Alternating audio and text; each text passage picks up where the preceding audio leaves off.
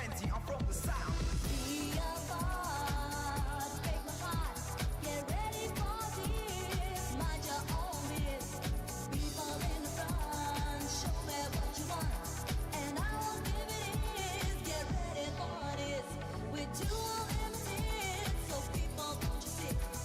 Moving up and down, dancing on the ground, feeling kind of free. Security. How's this sound that moves you from the ground? House on the ground, bass in your face, racing the place, no time to waste. Being hypnotized, I see it in your eyes. Feeling kinda better, put on your sweater. Being black or white, I think it doesn't matter. Super dope, deaf, and even outrageous. If I was an animal that kept me in cages. So, get ready for this. Y'all ready for this?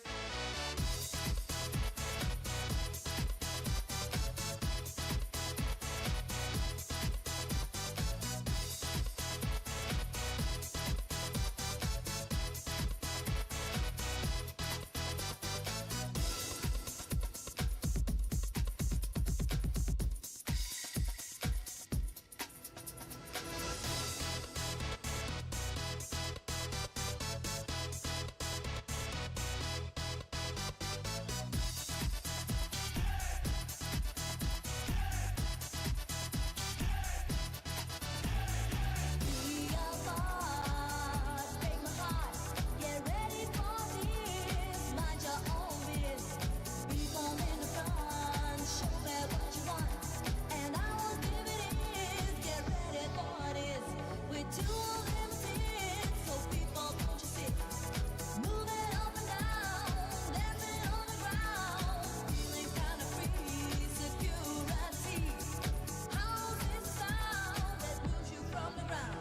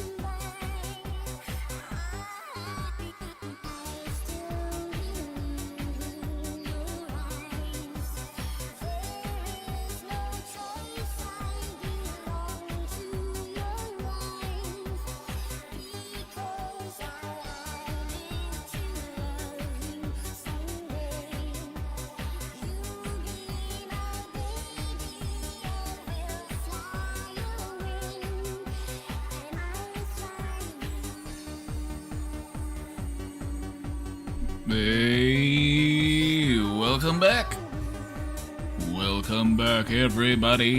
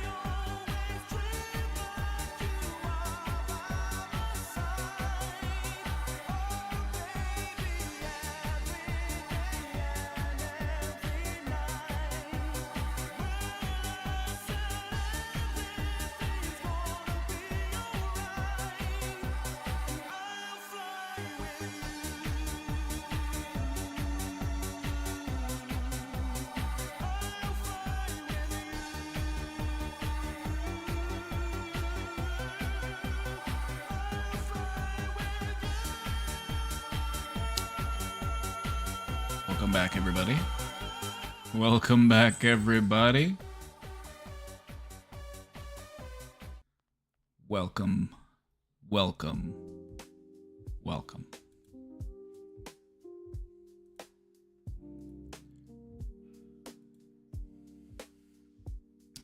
Welcome, Breck. Welcome, Brack. To the brain, Bromain. Welcome back.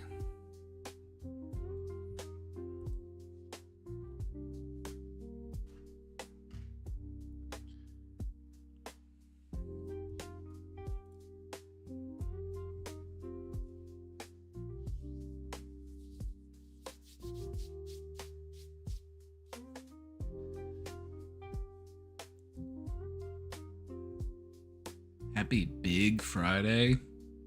It's Big Friday.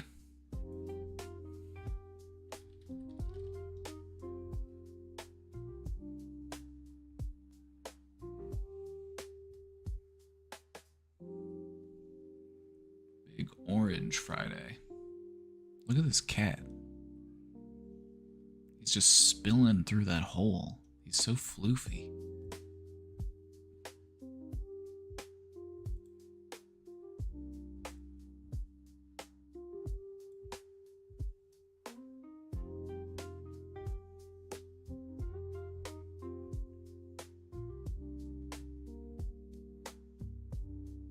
Beaver?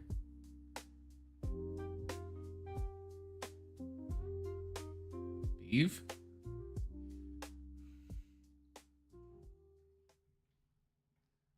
Beaver?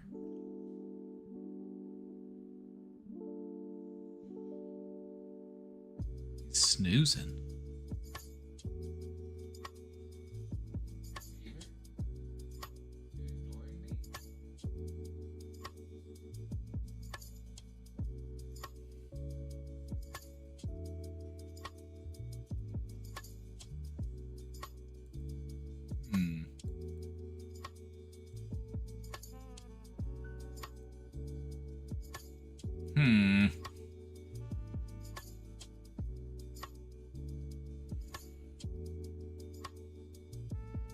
Is fat hanging? It's not fat, it's floof. He's not fat, he's just very floofy.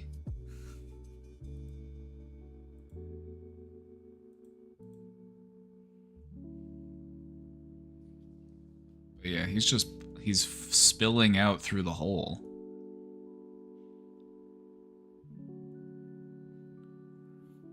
He's a liquid cat.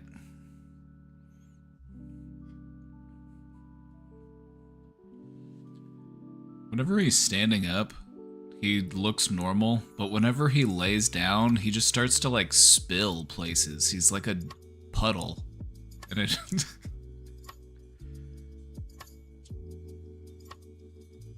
he's max chillaxed.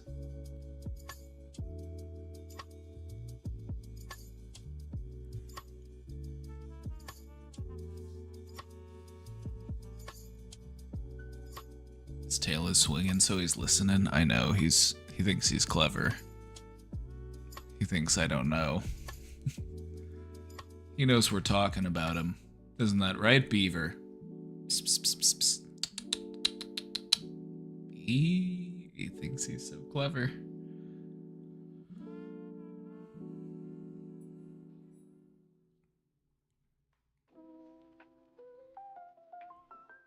Thinks he's so clever. Chat. Chat. Welcome back.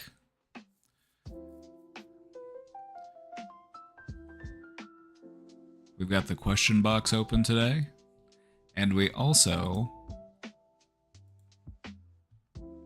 have a little something. I also have a little something for us.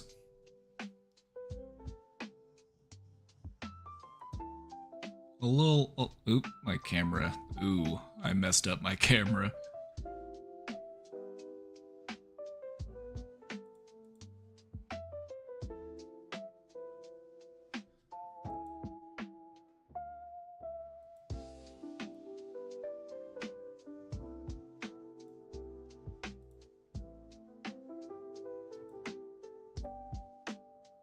No, what did I do?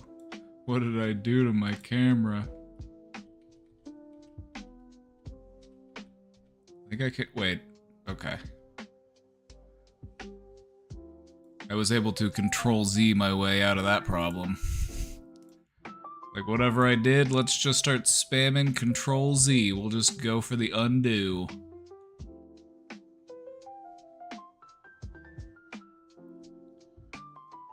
And it worked. We did it. We got away with it. I wanted to try something a little different. Instead of having presentations that are long, I wanted to try to do some shorter topics and just keep it to like just a couple slides. Just a little bite size. So we're gonna try some, that's what we're trying today. This is a little different. It's still got a good amount of information in it, and it's still gonna generate a lot of discussion. But I didn't want it to be overwhelming with the amount of info. And so what we'll be talking about later today is, what is a PSYOP?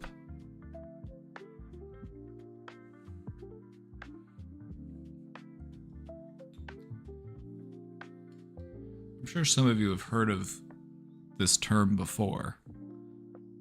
You hear it pretty often on the internet these days.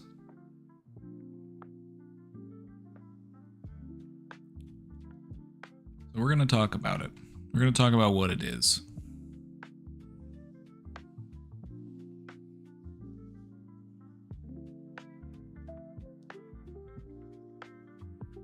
Yeah, this presentation is very straight to the point. It's got 2 slides. What it is, what to do about it.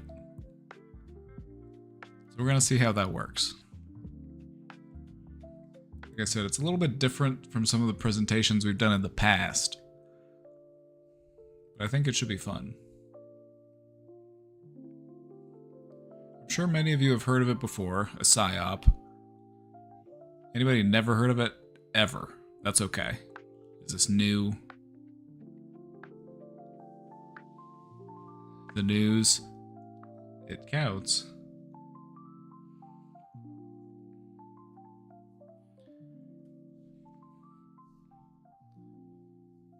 Propaganda, for example.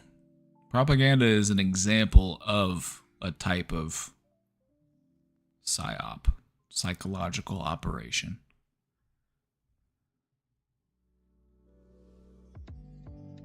It's all about somebody trying to get you to think a certain type of way, or to feel a certain type of way, or to act a certain type of way.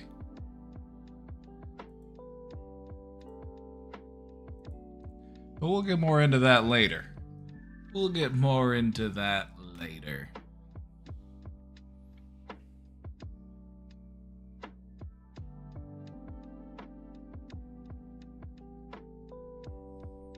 Hanging out in Mike's chat earlier, and the topic of narcissists came up.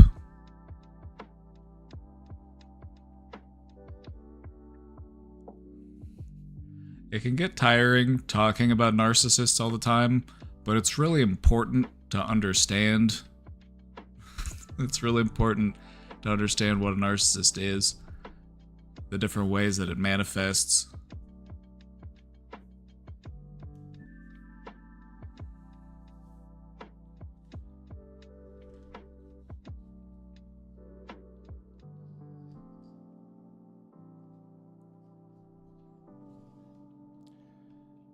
But anyway.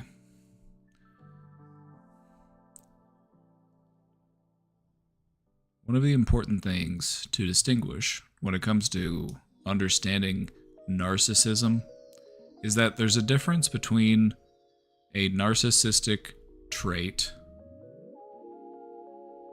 and being a clinically diagnosed narcissist.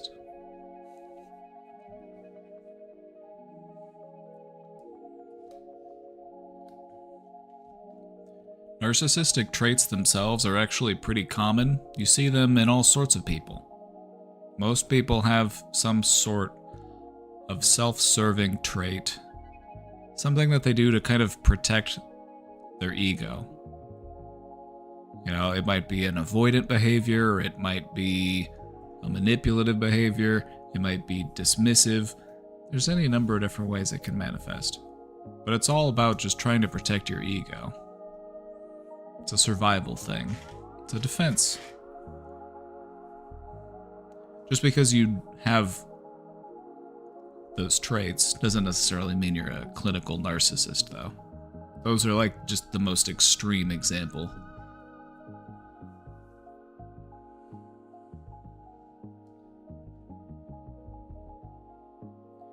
As someone with a cluster B personality disorder, narcissists aren't inherently bad people. This is true, because narcissism is something that exists on a spectrum. Just because you are self-serving, just because you are motivated to protect your own ego at the expense of other people, doesn't necessarily mean that you're malicious. It doesn't necessarily mean that you are antisocial. It just means that you're fragile.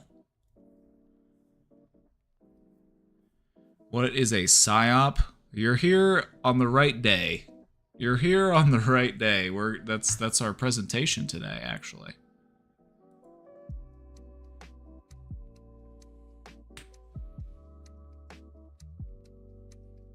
It's a protection mechanism, exactly. A lot of what goes into the development of our personality is a response to... It's a response to the pressures that our ego feels. You know, what sort of things do I need to incorporate into my personality to protect myself? So that I don't feel vulnerable, so that I don't feel weak, so that I don't feel hurt or off balance.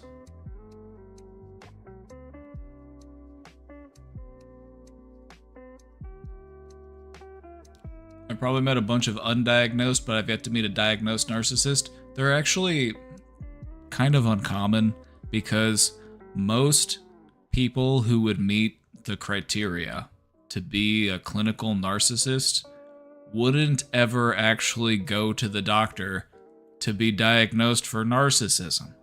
It just doesn't really happen.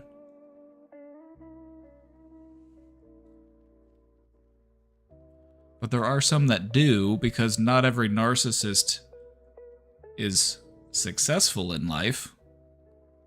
But many are. Many, Anyway.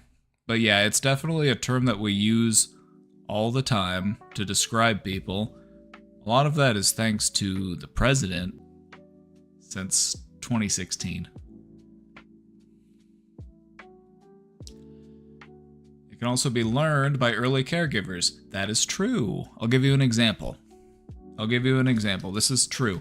So, narcissistic traits, if you have them, it doesn't mean that you're a bad person. It just means that you are a person, because all sorts of people have them. Early on in your life, you look to your caregivers to determine how to respond to stuff. Your caregivers set the example for how you respond to stress. And if you have parents who have narcissistic traits, parents who model avoiding accountability, blaming others, shifting the blame around, doing like Darvo, that's good. That might be stuff that you pick up, not because you want to, but just because that's what you're exposed to. Since that's what you're exposed to, it gives you the impression of this is what is normal. This is what everyone does. This is what I do. This is what my parents do. Most people grow out of it. Most people get to a point and they realize, hey, you know what? I need to break that cycle. I gotta own my shit.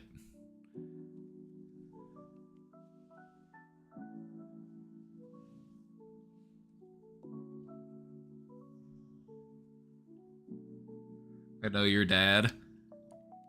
I've clocked him how many times now? I understand that type of person. That type of person is fairly common. Accountability hurts, and people will avoid feeling that hurt, and they'll go through any number of means to avoid feeling that hurt, even going so far as hurting others to avoid their own hurt. You know, they'll shift things around. I'm actually the victim, and you're the one hurting me.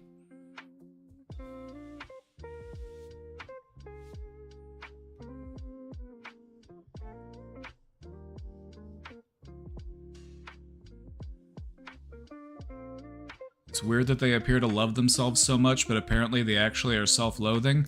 Most of them are, it's true, because most narcissists deep down are actually very, very insecure. It's not so much that they believe that they are great, it's that they need other people to believe that they are great. Because that matters more to them, how they are able to impress upon others. What's Darvo again? Deny?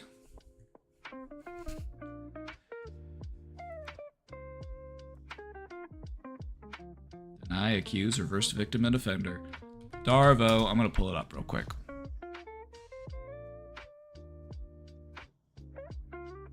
Darvo, deny, attack, reverse victim, and offender.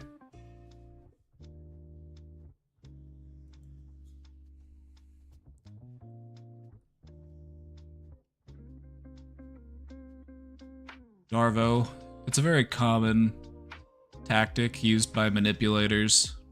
Not just narcissists. Narcissists do it. Narcissists are just manipulative in a certain way. But all sorts of manipulative people will use Darvo. Darvo is a way of shifting blame and preserving a person's power. Not only does it allow a person to dissolve themselves of responsibility, but also to undermine the credibility and agency of their victims. So first off, deny.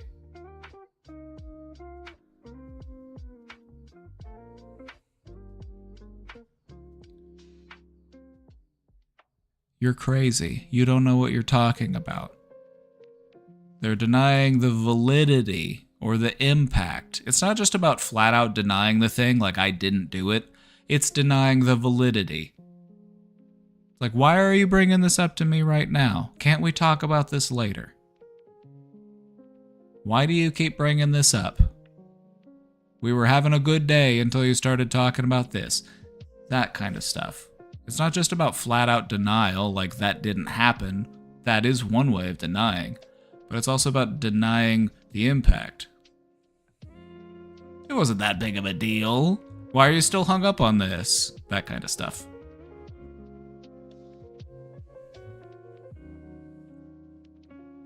And then they flip it around. They go on the attack, and then they reverse the victim and offender. See, actually, we were having a good day until you brought this up. Why are you always bringing this stuff up? Why are you always making things up? You're crazy. Why do you always do this? And so it's just a way of Uno reversing an accusation.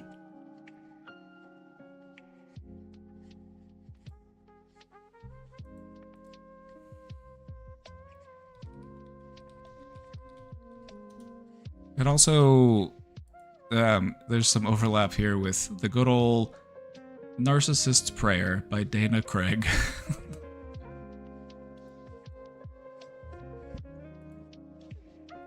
That didn't happen. And if it did, it wasn't that bad.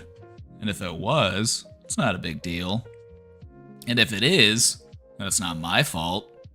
And if it was, I didn't mean it. And if I did, well, you deserved it. Does a narcissist also have trouble doing things alone, like no audience, they do nothing? You might find them on social media, I guess, because narcissists need supply. They need that narcissistic supply. Since they don't have a very good sense of self, they need other people to support it. And so they need other people around them to help uplift them.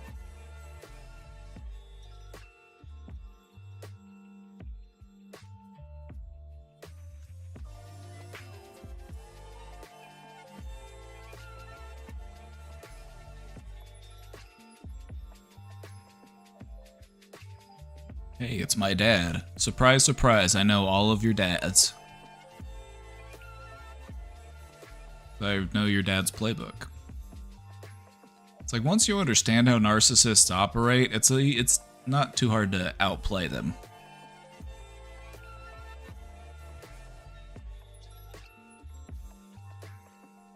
When I was in Mike's chat earlier and we were talking about narcissists, somebody was asking on whether or not it's possible for a narcissist to get better. And it is, but it's not necessarily the easiest thing to do. Because overcoming narcissistic traits means doing the exact thing that the narcissist is most afraid of. And that is accepting accountability,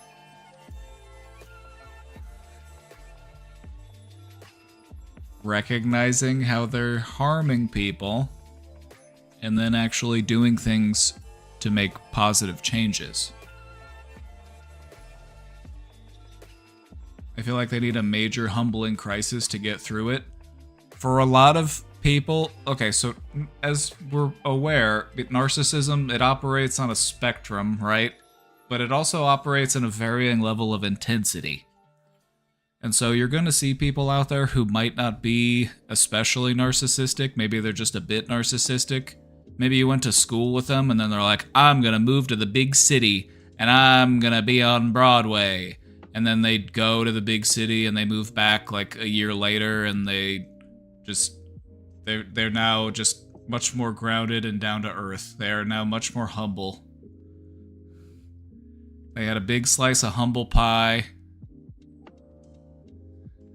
And now they're acting much more just like your average person.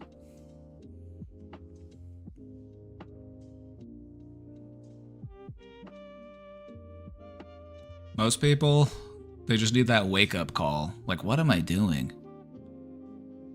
Surely it can't be everybody else's fault. You know?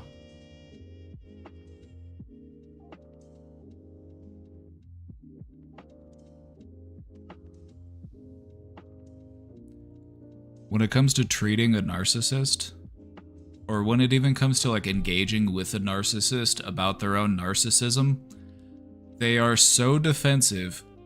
You can't approach them in such a way where you're like, you need to stop doing this. Why are you doing this? You are hurting me. Because that just doesn't really work. Because, I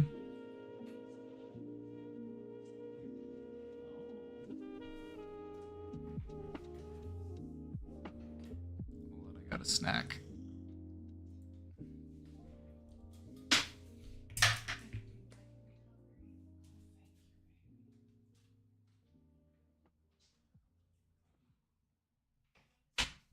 Oh, I got one. Thank you.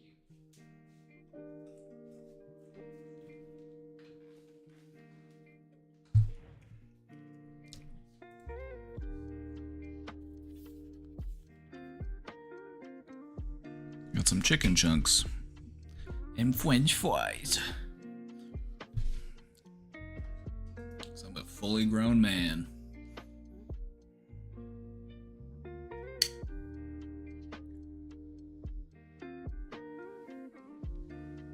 Where was I? So, when it comes to talking to a narcissist about their narcissistic traits, you can't make them feel defensive. You have to, instead of talking about them, you have to talk about us. You have to talk about how We can all do that sometimes. We can all be a little avoidant. It can sometimes be hard to own up to the things that we say and do. It hurts. And so, as annoying as it is, if you actually want to get through to a narcissist, you kind of have to like baby them a little bit. You can't be too direct. You can't call them out too much because then they're just going to shut down and wall you off.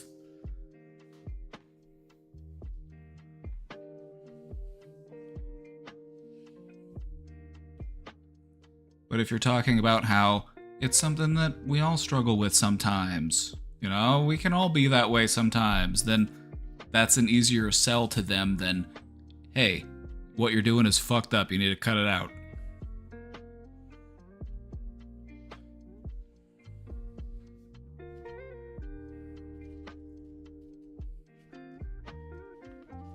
I wish that worked, though. I wish just calling people out on their bullshit worked. Because if it did, I'd be the world's greatest mental health professional.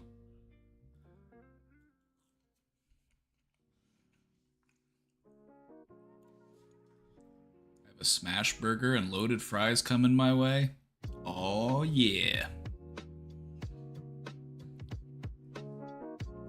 Narcissists need a fake floor like addicts do. Honestly, you're right. You're right. Dealing with a narcissist is a lot like dealing with somebody who's deep in addiction. Treating someone who's narcissistic is a lot like treating an addict. They're essentially just addicted to their own coping skills.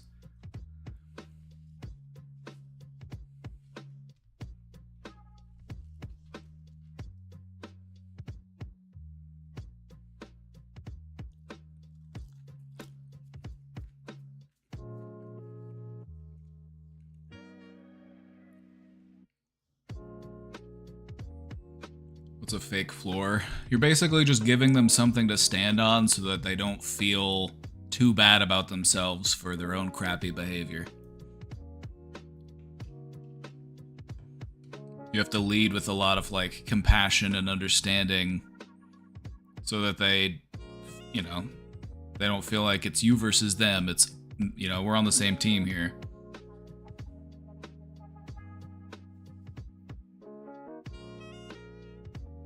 But isn't borderline kind of the same?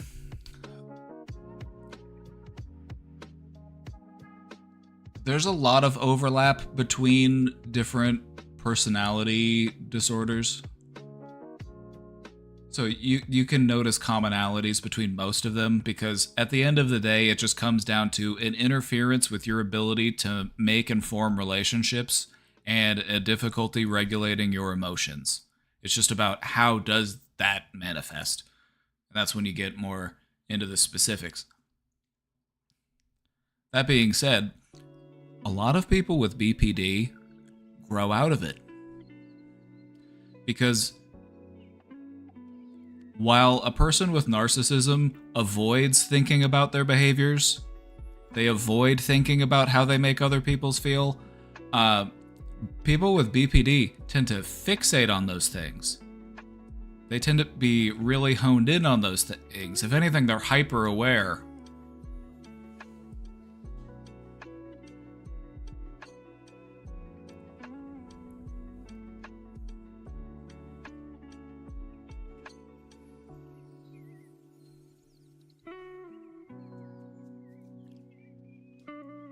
But because of that, a lot of people with BPD tend to actually just grow out of it.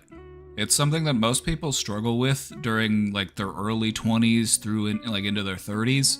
But a lot of people, by the time they're like 35, 40 years old, they've learned how to cope with those things and they've developed better coping skills and they're able to regulate better. Whereas with narcissists, for a lot of people, it can stick with you for a long time.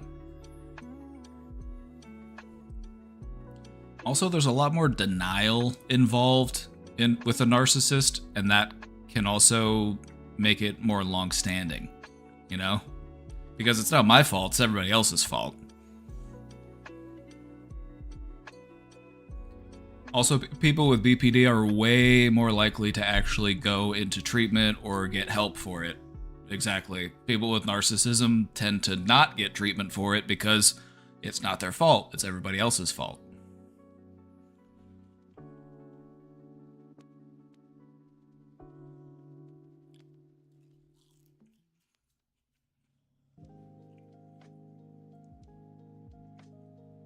My mom is somebody that would walk out of therapy when she didn't like what they were saying. How are you gonna grow? How are you gonna grow if that's what you do when things start to get tough?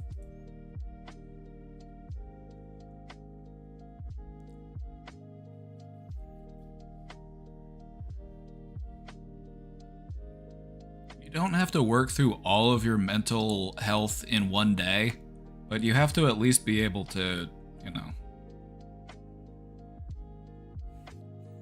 gotta at least try. You can't just leave the room.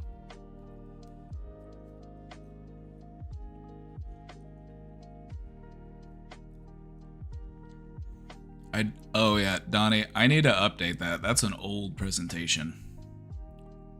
I haven't updated it. Let me do that real quick. Thank you for keeping me on my toes, Donnie.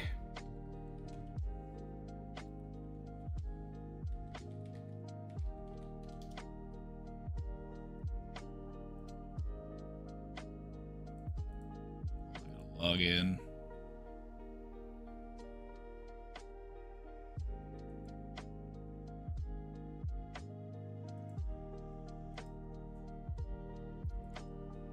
Alright, we update.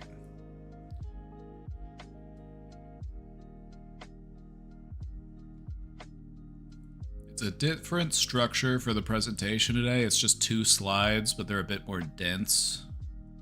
I'm trying a different structure for the presentation.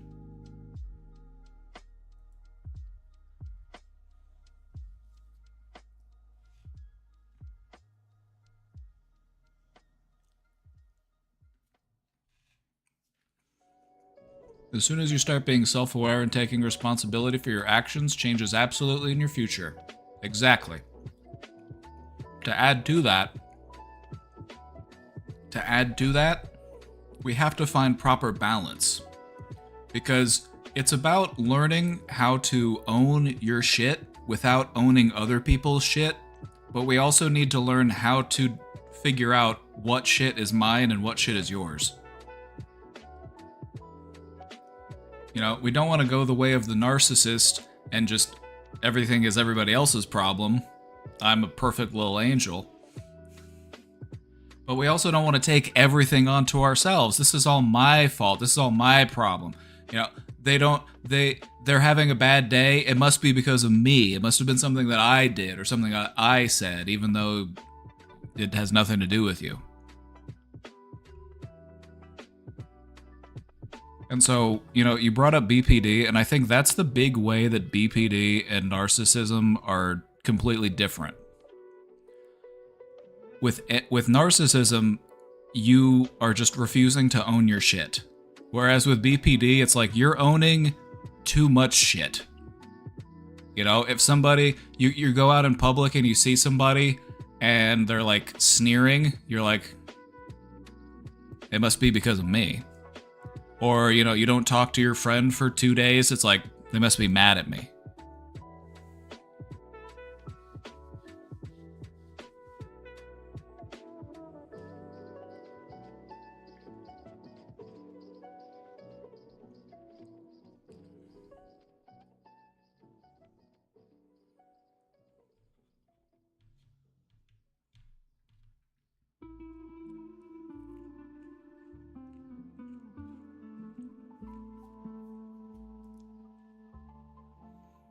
I didn't make it to the next round of the last job I interviewed for. Just got done applying for a job that forced me to answer some questions with an AI interviewer. What? Since they were cheating with AI, I did the same. Okay, so I think the AI gave itself away. It probably encoded something into your answers and the other AI recognized it as an AI.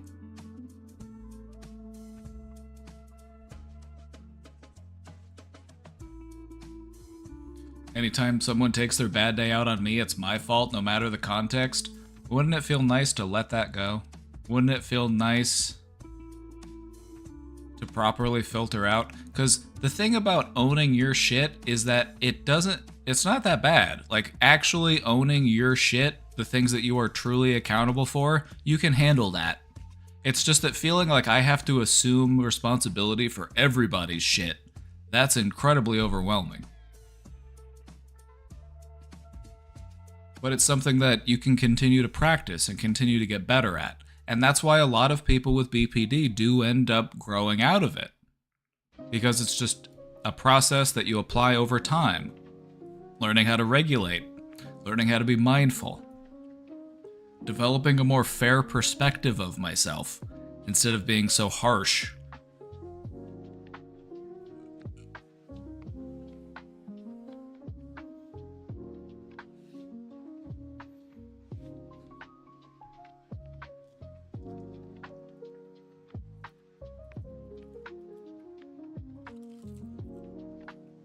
Damn, you got hit with an AI interviewer? What is this world? What is this world?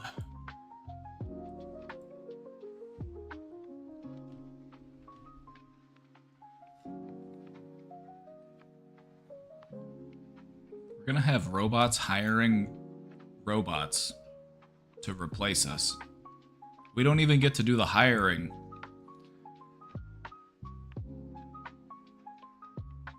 A lot of therapy is changing your automatic thoughts about yourself. Yep.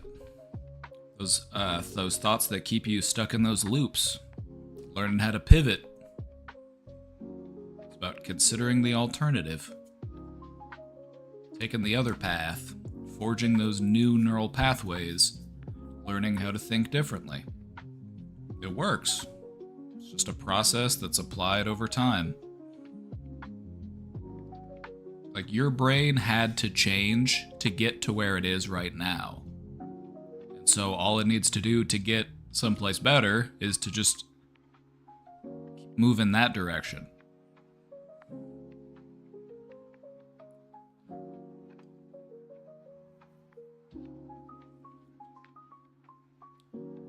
You have a multi-round interview and you're getting interviewed by a robot for a job that pays $20 an hour?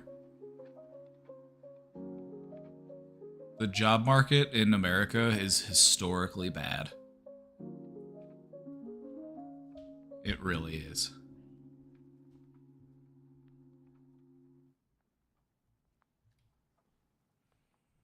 I apparently should be happy my phone interview today was with a real person. I guess so, because apparently that's the bare minimum they can do, is at least have a human show up to talk to you on the phone. Surprised you didn't get the AI, like, hello. We will now proceed with your scheduled interview. Is this applicant's name? Thank you. Let us proceed.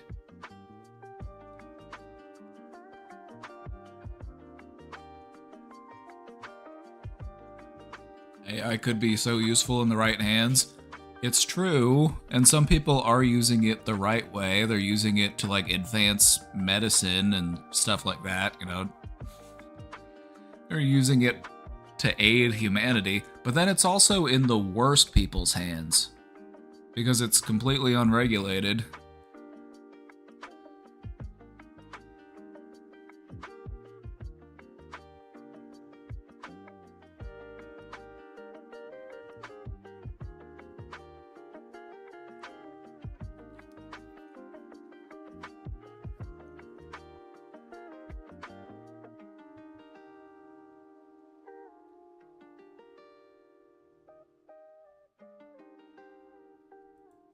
We've got a question in the box. Let's take a look. We're going to do some questions from the box. We've also got our presentation to go through.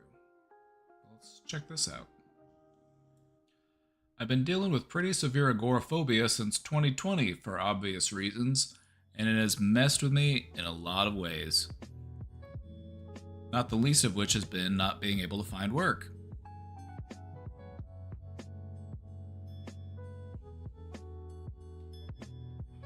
a lot of people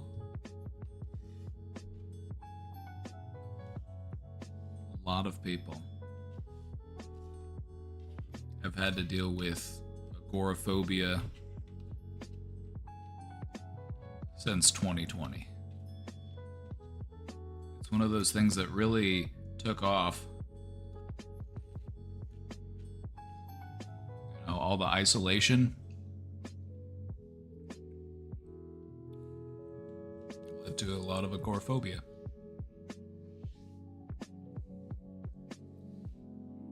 Also, it didn't help that they were telling you, like, hey, don't go outside or else you're gonna die. That didn't help either.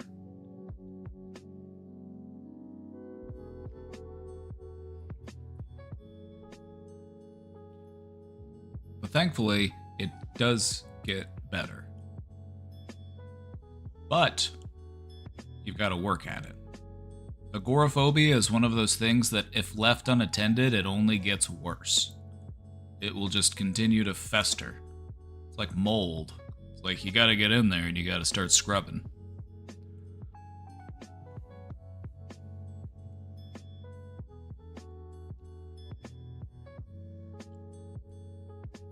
Remote work isn't really as much of an option anymore due to the market being flooded by scams. True. Also, they hate letting us do remote work. They like to be able to watch us while we work because they get a sick kick from it. Dr. Mario Master, thank you for the raid. Welcome in.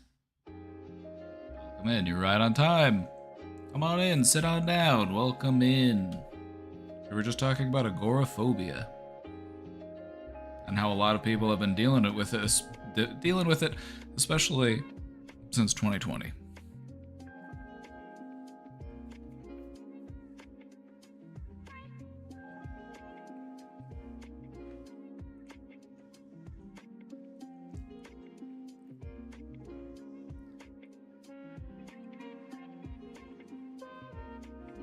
I feel like we haven't really had enough of a conversation as a society about how psychologically damaging that was.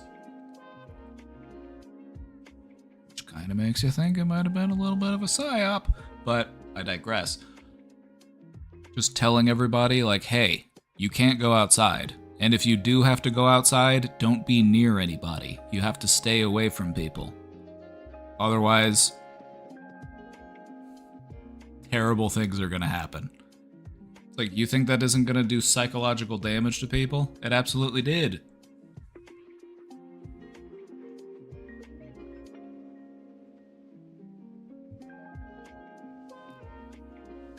Inside did a pretty good job of it.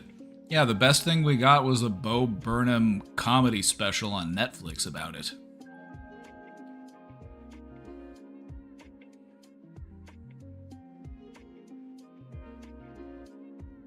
Like the Japanese guys that can't leave their room. Oh yeah, the hikikomori. I had a hikikomori come and visit the stream once. And he told me he was going to teach me all about the lifestyle of a hikikomori. But then I think he ghosted me. I'm like, damn, I got ghosted by a hikikomori. Damn.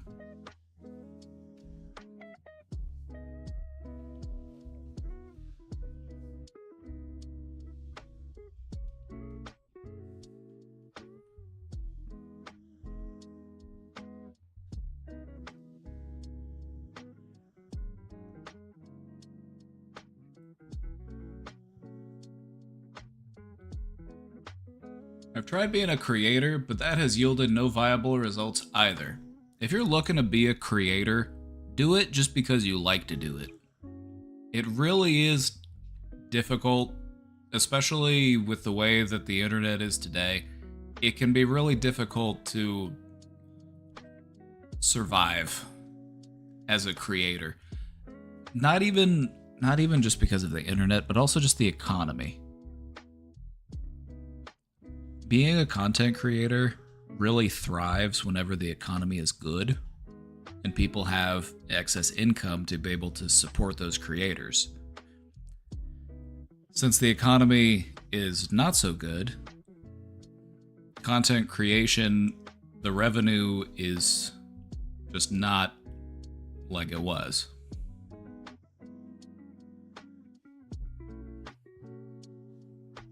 And so, if you do like doing it, do it because you like doing it. Do it because it is satisfying. And then if it does take off and you are able to make money off of it, even better. But I wouldn't say to like go into it because you're looking to make money off of it.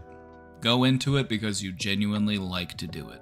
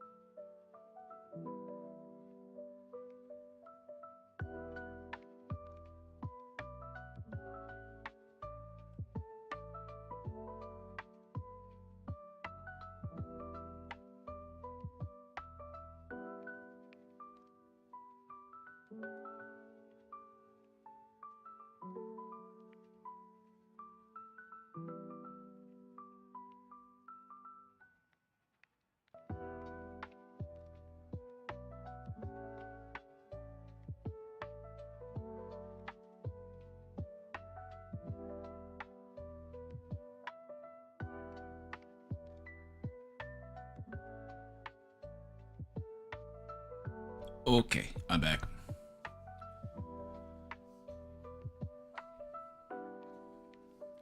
What do you mean? All the content creators are fear-mongering. It looks like it's paying off for them.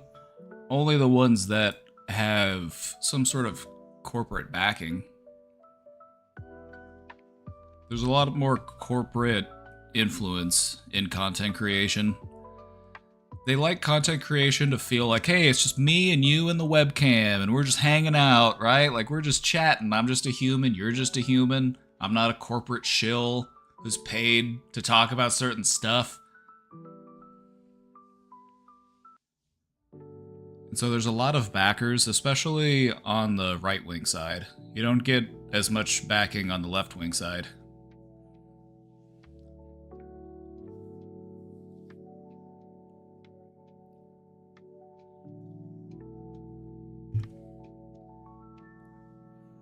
Anyway, I'm gonna get back into this question.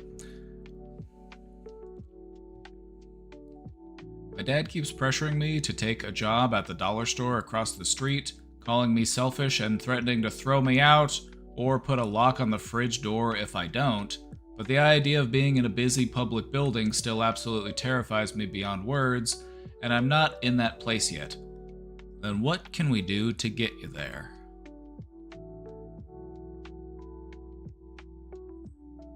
One of the best ways to treat agoraphobia is exposure.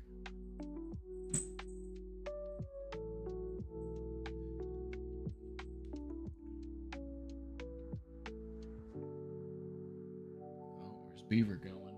He might be trying to come over here. He just plopped down on the floor.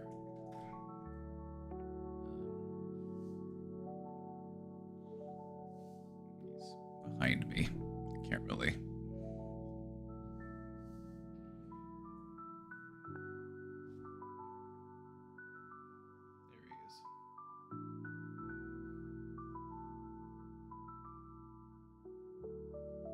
Spilled himself. He just spilled himself on the floor.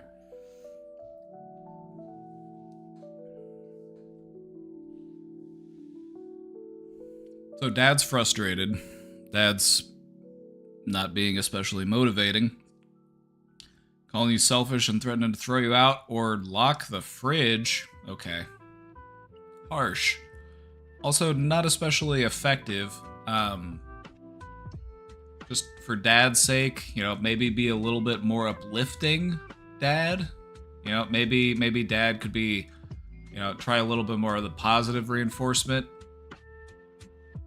Maybe Dad could be more encouraging, uplifting. Maybe Dad could understand what you're dealing with instead of just demanding that you get over it.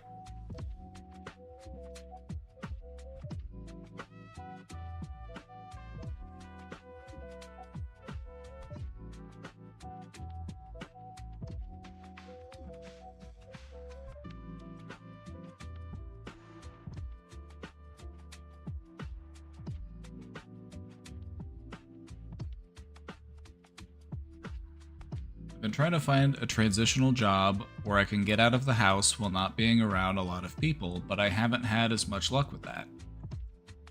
This is something that you might need to just go out and practice on your own.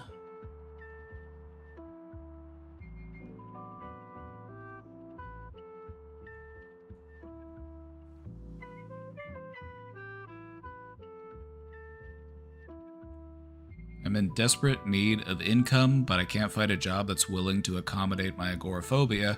Then don't accommodate the agoraphobia.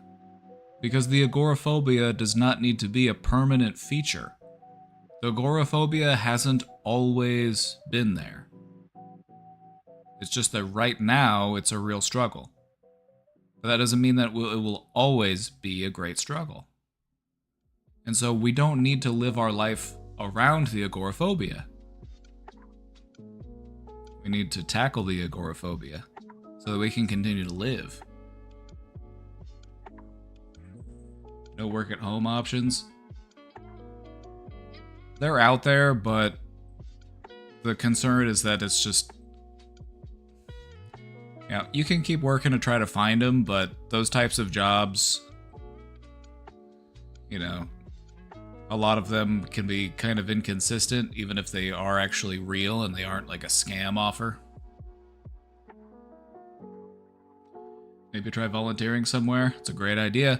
You can also put volunteering on a resume. You can also put volunteering as experience, and you can also get references by doing it. Also, it's going to be a much less stressful thing than having to go work somewhere. Because when you volunteer, you can kind of be a bit more casual. You can do it when you want to do it. And that's a big factor. Hey, doctor. Mm-hmm.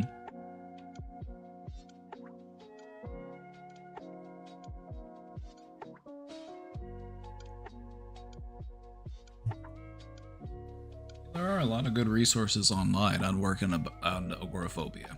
Because like I've said, it's become a lot more prevalent, especially since 2020. So what would you do? What would I do? All right. I would give myself a period of time to just really work on the agoraphobia. To just get to a point where I can tolerate being out, being around people.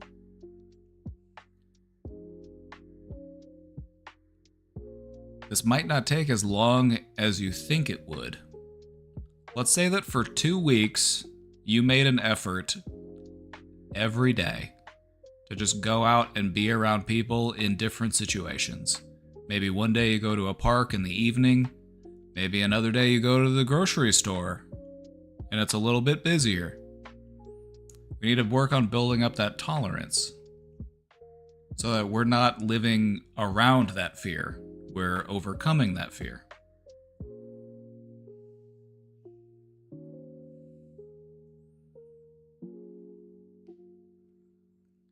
That doesn't sound easy. It's as easy as existing. It's just about existing in a different place than you exist right now. And grounding techniques? Absolutely. Practice your grounding techniques at home, where you have that home field advantage.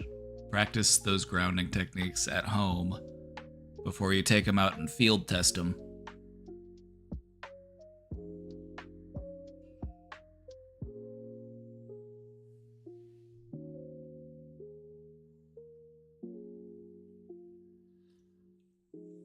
Why are you pushing for this so much? I don't feel like I'm pushing anything. I was asked, what would you do? That's what I was asked. What would you do? So that's the question I'm answering, is what I would do.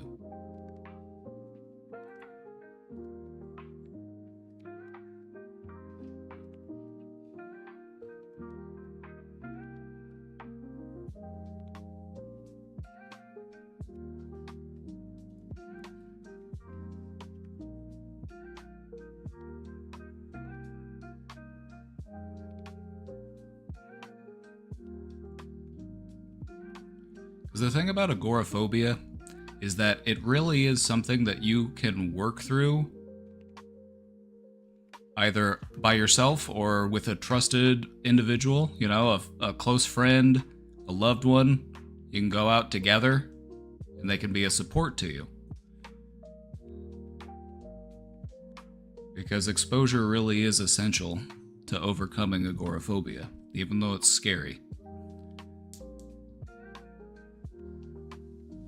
You know, you could go the traditional route and you could go and you could sign up at a mental health center and you could get a therapist, and then you could wait 8 weeks to talk to the therapist, and then you could meet with the therapist and you could start talking about the agoraphobia, and then you can come up with a treatment plan and go through those steps.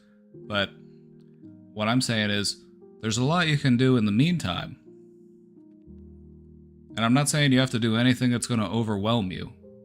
It's just about increasing that threshold of tolerance. The point isn't to go out in public up to the point where you have a panic attack.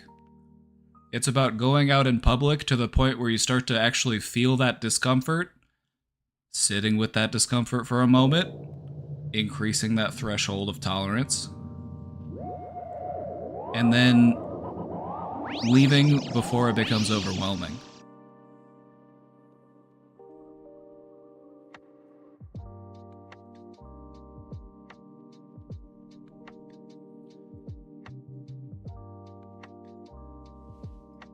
Thought there was no way around this? Oh no, agoraphobia is actually very treatable. Agoraphobia is an offshoot of anxiety, that is correct.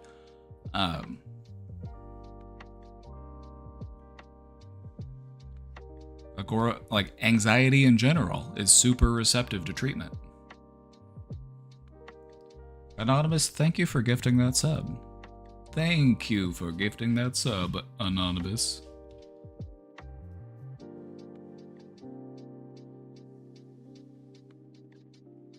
So, what would I do? Let me flesh it out a little bit more.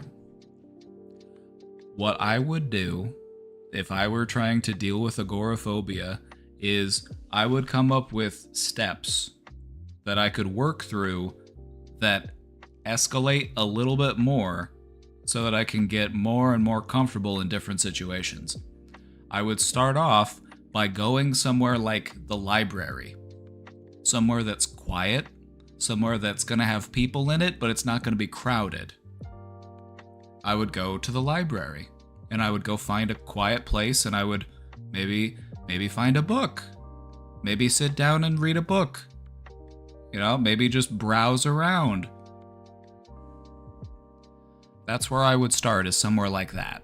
A bookstore, a library, an antique store, somewhere that's going to be a lot more casual, a lot more, low stress. Stay there for a while until you start to feel like, okay, I'm starting to get uncomfortable.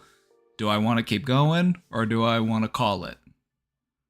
Because you don't want to call it at the first sign of discomfort, because you're trying to see how much discomfort you can push through without feeling overwhelmed. So you want to kind of confront that discomfort to a healthy amount. And that's why having somebody there with you can help you to gauge that. That's why going to therapy is helpful, because they can help you to recognize, like, okay, how far should you go without going too far? So that's where I would start. Just low stress, calm environments.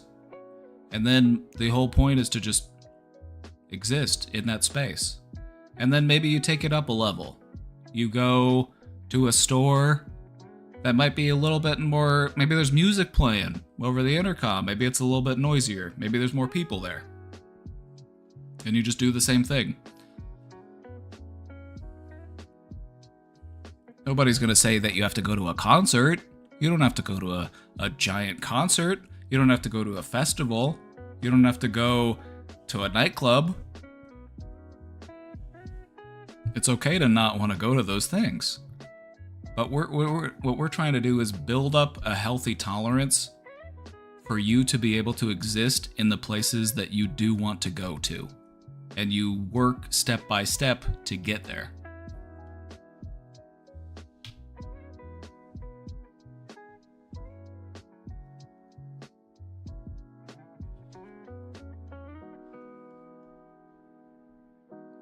Also, you could get a 2-for-1, because sometimes the library will help you to find a job too.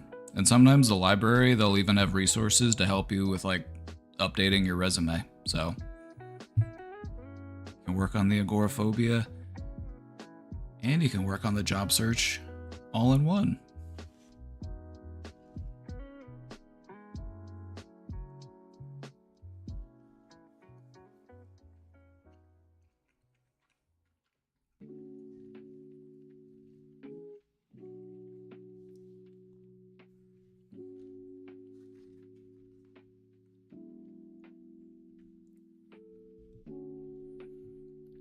But lastly, I think it's important to recognize that this isn't a permanent thing. This doesn't need to be a lifelong permanent thing. This is something that life brought you to, but you can bring yourself somewhere else.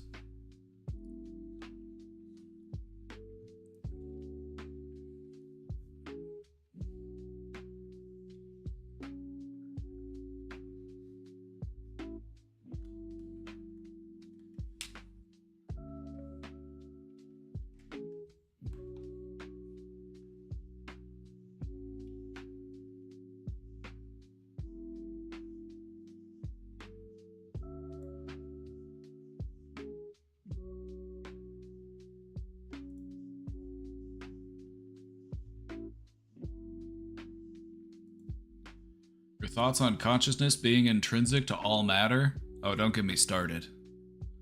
Don't get me started. Actually, thank you for this question. It's a fun question. I have a view of consciousness that's a bit different from many Western thinkers.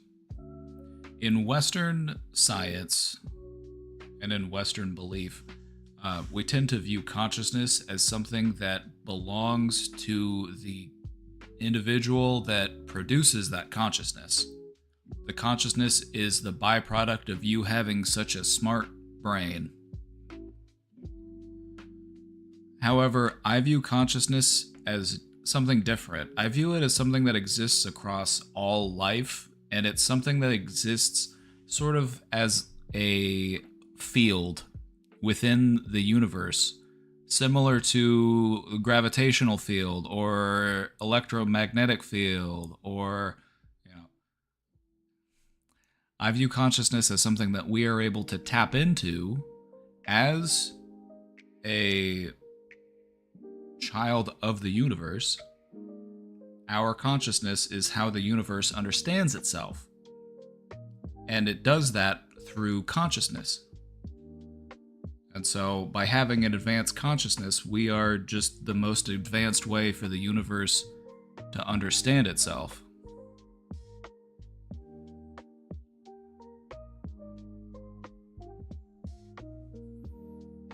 At least that's what the mushrooms told me.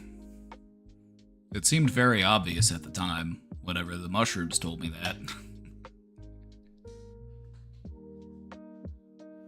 But no, there's actually a lot of practitioners who have similar sorts of beliefs as far as consciousness goes. Billions of people view consciousness differently than we might as Westerners.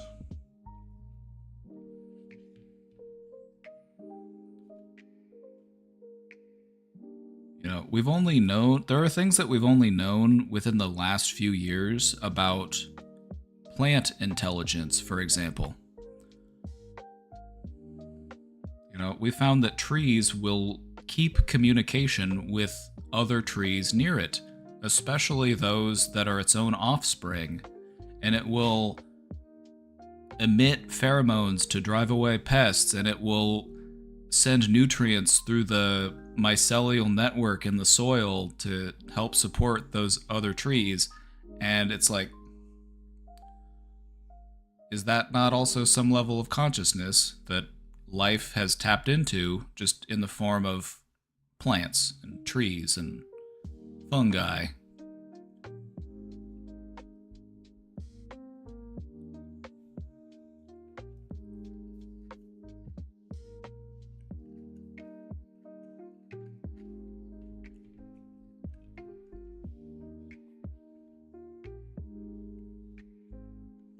Have you heard about the fungus superorganism? Oh yeah, the largest living organism on planet Earth is a fungus. It occupies like several acres of forest.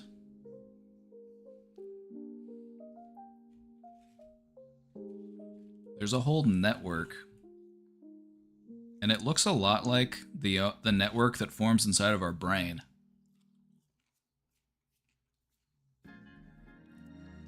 How are the chicken nuggets? They're good. They're those chicken chunks, actually. They're the Kirkland chicken chunks, which I find to be pretty good. I just get the store brand ones.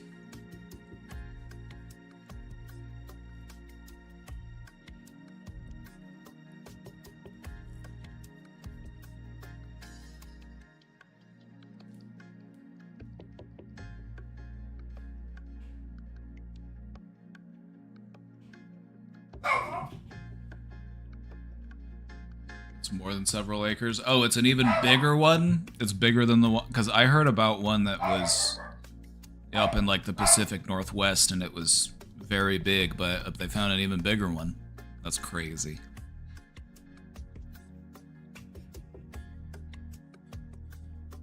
This is Mushrooms Planet. We're just living on it.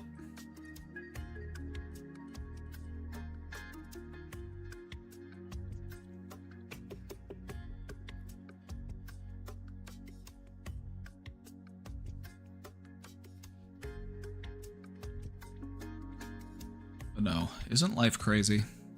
And by life, I mean not just like my life, your life, but I mean like life in general. You know, the more time you spend learning about it, feeling more in tune with it, recognizing your place in the whole thing, it can feel very profound.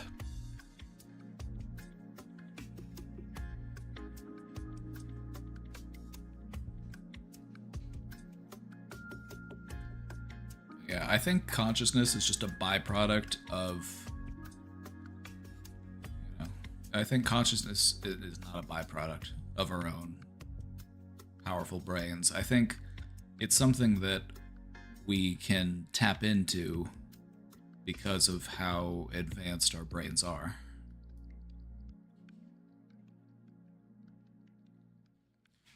Also, don't forget, now this is this might be the trippiest part of all of it.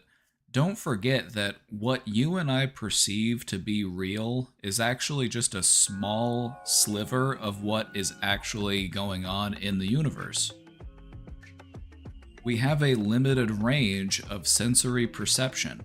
Anything that exists outside of that perception, it might as well not exist at all, as far as our perception goes. It wasn't until we started to develop more sensitive instruments that we actually discovered things like gamma waves. It wasn't until we developed different ways of looking at the universe that we were able to see things that we can't normally see, like infrared light or ultraviolet.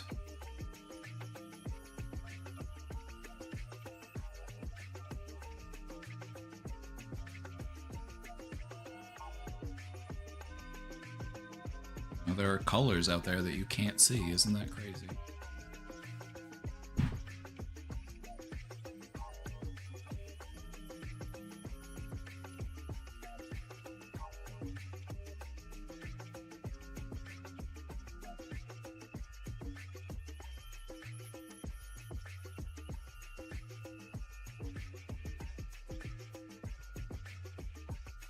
I feel like these two new people in a community class I'm a part of don't like me and keep making mistakes, and I keep making mistakes. Wait. They don't like me and kind of keep making mistakes because of it. You making mistakes or are they making mistakes? Oh, you made the mistakes. Okay. Skipping ahead. I thought I heard something about purple not actually being a color of light, something like that. Magenta.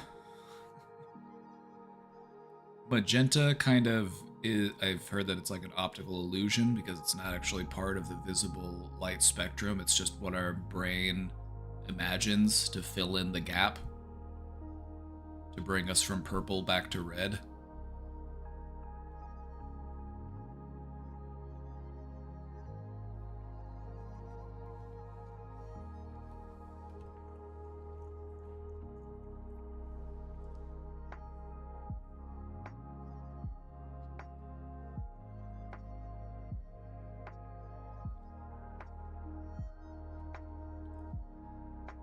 Let's take a look at this question. There are two new people in a community class, and I feel like they don't like me, and I keep making mistakes because of it. I do not particularly need them to like me. No, but it wouldn't hurt. But when I feel like my social mistakes make that wedge larger, it bothers me. Last night I invited them to karaoke and bowling so that they at least wouldn't be left out, and the energy was off, and I felt like I interrupted their conversation. You know, you did a nice thing, and I feel like if they really didn't like you, why would they go? You know, even if it was awkward, that's okay. People can be awkward, especially when they're hanging out with people that they don't really know.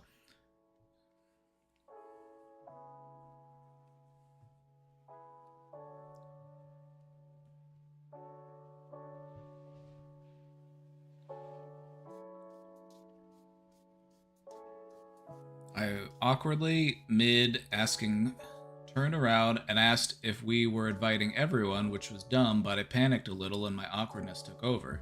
They asked the details, and another, kinder classmate said no, it wasn't set in stone, and the new classmate said, well, there is still time to figure it out because between now and then.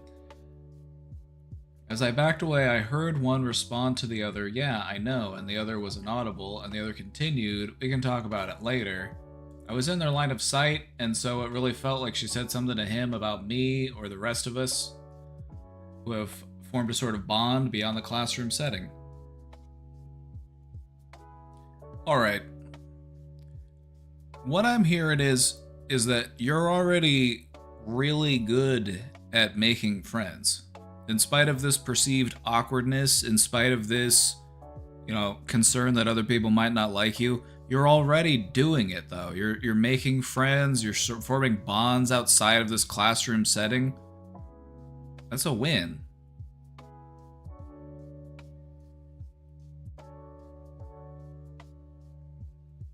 That's a win. You're already doing more than a lot of people do.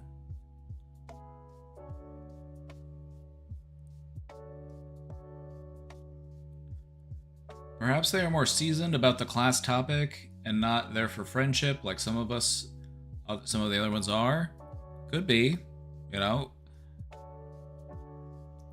I was in school, there were a lot of people in the program that would hang out outside of it, but that it just wasn't really me. It was just something that I was just not really all that interested in. Was hanging out with the people from school outside of school because I just had other stuff to do. Not because I didn't like them or anything. I liked having them as classmates. I didn't mind being around them. I thought they were fine, I thought these people are cool. But my free time is sacred. My free time is sacred.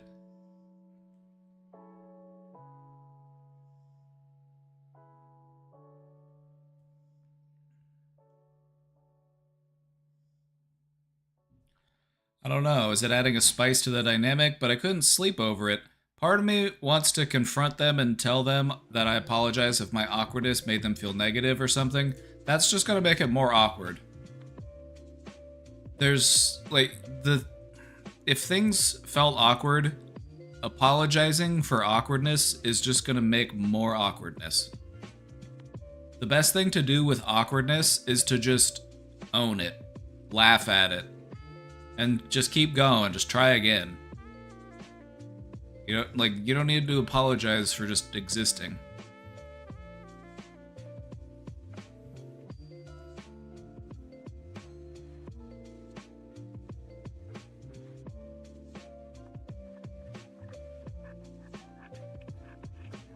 And another part of me wants to swallow it down and just maybe close up this term and avoid them. I would just say, just continue to be friendly with them. That's all you can do. Just continue to be friendly with them. You know, you don't have to avoid them, but you also don't have to invite them out if they don't seem interested.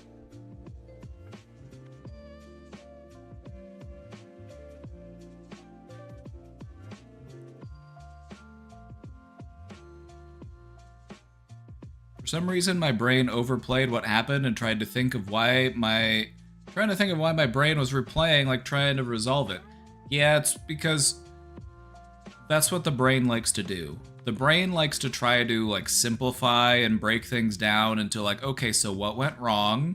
What could I have done here to make this go better? And that's not necessarily a bad thing, because we like to be able to look back at moments and be like, okay, maybe I should have done something differently here. But we also don't want to dwell on it because there's nothing we can actually do to change it. The only thing that we can do is do something different going forwards. And so what is it that you would like to learn from this that you can then apply the next time?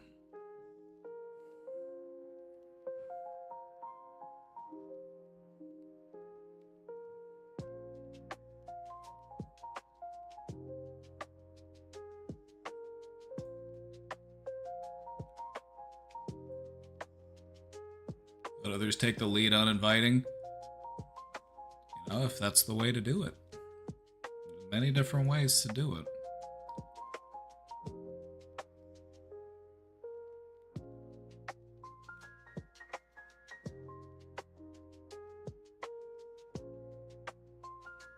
You don't even really like them and don't need their friendship.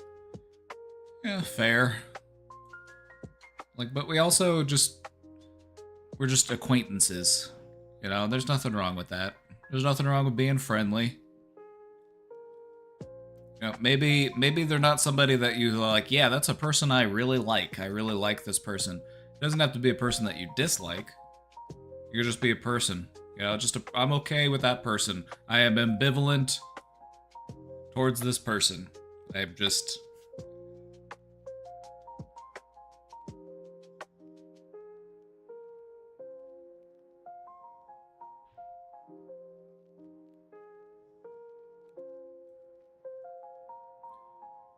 I guess I gotta learn to just coexist with people who don't care much for me and be okay with that.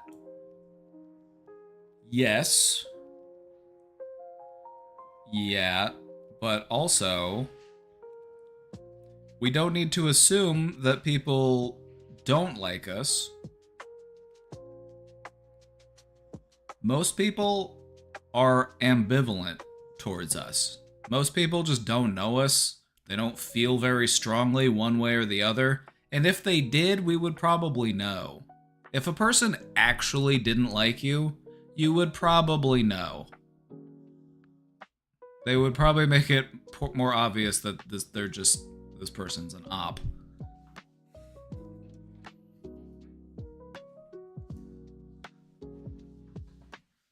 Well, the thing is, you could do everything right, and a person could still not like you. A person could not like you for no fault of your own. Maybe you were too nice to them. Maybe they thought that was suspicious. Maybe they just don't like people who have the same name as you because they knew somebody in the past that had that same name and they were a real dick.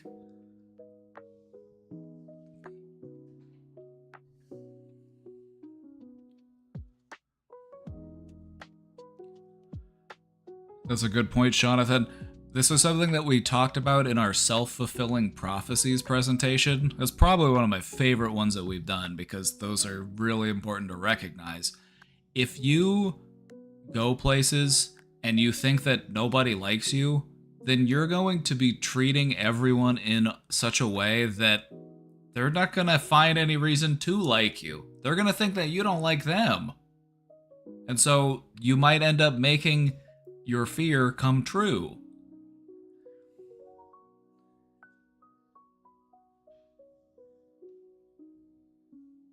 This is the first time in the class I felt this, then it'll be fine. Maybe you just, maybe we were just a little bit hopeful. Like, yeah, these people seem cool. Let's go ahead and invite them out. Let's go ahead and have some fun. You go out and do it anyway. Go out and have fun, and then when you're in class, talk about how much fun you all had, and then maybe they'll be like, oh, I want to go. Maybe they'll change their tune once they see how much fun you guys had.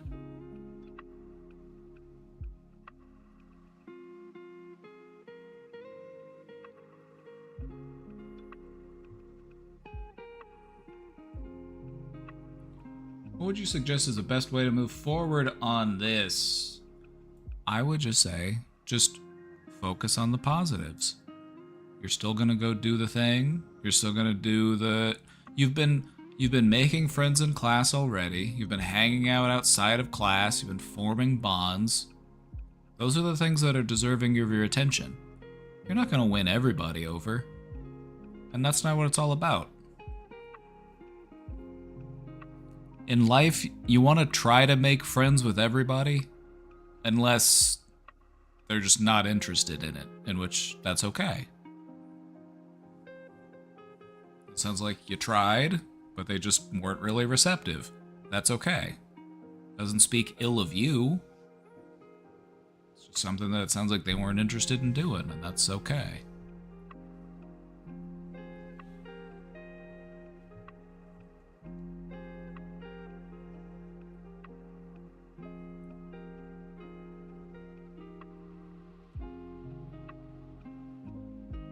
They were already friends, that I would be more inclined to make sure they were okay. Well, yeah, exactly. Like, if these were people that you've already been hanging out with and then they ice you out, then yeah, you're gonna be like, hey, what's going on? Is everything okay? But these people are, acquaintances, so it's not too bad. They seemed okay in their own little duo bond, and let them be, and just try to be aware moving forward to try not to upset anybody. I feel like at the end of the day, you didn't even really upset anybody that much.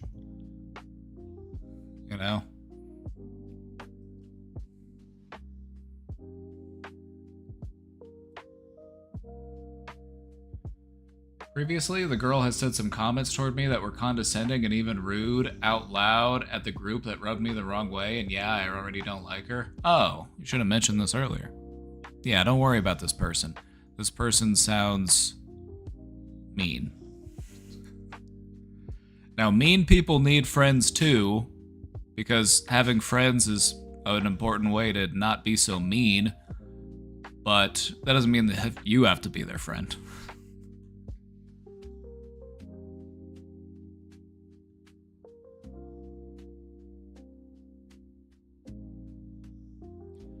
But now after that, it revealed I don't have to like either of them. Just respect their craft and remove the need to be liked. Again, there's nothing wrong with being liked. It feels good to be liked, and it's okay to recognize that. But we don't need to insist that everybody likes us, because that's just impossible. There are people out there who will dislike you because of things that have nothing to do with you. They will not like you because of where you were born. They will not like you because of the language you speak. They will not like you because of the color of your skin, or the style of your hair, or whether or not you have tattoos. They will dislike you because you're too nice. There are any number of just random reasons why a person might not like you, and it has nothing to do with you. It just has to do with them. That's okay.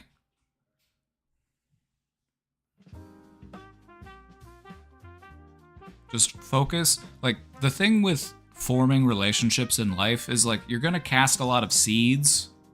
Not every one of those seeds is gonna grow to fruition.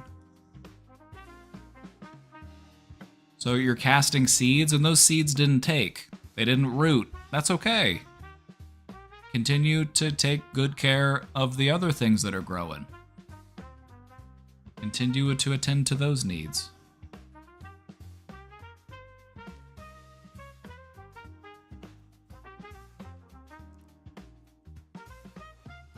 I'm trying not to beat myself up for making social mistakes.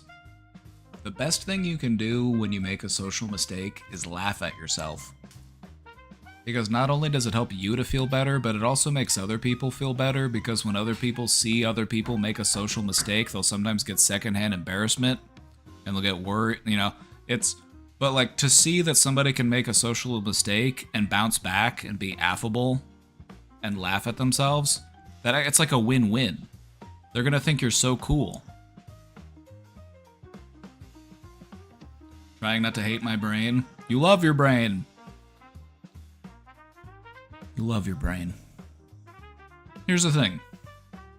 You may not like yourself, but you love yourself enough to do something about it.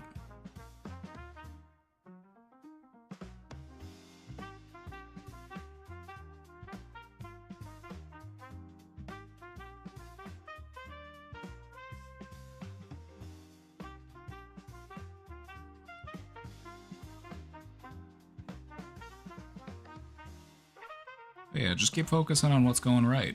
Because it sounds like you're doing a lot of things right. You're meeting people, you're forming friendships. That's good.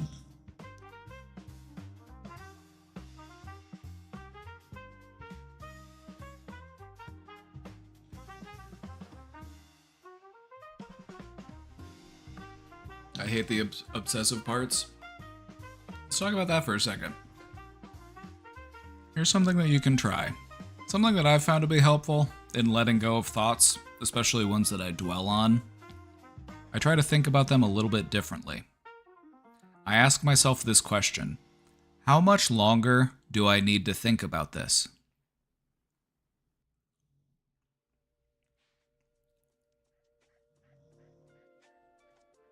How much longer do I need?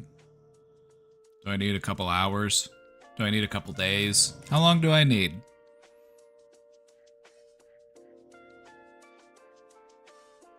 Even in looking at it like that, you're already starting to think past the thought that you're stuck in. So how long do I need to think about this? I don't need forever, because there's not that much to it. I don't need to think about it for the rest of my life, because that's just silly. There's just not enough there to analyze. But maybe there are more details I could learn from. Maybe there are more things that I could uncover by thinking about it a little bit more. Also, I want to make sure that I can recognize when I'm done with it. Like, alright, I've thought about this enough, I'm ready to let it go. It seems silly, but it does help to just open up to a new perspective on your thoughts themselves. You know, this doesn't need to be a permanent fixture of my brain. How long is it going to take me? How long do I need?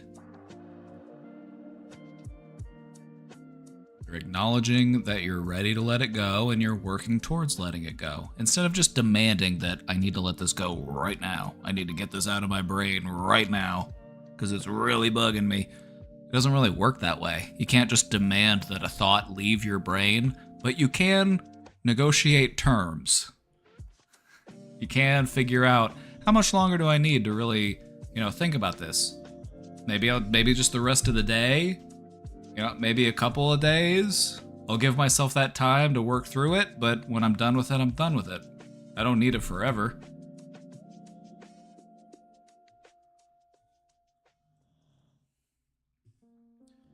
Like remind my brain I am in control. You are not your thoughts. You are the thinker of thoughts. You can practice taking a step back from your thoughts, even if it's a thought that's bothersome, and just Instead of letting it carry you away, you just recognize it. Like, wow, what an interesting thought my brain was able to create. I wonder where that came from.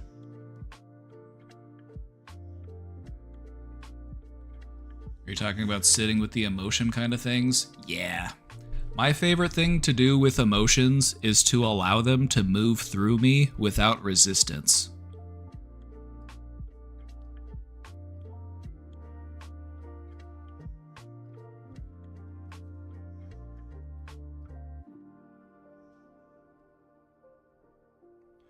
Is there someone that has said to you IRL or on Twitch that you've saved my life with your advice? I have had people say stuff like that before. I have had people tell me that I helped to get them through a very dark time in their life. I have also had people in this community, I've had people write in, and this is just from the anonymous question box, so it's not like I knew who this person was exactly, but I have had people write in and be like, my friend and I used to watch, and, we really liked the content, but, they unfortunately, took their own life or something like that. So it comes with the territory when you're working with such, sensitive topics. Sometimes you are able to help people when they are in a really dark place. But some people, it's... some people, it's only so much you can do.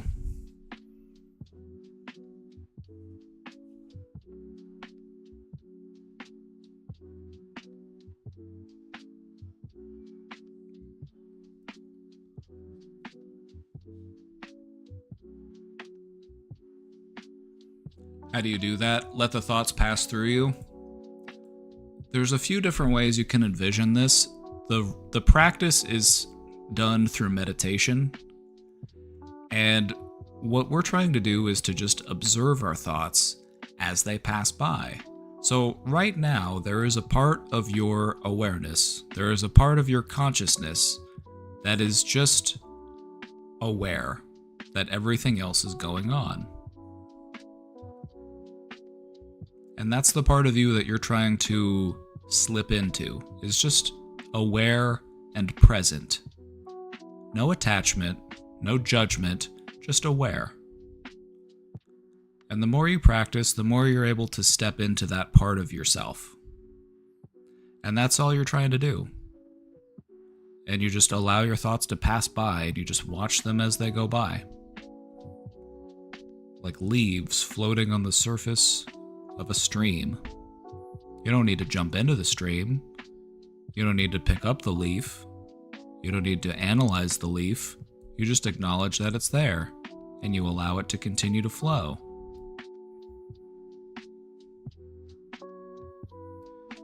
How can you acknowledge a feeling without thinking about the feeling? This is gonna sound weird, but you have to just feel the feeling.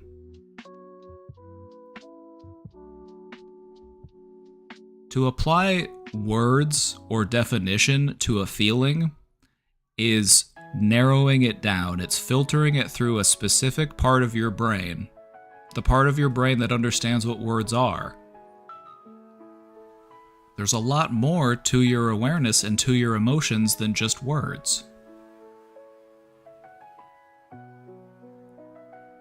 This might be easier to understand if you just think about moments in your life where you were just so enraptured by emotion that it just felt beyond words. It felt like even to describe it, words fail to do it justice.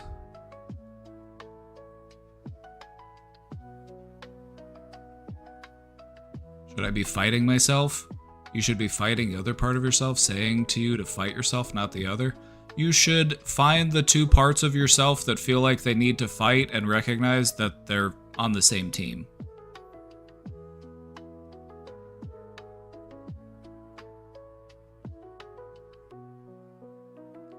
It's very hard to do when the feeling is painful and all-encompassing, but not impossible, and it's actually an important part of working on BPD. If you were to look at the BPD workbook, there's a whole section on mindfulness and sitting with your emotions and just allowing your emotions to move through you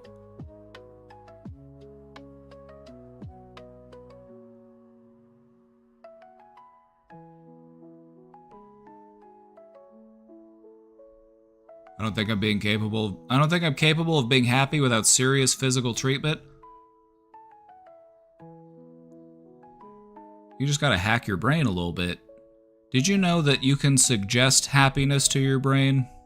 You know you can suggest an emotion to your mind. And with a little bit of practice, you can learn to channel and harness different emotions.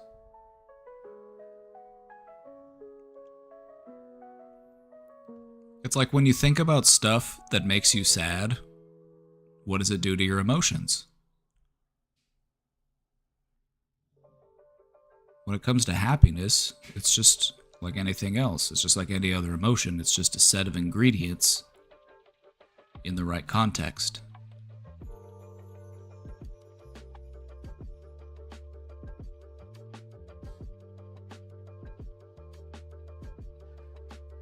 Sure, but if your brain is hardwired, it needs to be unwired via different methods, neurofeedback therapy, and TMS, etc. Humans have existed for thousands of years. These are just the modern ways in which we treat these problems that we've been dealing with for thousands of years. We've had to deal with these same types of problems.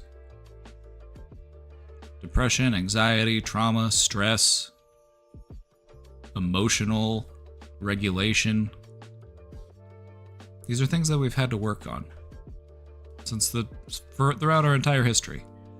There are things that work.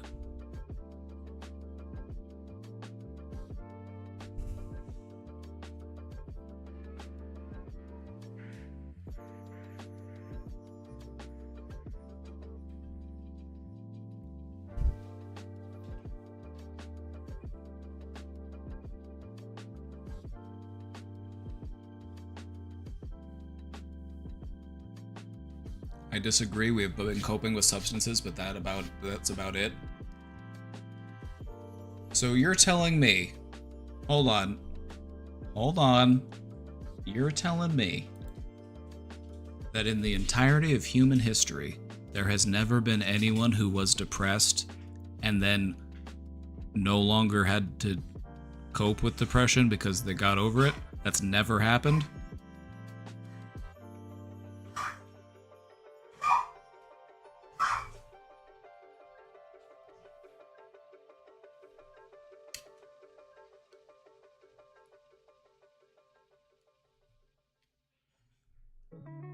A lot of what goes into therapy is just helping people to recognize that they already have the tools within them to make their life better. Therapy is just one structured way of doing that thing. That's something that we have been doing for thousands of years. We've been able to help each other. We've been able to uplift each other. We've been able to help other people get out of dark places. Without substances, without invasive procedures, without modern techniques. Those things work. They're just the most current way of doing it.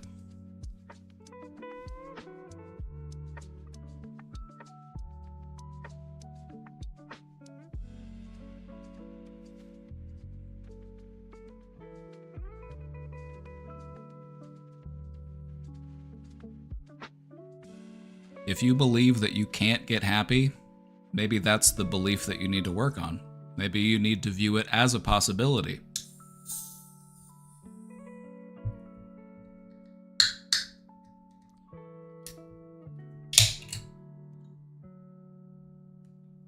Why do we need to gatekeep our happiness?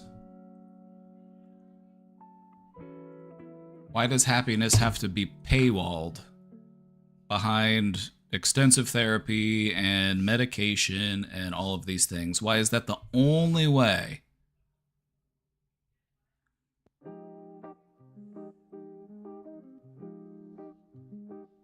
Because the line must go up. Exactly.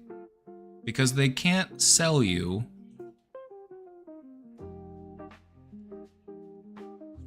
You already have the tools within you. And they can't sell you those. So we've got to figure out how to extract capital from people.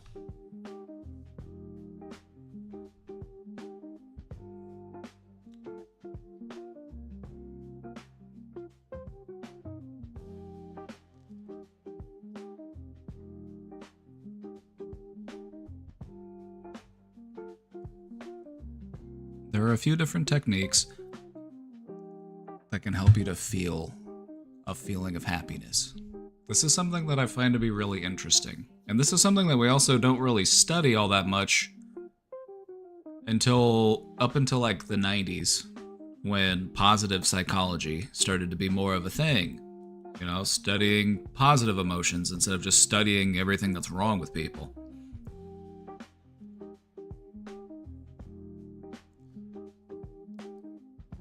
Just like how you can regulate your breathing, which will in turn regulate your nervous system and reduce your anxiety, you can also evoke certain emotional states by using biofeedback techniques.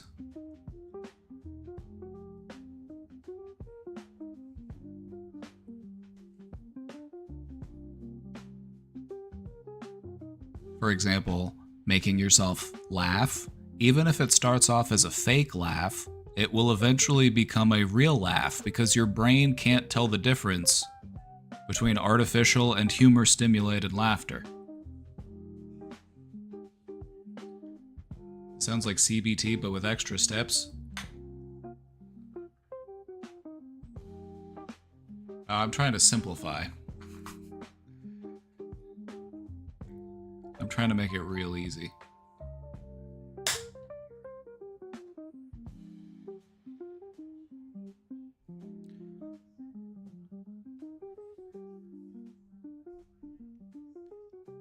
Something that you can do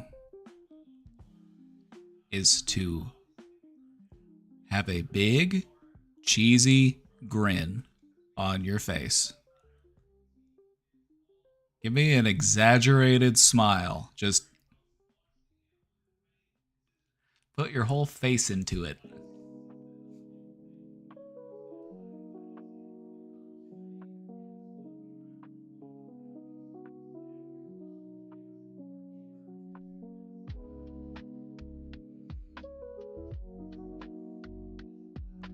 If you hold it for a little while,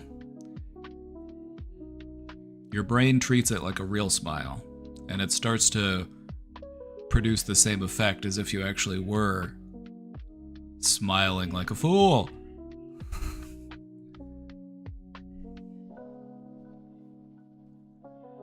Because your brain can't tell the difference. That's what doing biofeedback is all about. You're basically hacking your brain to create a certain emotion. Also, consider this. If you've been historically unhappy, you probably haven't been smiling all that much, and as a result, it might feel uncomfortable to smile at all, because you just haven't used those muscles. It might feel awkward or uncomfortable to smile because it's just something that you haven't been doing lately. And so when it comes to reforging happiness, as silly as it might sound, practicing your smile is actually helpful.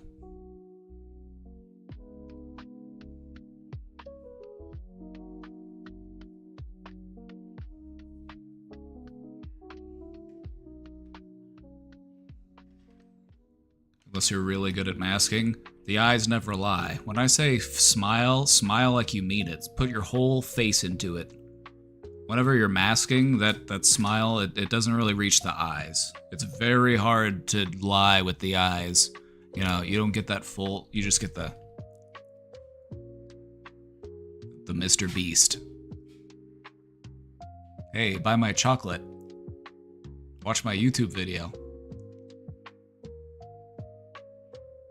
It doesn't reach the eyes. Real smile, it reaches the eyes.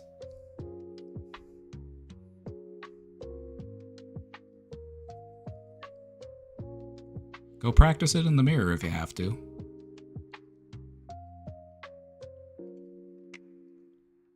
Another thing that sounds silly, but it is helpful, is to practice your emotional expressions in the mirror. Just to like get a look at yourself. Like, what does my face look like when I'm resting? Do I have a scowl on my face all the time? Maybe I need to relax my eyebrows. Maybe I'm walking around looking like I'm frustrated all the time. Maybe my face is carrying that frustration.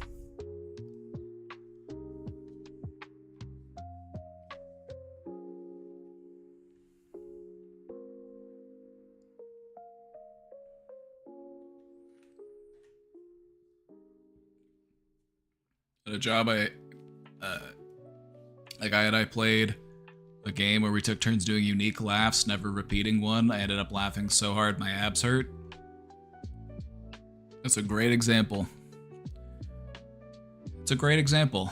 You know, you can prompt yourself to produce a certain type of emotion, and it actually is helpful. But it's something that we often don't consider.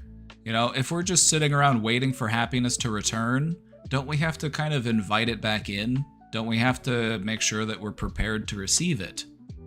Are we going to be able to readily welcome happiness back in if it hurts to smile because we haven't done it and it feels like it makes our face ache?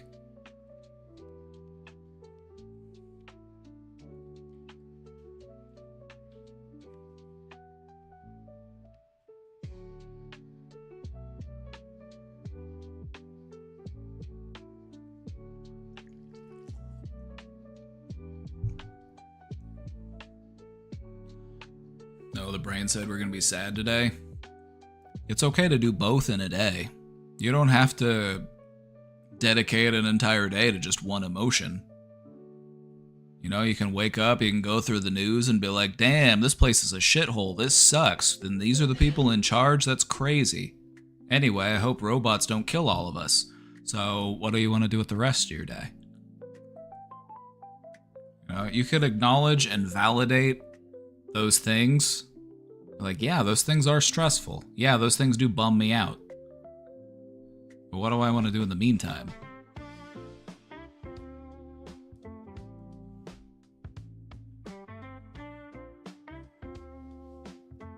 It's helpful to kind of break your day up into quarters. You know, a new day can start at any time. But also, you don't have to look at one day as just one continuous thing. If I started off and it was a bad morning, it doesn't mean I have to have a bad day. A bad morning is just a bad morning.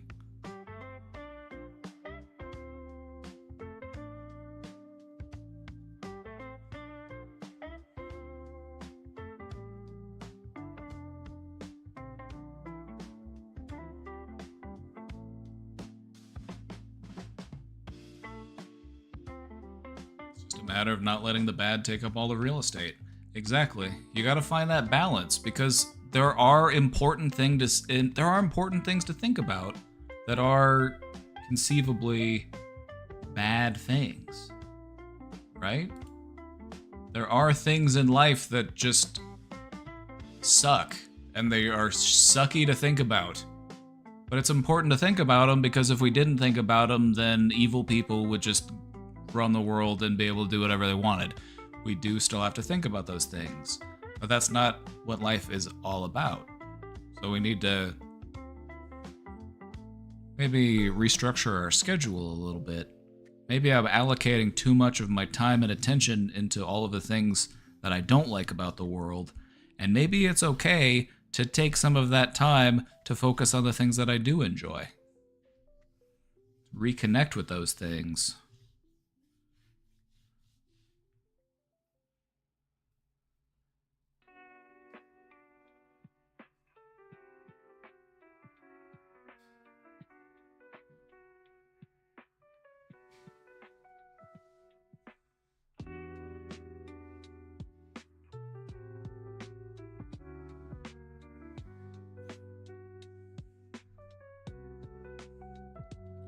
You know, take it from me, somebody who, you know, I was just convinced that I was just like, I'm too aware, the world is just too shitty, there's no way I could ever be happy here. because everything sucks and I'm just way too aware of how much everything sucks.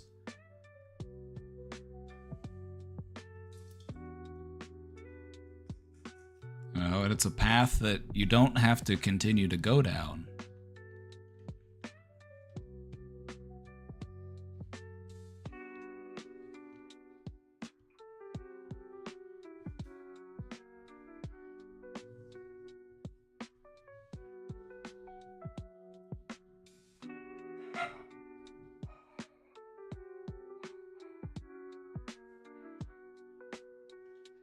You know, find things that just make you feel a little bit happier. Just a little bit. Just work from there, you know?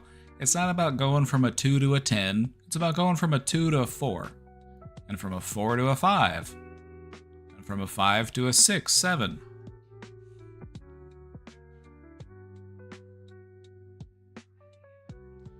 I don't know what I'm hearing is if you think things are good, they will be.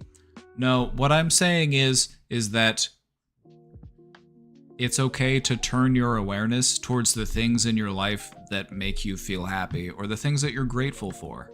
You know, who are some of the people or things in your life that you are grateful for?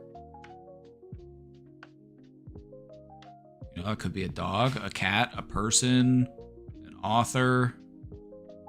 You know, it could be anything. Just something that you're grateful for. Something that you're like, you know what, I'm glad that thing exists because it's awesome.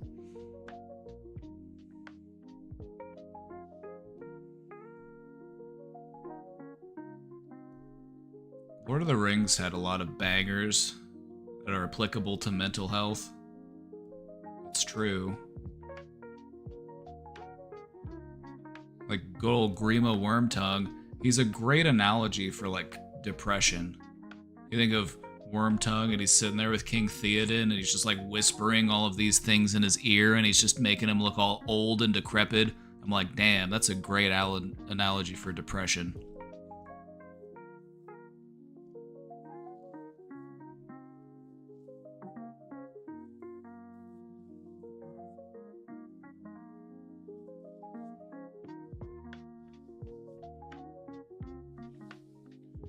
It's true. There is some good in the world, and it's worth fighting for.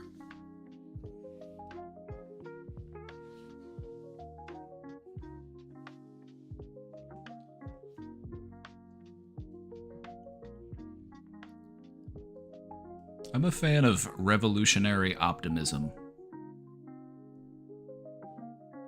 In a world that makes you feel hopeless, in a world that wants you to feel despair and hopelessness,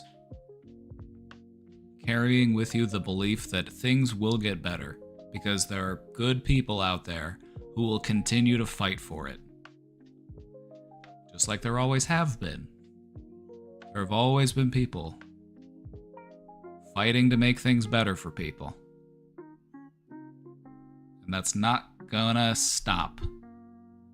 They're gonna try. They're gonna lose. We're gonna win.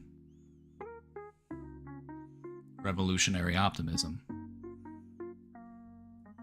Might not happen in my lifetime. Might take another 50 years. Might take another 100 years, who knows? But we will win. The arc of time is long, but it bends towards justice.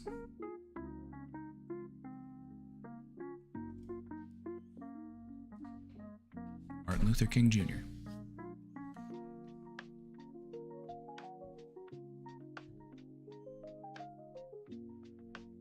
We don't have that long. I'm hoping we can wrap it up in 5 years. We are also planting trees that we will never be able to sit under.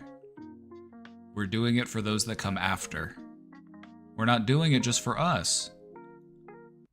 And that's a big part of what drives me, is that I'm not just doing it for me.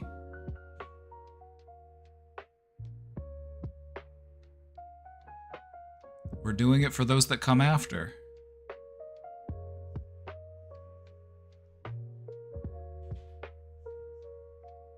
You know, I don't need the world to be a perfect place in my lifetime.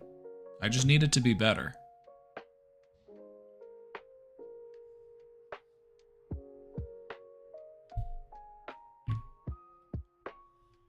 I'm glad you admit you're doing it for yourself too. I don't know if anybody is completely selfless. It's very hard to be absolutely, completely selfless. It's something that people will debate. Can you actually be completely selfless? Because it feels good to do nice things, and so it made you feel good, so it's not completely selfless. But whatever. But yeah, you need to be at your best so that you can offer the best help to those who need it. So you're not just doing it for you. You're doing it for all of us, comrade.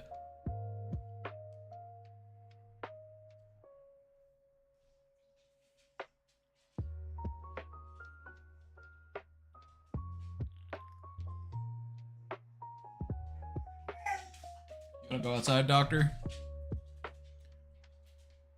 Alright, we got another question in the question box. We'll be getting to that here in just a sec. And then we're going to check out our presentation. We're going to be talking about PSYOPs. I need to get my tinfoil hat ready. Let me let Doctor out real quick. I'll be right back. Doctor, doctor, Doctor Dog.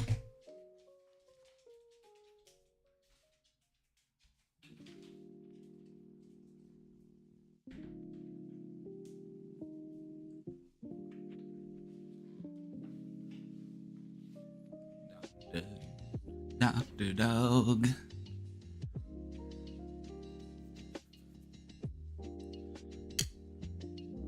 Thank you so much for this stream. It's really good for redirecting my mind towards stillness. Thank you.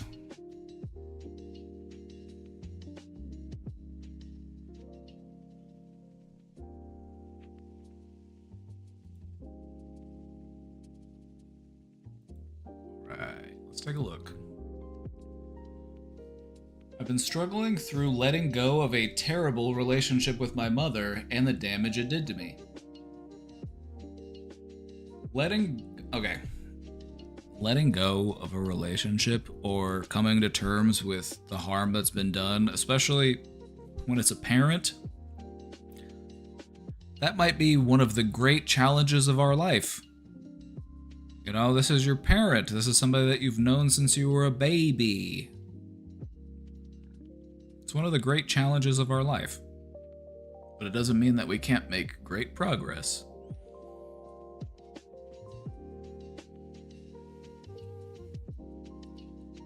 After years of therapy, I've narrowed it in on the fact that for most of my childhood, she made me feel like I didn't deserve to be around other people, only her, because my behavior was so out of control.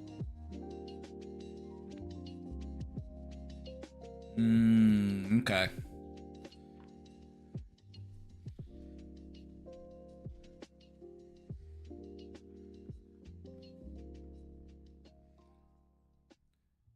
Codependency is it's something that happens all the time between parents and their kids. Just it's a complicated relationship, you know. You're a human and you have this human life that you're responsible for, and you have to cope with that, and you're worried about messing them up, and you're worried about, protecting them, and it's stressful, and it's like the parent-child relationship is one of the most complicated things in nature.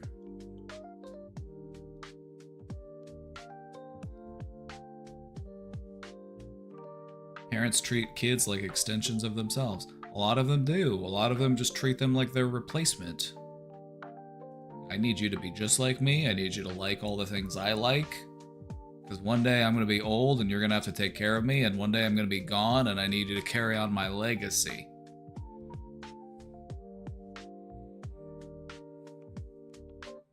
Legacy schmegacy.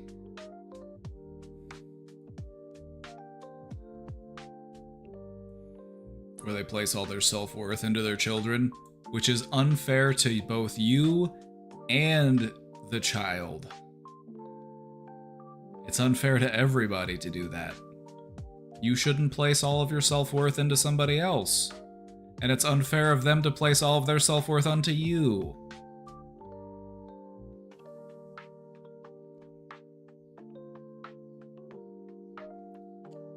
Parents will often replicate abusive situations to experience a different outcome. A lot of parents are motivated to do better than their parents did. They're like, yeah, my parents did this to me, and I want to make sure I never do that to my kids. And so there might be some improvement, but it doesn't necessarily mean that it's where it needs to be. It's like, well, I didn't beat you with a belt. I only slapped you with a hand. It's like, that's still bad. It's just not as bad. And that's, you see that happen a lot, especially when you talk to as many people about their relationship with their parents as I do. You'll see this pattern of like parents wanting to do better for their kids, but still having a long ways to go. And so it might not be as bad, but it's still bad. You know, especially when you talk to older people, it's like, damn, how did you survive growing up in that home with your parents? They're like, yeah, my parents used to just beat the shit out of me. My parents would throw me out of the house and make me sleep outside.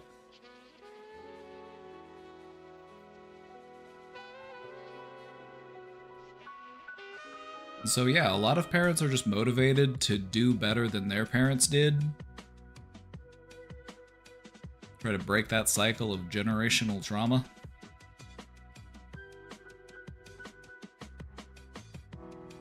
It's such a heartbreaking revelation to realize that. It is.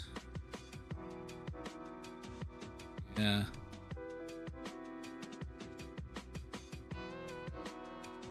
It's important to recognize, like, even if my parent wasn't perfect, they may have still just been trying their best. Even if that was harmful, they were still just trying their best based on what they knew. You know, what their example of what a parent is was their parent. What was it like for them to be a kid? What sort of stuff did they have to go through? It doesn't excuse your parents' actions, but it at least helps you to understand their actions. It doesn't make it okay what they did, but it helps you to understand why they did it. Not because you were so bad, but because that's just how they believe a person should act as a parent.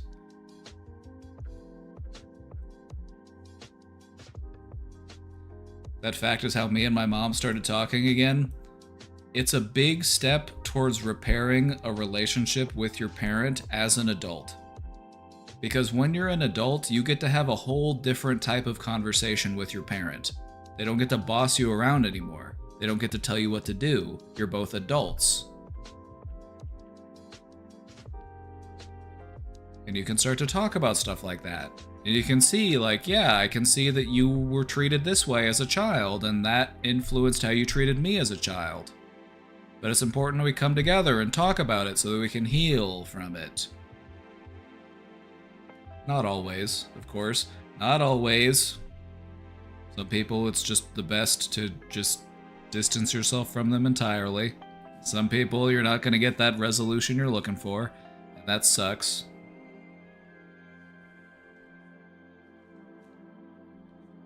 There are some parents who are at least willing to reflect and learn and grow, even in late adulthood. You know, they gotta acknowledge their own shortcomings.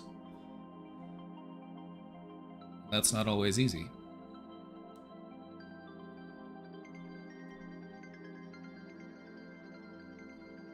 Alright, back to this question. Most of my childhood, she made me feel like I didn't deserve to be around other people and only her because my behavior was so out of control. You know, the logic there, like, if your behaviors are out of control, being around other people can actually help you to learn appropriate behaviors. You need to be around other people so that you can engage in that social learning. But if you have behaviors that are, and I'm getting the sense that your behaviors probably weren't all that out of control. I don't know. I'm just starting to feel like maybe it wasn't all that crazy. But I don't know. This is just me speculating. But just being isolated from other people because of that isn't going to do anything to make your behaviors better. It's just going to make it even more challenging to actually properly socialize with people. I was a very small child when she started accusing me of this terrible behavior, and I mean 1 year old. Oh, okay. See, I didn't read ahead. I didn't read ahead, but I was exactly right. You know, not to brag, but I do. I trust my instincts. It's just that in my experience, there's not really any such thing as a bad kid. Kids are just kids. Now, do some kids have some severe behavioral disturbances and do some messed up stuff? Yeah, sure. But that's pretty rare compared to the fact that most kids are just kids. I've met some shitters. I know. One of my first mental health jobs was at a boys' home, so I've worked with a lot of like kids with criminal offense, like kids with have criminal records. You know, but at the end of the day, they're still a kid. At the end of the day, they're still a kid.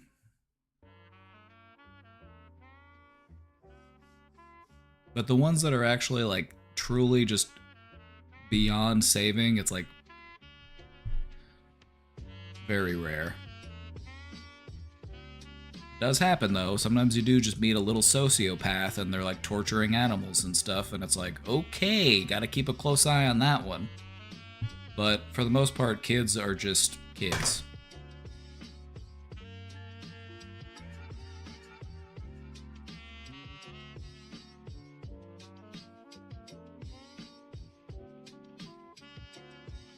Damn, you were getting blamed. Okay, so you were getting blamed for your behavior as a literal baby.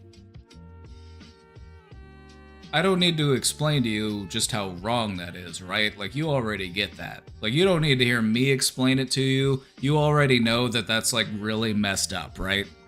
You don't need me to explain that for you. Like, you already get it. A baby? Like, when it comes to a child being accountable for their own behaviors, you don't even start to entertain that idea until they're like at least 4 or 5 years old.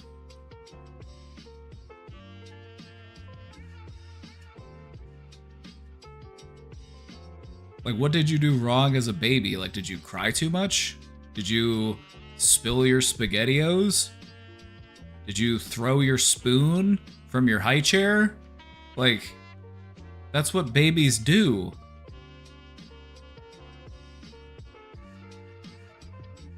Like, you're still cooking. No such thing as a bad baby. That's crazy.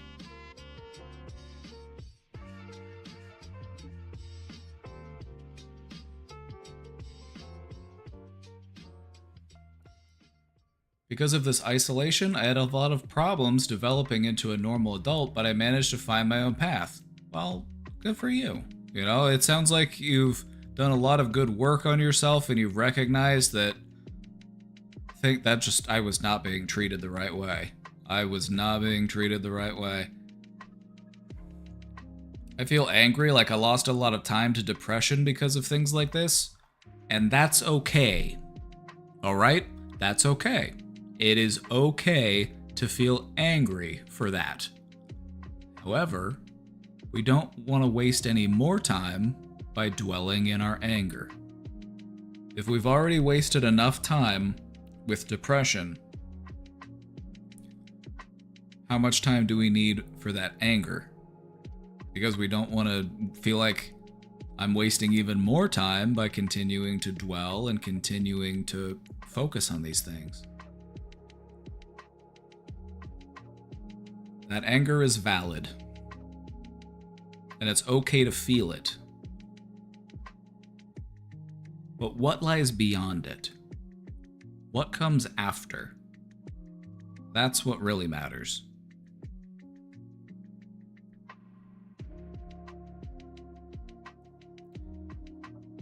I don't know that I have a question, I just feel so helpless. It feels like she should have gotten me help instead of treating me like a monster if I was so bad at such a young age. You weren't? You weren't? Also, here's the thing. I'm taking the glasses off for this one. Here's the thing to remember.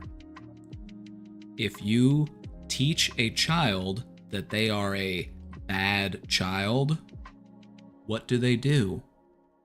What does a child do when you teach them that they are a bad child? How does a child respond to that? They start acting like a bad child. If you convince a child that they are a bad child, they start to act the way that they think a bad child should act, because that's who I am, that's what I'm supposed to do.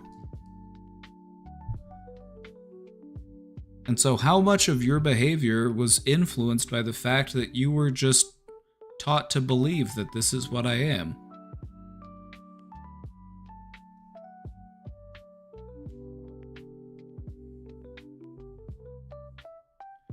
I honestly think it was oversensitivity and anxiety manifesting. That makes sense. There's definitely going to be some sensitivity and anxiety baked into this because this is stressful stuff to think about. But it's okay, because we're going to remember that there's something that lies beyond these hard feelings. Do I spend the time to console myself or just move on? Moving on is important, but it's not something that we just need to just force. It's not something that I just need to do this. I just need to let all this stuff go and I just need to move on. We want to acknowledge the things that we're moving on from. What specific things do you want to move on from? Blaming myself? Making myself feel like the bad guy? Taking things as if they were my fault? What sort of things?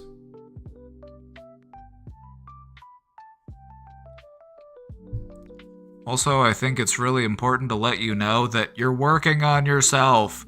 You are working on yourself to become a better person.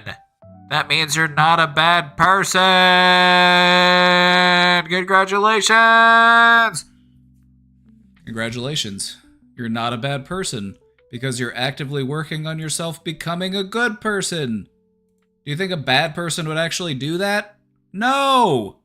The bad person would double down and blame everybody else. It's everybody else's fault that my life sucks.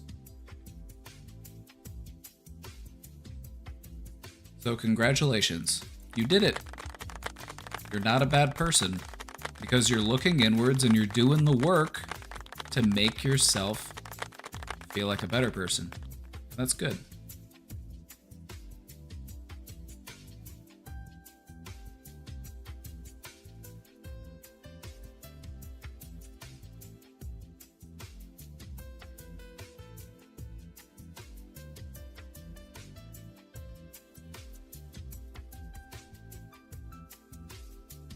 I'm getting the impression that one of the things that you will be working on, and this is something that a lot of people have to work on. This is something that most people have to work on at some point in their life. Just figuring out what is mine to own. What do I need to actually hold myself accountable for? And what is not mine to own? You know, if you're taught from a young age that you're a bad person, then you might become accustomed to taking accountability for things that had nothing to do with you. You know, if you view yourself as just some sort of bad person, some sort of monster, you're gonna find things that make you feel like a monster. Like, oh my god, they said they had a bad day, it must have been because of me. That person looked upset, it must have been me. It must have been me that upset them. That's going to be one of the things that you're probably going to be working on, is just figuring out what is actually mine to own. What do I actually take accountability for? And what am I taking accountability for that actually has nothing to do with me? What sort of blame am I putting on myself that doesn't deserve to be there? And that's a good thing to be working on. It's a good thing to be working on because it will take you to a place where you feel much more at ease. It feels good to own the stuff that's meant to be yours to own. It feels really bad to have to own other people's shit because you can't control other people. You're putting your emotions into something that you have no control over. And that can be a recipe for disaster. So what's the difference between accountability and responsibility? Responsibility is the person who's actually responsible. You can acknowledge that, yes, it was me, I did it. Accountability is similar to taking responsibility. It's about just owning what you've done. Like, yeah, that I can see how I made that happen. Instead of blaming somebody else.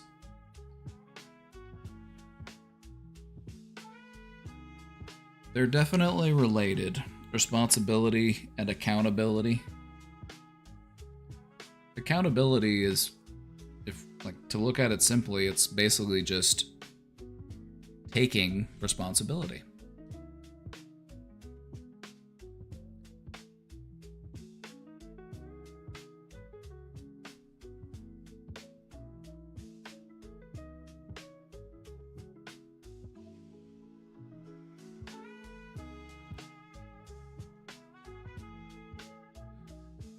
Alright, chat, do you have your tinfoil hats ready?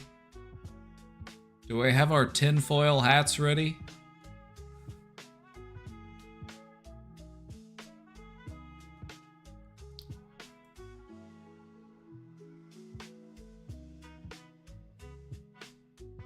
So accountability is admittance, for lack of a better term.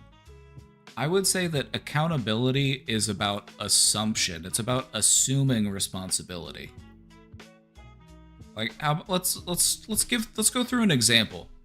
Let's say that you have a roommate, and this roommate gets really angry, and one day this roommate gets really angry and they knock a hole in the wall. Right? So, the roommate, you notice this hole in the wall and you're like, hey, what the hell? Where'd this hole come from? And the roommate says, I was getting so frustrated because I could hear you chewing. You were in the other room eating food and I could hear you chewing, and that really triggers me. And I got so upset because of what you were doing, and now there's a hole in the wall.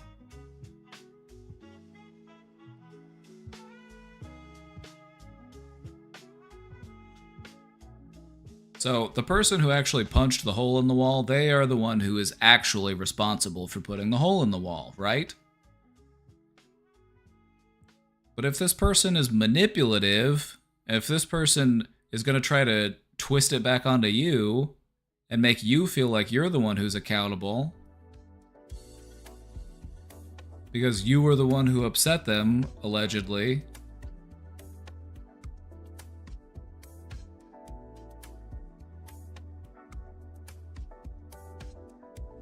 it's important to recognize what it is that we actually do need to take ownership of. That's what it's all about. Because accountability, it's very rarely, clearly defined. We all have ways of contributing to events happening, even if it's just in small, subtle ways. And so some accountability is something that's often shared between people, but generally, one person carries the bulk of it.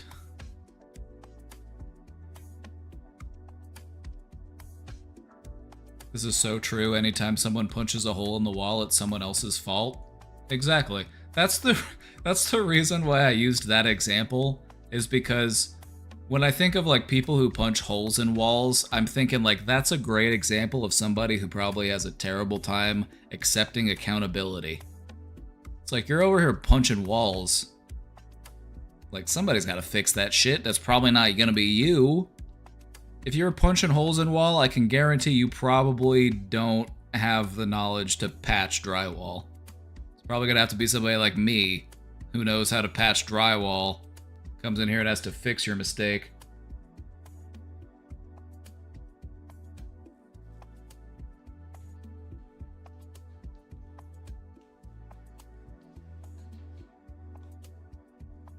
My dad pulls that one all the time, right? Like, people will try to pull that shit all the time. It's like, I only did this because you made me angry. It's like, but you did it. I didn't do it. Learn how to handle your anger.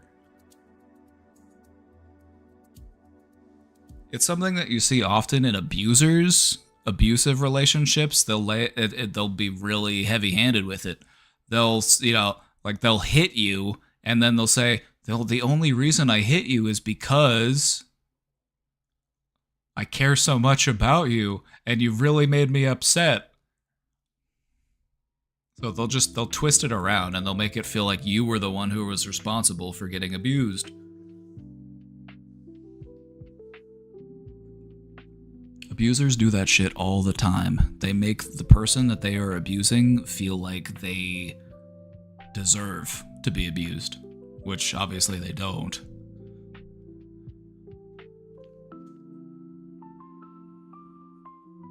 It's like, Dad, you're a grown-ass man. I didn't make you do a goddamn thing.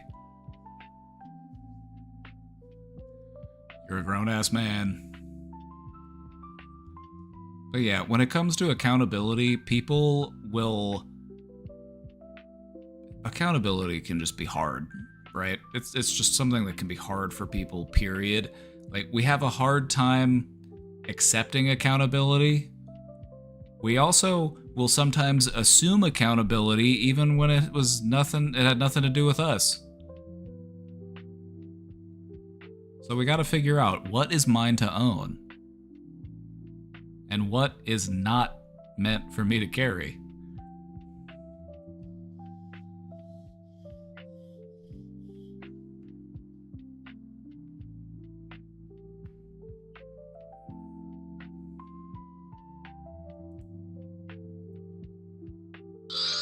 Hey, Catnip, thanks for the 20 months.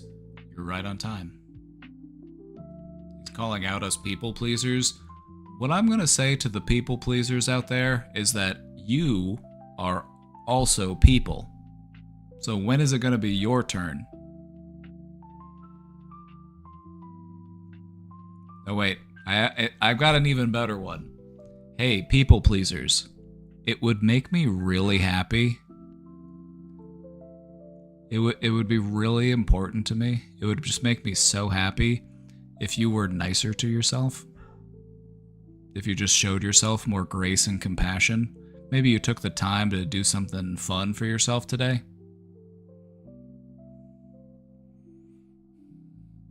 It'd make me so happy if you did that, people pleasers. I would be so pleased. It would really make me happy if you stopped assuming accountability for things that are not yours to carry. If you stopped blaming yourself for every little thing.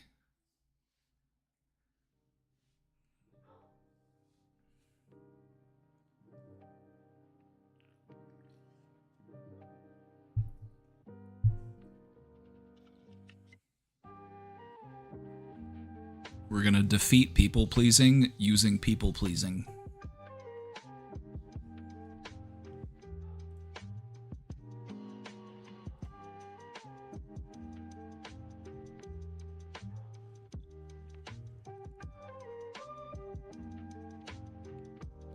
I guess this is my sign because this is literally what my therapist said on Tuesday.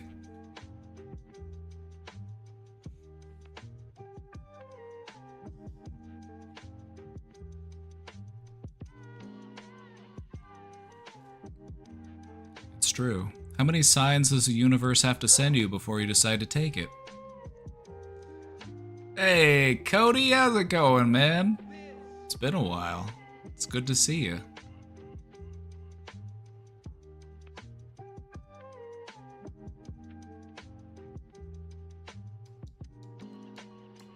It's almost like she was right or something.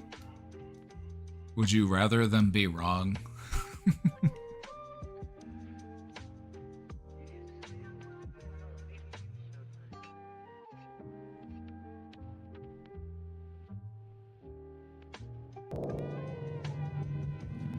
It's just that, you know, CatDev, thank you for gifting that sub to Cody. Cody, we need to hang out sometime. We can do some grilling or something.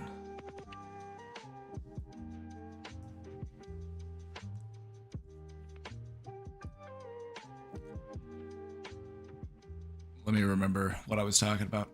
So, when you are accustomed to things being complicated, when you are used to conflict and confusion and doubt, it can feel strange for things to feel good. We might even feel suspicious of those types of feelings. It might feel like we're having to let our guard down. It might feel dangerous. And that's the big challenge when it comes to feeling better. Getting ourselves out of survival mode.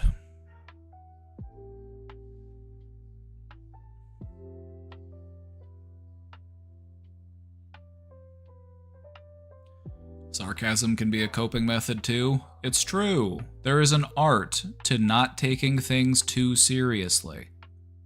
This doesn't mean we should treat everything like a joke.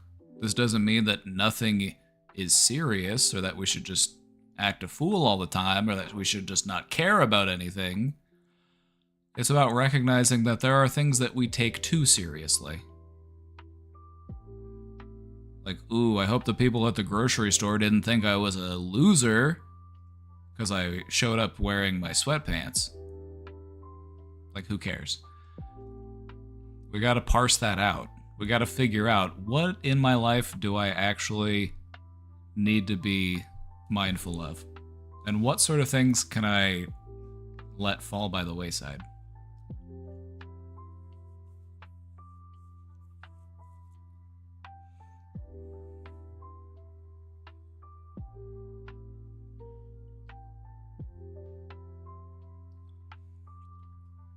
But yeah, that's one of the big things when it comes to getting better. That's one of the main challenges, is learning to be okay with feeling okay. You're so wired for conflict and challenge and disruption that it feels foreign to experience anything different. It feels suspicious when things feel nice.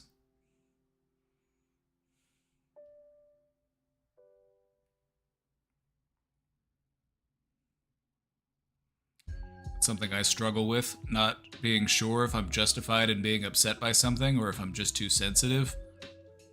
I think what really makes the difference is what we do with that energy. Like, am I just stewing with it? Am I just letting it pick at me? Or am I actually taking that and doing something with it? Am I going to take that feeling and turn it into something productive?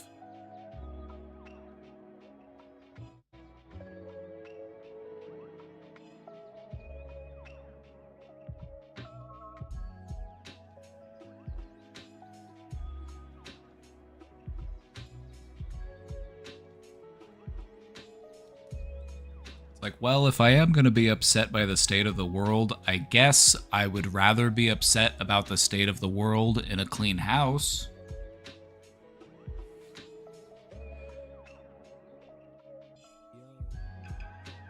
Learning how to channel and harness that anxious energy.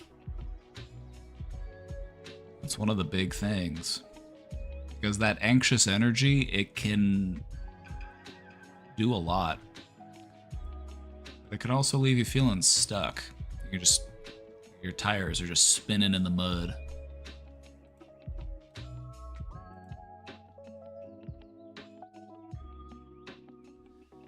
Big feelings over small things usually stem from something deeper. Almost always. Almost always. You know, if somebody's getting really upset about something and it's just like it feels disproportionate to what's actually going on, then yeah, it's probably tied to something deeper.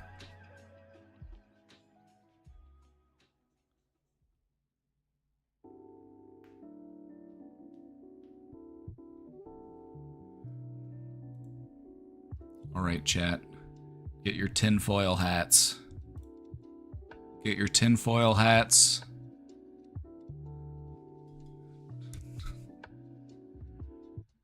Today we're going to be talking about what is a PSYOP.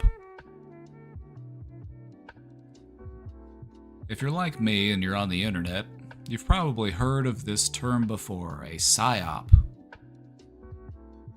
I've heard it used more frequently in the past couple of years. What does it actually mean? What is a PSYOP? Let's go ahead and make sure that we've got all of our electrical devices stored away in airplane mode. We want to make sure that we're safely within a Faraday cage. We want to make sure that we've got a nice protective layer of tin foil around our head, and we're not near any 5G towers.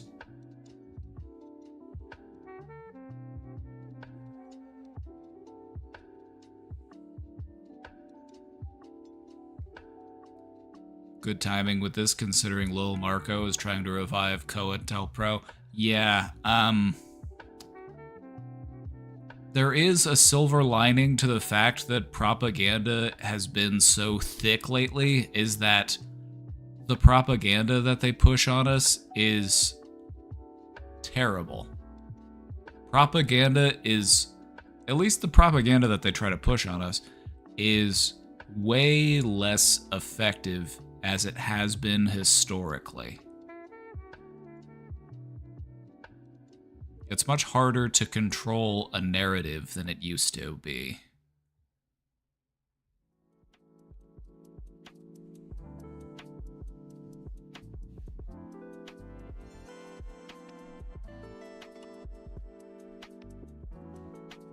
But yeah, it's all over the place. Just go to the official White House Twitter account and all you'll see is just propaganda. They're laying it on very thick, and I'm not sure who's buying it. I think a lot of the people who claim to be supporters online are just bots these days.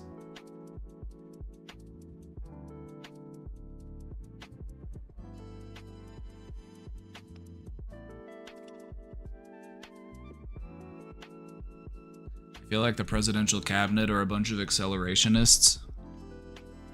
You're telling me that a bunch of evangelicals who are all in a Abrahamic doomsday cult wouldn't want to bring about the end of the world so that they can ascend?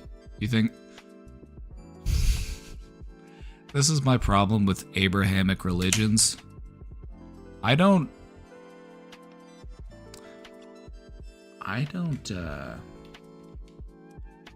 discriminate when it comes to my criticism of Abrahamic religions, especially fundamentalist groups, whether they be fundamentalist Christians, fundamentalist Jews, fundamentalist Muslims. Anybody who belongs to a religious group that is eager to see what their religion prophesizes, which is the fall of human civilization as we enter a new age. It's like anybody who believes that, I'm just like, kindly fuck off.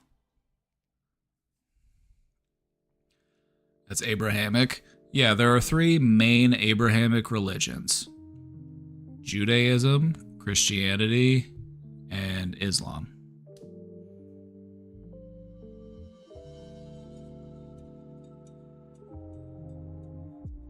They all worship the same God, they just have disagreements over some of the details. And a lot of them, especially the really like hardcore fundamentalists, they're very big on like the end times. And so that's what they're kind of working towards, is like trying to fulfill these religious prophecies.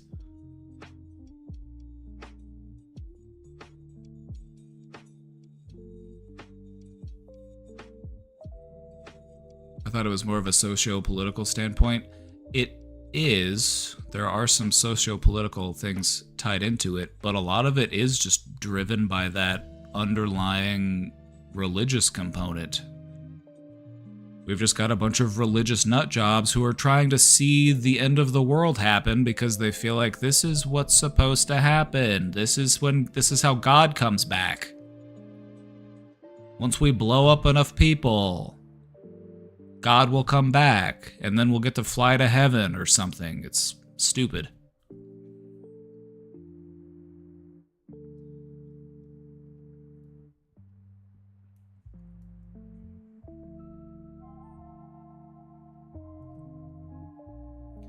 I'm not anti-religion. I feel like a lot of religious groups can do a lot of good. They can do a lot to support their community. They can do a lot to help people. They can provide a sense of, collective action. They're out there feeding people, housing people. I don't think it's a bad thing. What I have a problem with is fundamentalist death cults. That's who I have a problem with.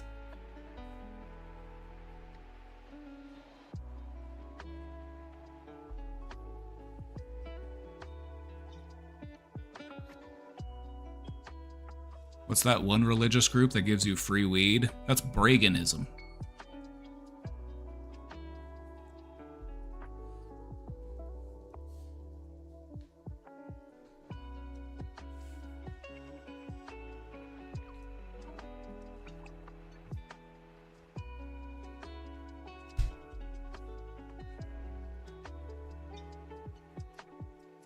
So the plan is we're gonna start a commune. We're going to start a church so that we can avoid paying taxes, but, it's going to be chill. Don't worry. It's not going to be weird. We're just going to be hanging out, throwing a frisbee around, smoking some weed, growing some food, taking care of chickens. It's going to be a lot of fun.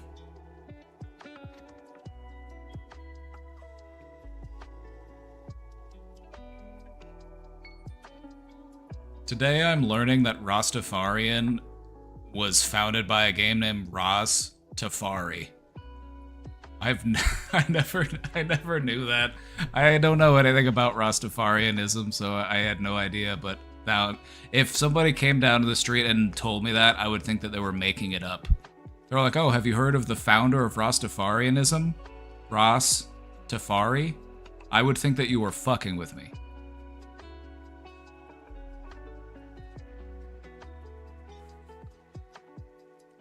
But I believe you.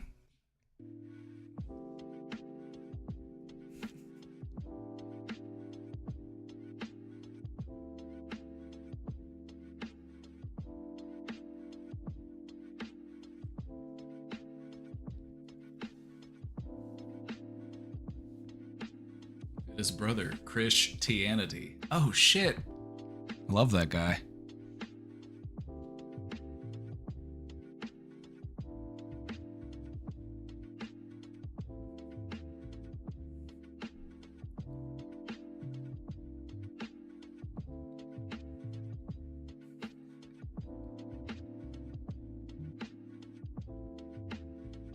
Forget Catholic. Can't forget Lutheran.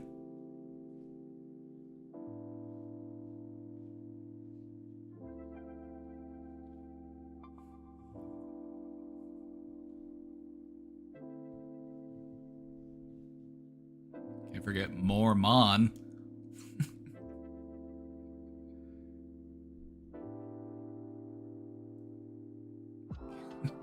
My favorite, Bud Hiss.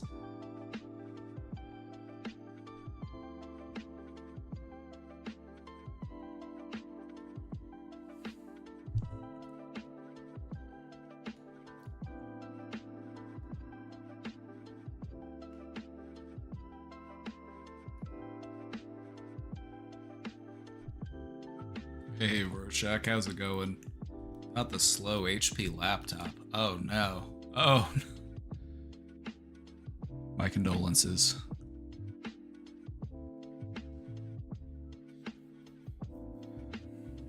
Anyway, you're right on time. You're right on time because we've got a little presentation today. The formatting's a little bit different. This is just 2 slides, but it's got a lot of information in each slide. So it's a little bit of a different format from our old presentations, but I think we'll enjoy. Anyway, I wanted to talk about this because I hear the word PSYOP getting thrown around a lot online. Some of you have probably heard it before, some of you are probably pretty familiar with what it means, but that's why we're talking about it today, so that we can try to increase our understanding about what a PSYOP actually is, so that we can learn how to spot one. So let's get to it. Tinfoil hats on. We're ready to go. Alright, so let's start off with the origin and definition. The term PSYOP is short for psychological operations.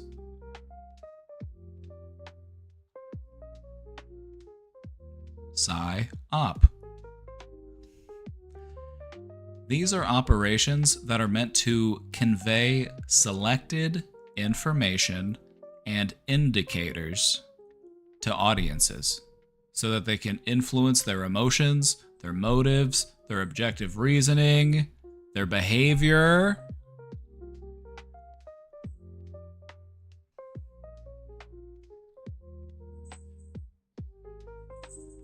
It influences people on the individual level. It also influences entire organizations, all the way up to entire foreign governments.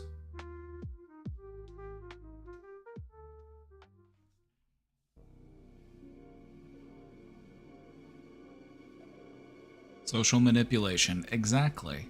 It happens on a variety of different scales, from the individual all the way up to the largest organizations that exist, entire governments. The term PSYOP has military roots. Formally, this was coined by the US military during the mid-20th century. It was right around like 1945. Right around towards the end of World War II, around the time when the CIA was formed. Ooh, see why we got the tinfoil hats. And it really started to gain more traction through Korea, Vietnam, the Cold War. And this was meant to replace older terms like psychological warfare. It was just a way of trying to make things sound neater and less gruesome, because that's what the military likes to do, is just package things up with neat little acronyms so that you forget that they're blowing people up. So MK Ultra type thing. MK Ultra is a great example of a PSYOP. And this was a PSYOP that was conducted on our own citizens. Because a PSYOP is not just something that you do to foreign adversaries. This is something that you also can do to your own citizens.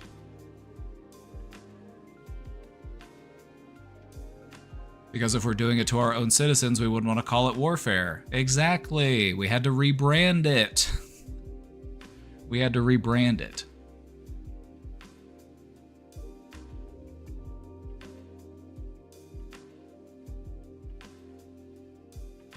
At the end of the day, this is just psychological manipulation that's done on a social scale.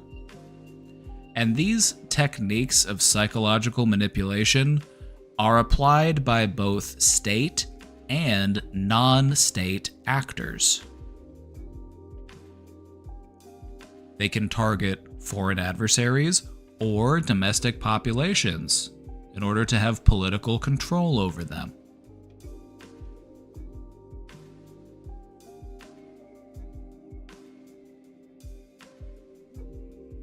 So let's elaborate here for a moment. A state actor is a recognized sovereign government or its official institutions. It is an organization that has legitimate political authority, military power, and the ability to pass and enforce laws. So that's what we mean by a state actor. And it makes sense that state actors would engage in psychological operations. Because if a state actor is trying to enforce and control, using psychological manipulation is just one of the ways to do that. Made it back just in time for PSYOP. Yep, we're here. We're here and we're just getting into it. You haven't missed much. This is still that first slide. We were just kind of defining what a PSYOP is. So when we think PSYOP, we normally think it's the government, right? It's the government doing it, it's the CIA, it's the intelligence agency, whatever. But there are also non-state actors that will engage in psychological manipulation. And this could be any individual or group or organization that holds significant political, social, or economic influence, but is not officially affiliated with or directed by a sovereign government. Can you think of an example of a non-state actor that engages in psychological manipulation? I'm seeing some names. Propaganda. Propaganda is a great example of a PSYOP. Propaganda is just one form of a PSYOP. And so it's kind of easier to understand what a PSYOP is by starting with propaganda. Okay, propaganda, we understand. Propaganda is just one form of a PSYOP. Peter Thiel, Elon Musk, AIPAC. Yeah, these are all examples of non-state actors. They just have a great amount of influence. What about somebody who's, let's say, a streamer? What about a streamer who engages in misinformation and fear-mongering?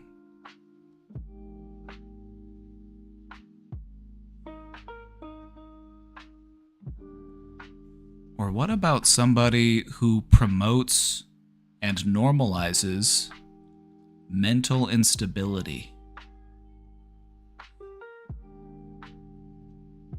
If you can guess who I'm thinking of, you get bonus points. If you can guess who I'm thinking of, I'll give you some hints. There is an individual who it feels like they're all over the place online now, but we're not sure why. It feels like they came out of nowhere and they're being artificially pushed.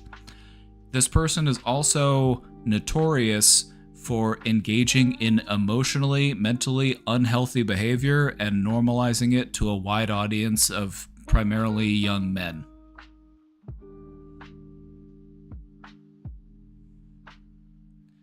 Clavicular, ding, ding, ding. Catdev, you got it.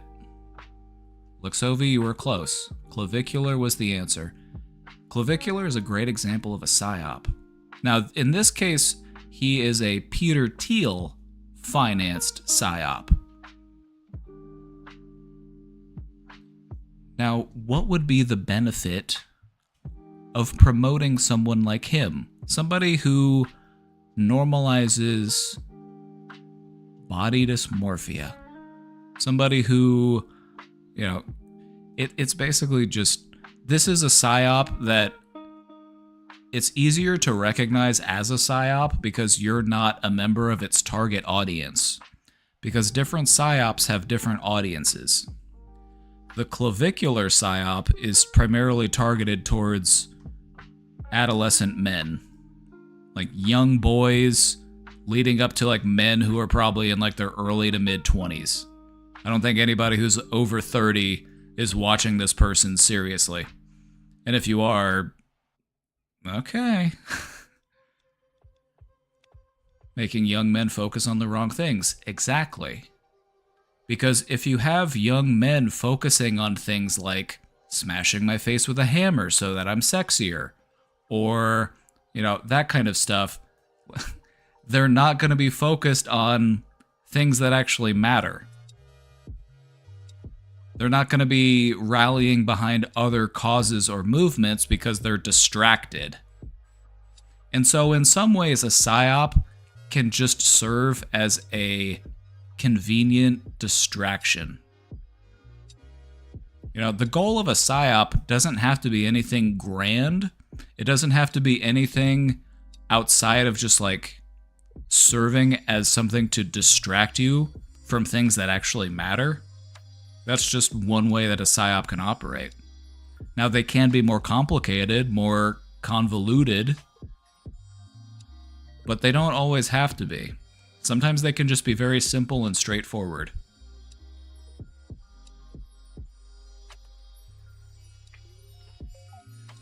PSA, the patriarchy hurts us all. It's true! It's true. The patriarchy is a scam that is promoted by old men in order to manipulate and take advantage of young men while also systematically oppressing women. It's an old man's grift. You're getting played by a bunch of old dudes. Gross! Can the goal be to get money? It can be, but a lot of the people who engage in PSYOPs, they don't have any problem with getting money. Because they're either a state actor, and they can just print money, or they are some sort of non-state actor who has just like ridiculous connections.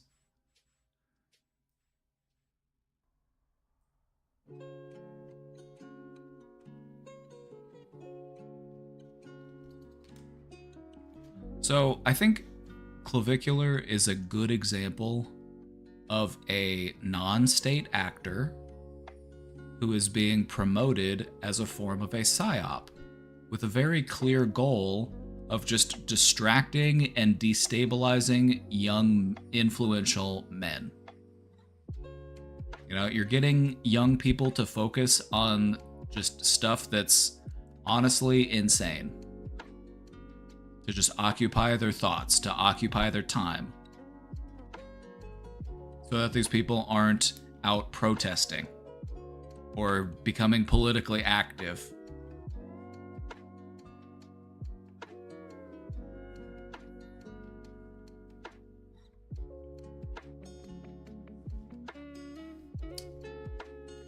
I also think Asmongold's a bit of a PSYOP because it's like, why would you want to promote such just degeneracy? You know, why do we need to normalize that? It's like, I get it, he doesn't care that he lives in filth, but like, shouldn't he care? Like, shouldn't we have better role models that actually clean up their poopy?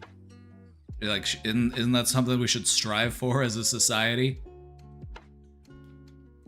Like, for somebody who complains about immigrants all the time, you sure do live in just absolute disgusting squalor. Like, ew.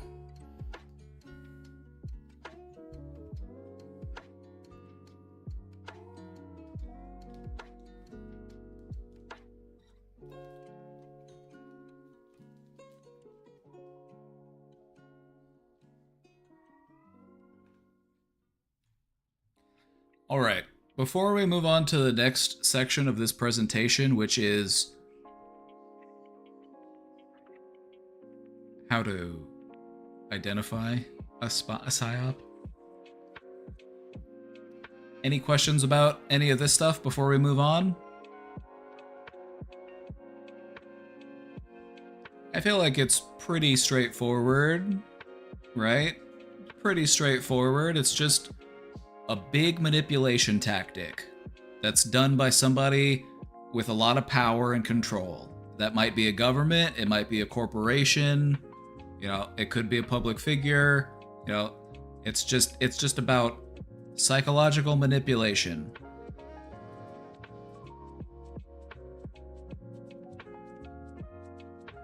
Any questions? We good? Right. This will be on the test. So now that we know what a PSYOP is, let's talk about how to avoid a PSYOP. My PSYOP told me all your PSYOPs are just conspiracy theories. It's true. That's why we're supposed to be wearing our tinfoil hats. I forgot mine. Unfortunately. Beaver forgot his. Beaver, you forgot your tinfoil hat. The CIA is gonna send signals into your brain. Wait, hold on. He's immune. He's immune. As an orange cat, he's immune to psychological manipulation? Because he's only got one brain cell. His head is empty. You can't manipulate what you can't find.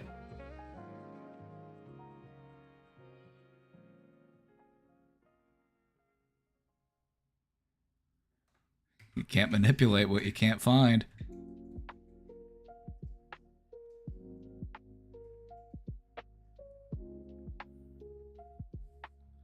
So let's talk about how to avoid a PSYOP.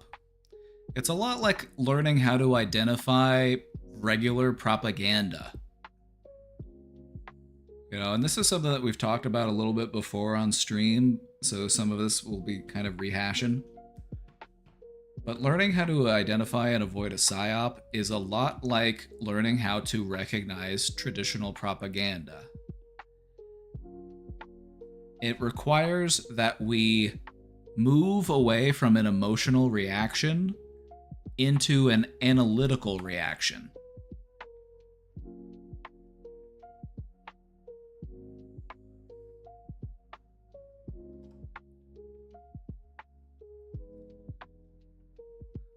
How to avoid a PSYOP, don't watch TV or the news. Sometimes I like to watch it because I like to see what it is that they're trying to spin and make people believe this time. It's like, if you want to see a psychological operation in real time, just watch Fox News for 5 minutes. In a span of 5 minutes, they're going to tell you about 10 different things that you need to be afraid of. But we'll get into that. We'll talk about the fear-mongering here in a minute. So, here's what we do. We need to ask ourselves some questions. First off, what are they trying to make me feel? And why?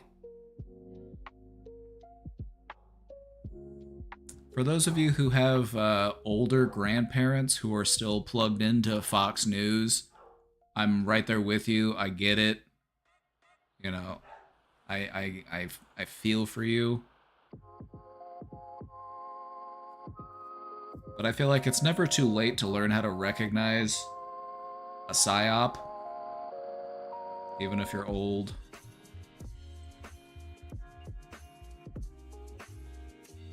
When I Google news, it's always interesting how Fox phrases their headlines compared to others. Oh, exactly. Exactly. Like, even the way that headlines are phrased. You know, when it's somebody that we like, they got killed. When it's somebody we don't like, we use a different word.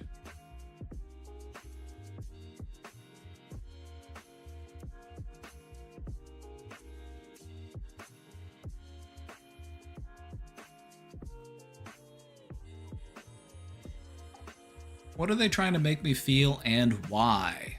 PSYOPs often target strong emotions. This could be rage, fear, pride, despair. And this is because emotional brains are highly predictable and rarely think critically. They're trying to get this emotional reaction out of you, and so they will target your strongest emotions so that you're easier to predict, and so that you don't think too hard about stuff. You just take what they give you.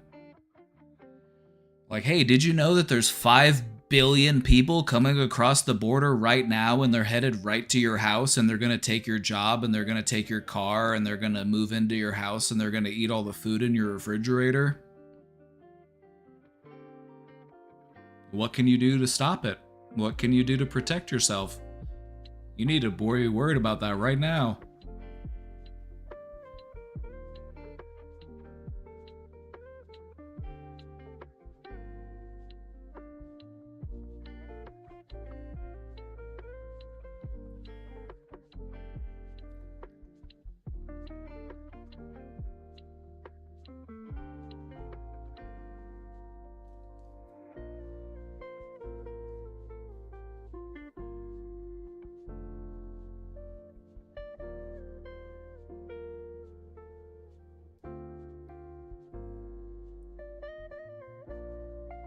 So, they target your strongest emotions.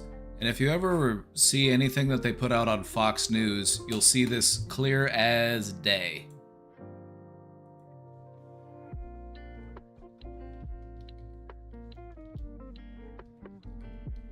Now, Fox News isn't the only mainstream news source that engages in this type of psychological operation.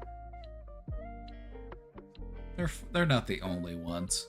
The other mainstream news outlets do it too. They just do it to a different end. They do it with a different goal in mind. Or maybe they're all working towards the same goal, which is just destabilizing people, making people feel vulnerable.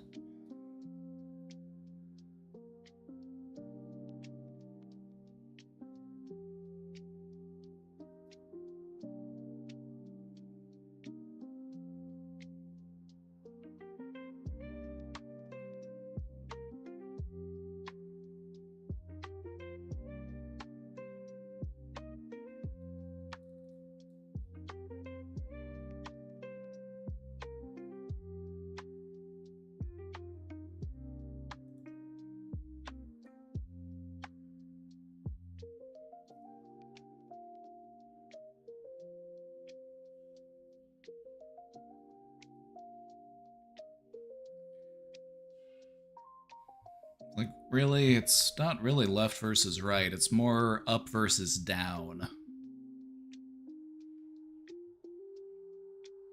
It's the many versus the money.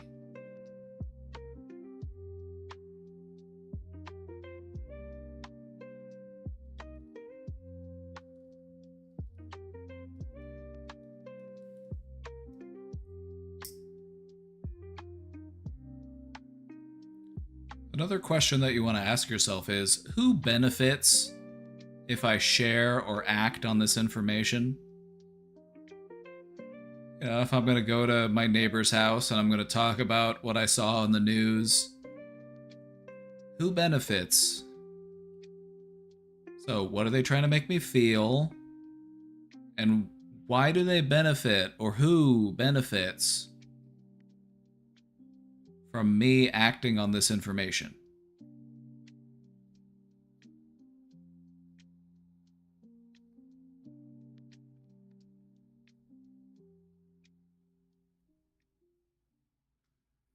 We want to try to follow the intent.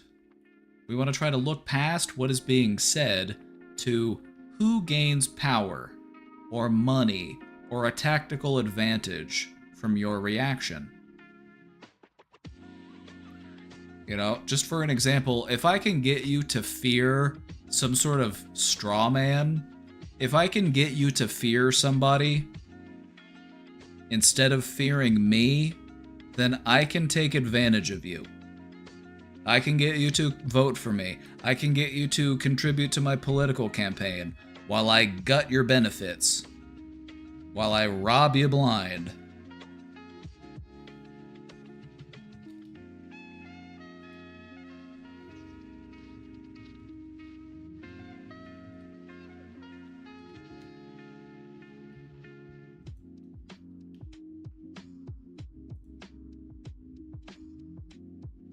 This image comes to mind. Careful, mate. That foreigner wants your cookie.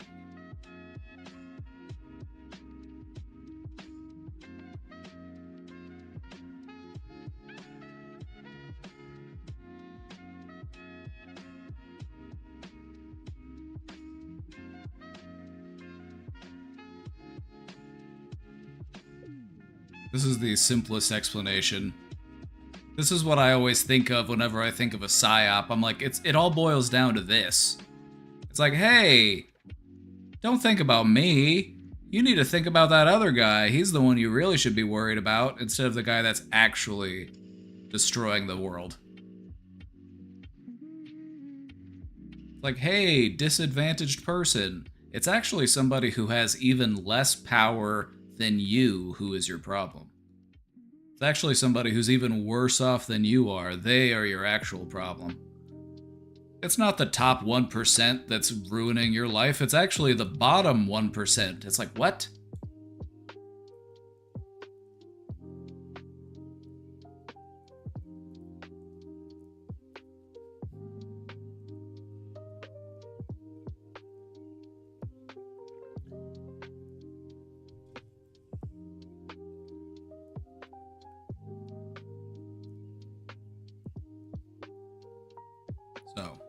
Follow the intent. Another question to ask yourself is, what is the source and what is the counter narrative?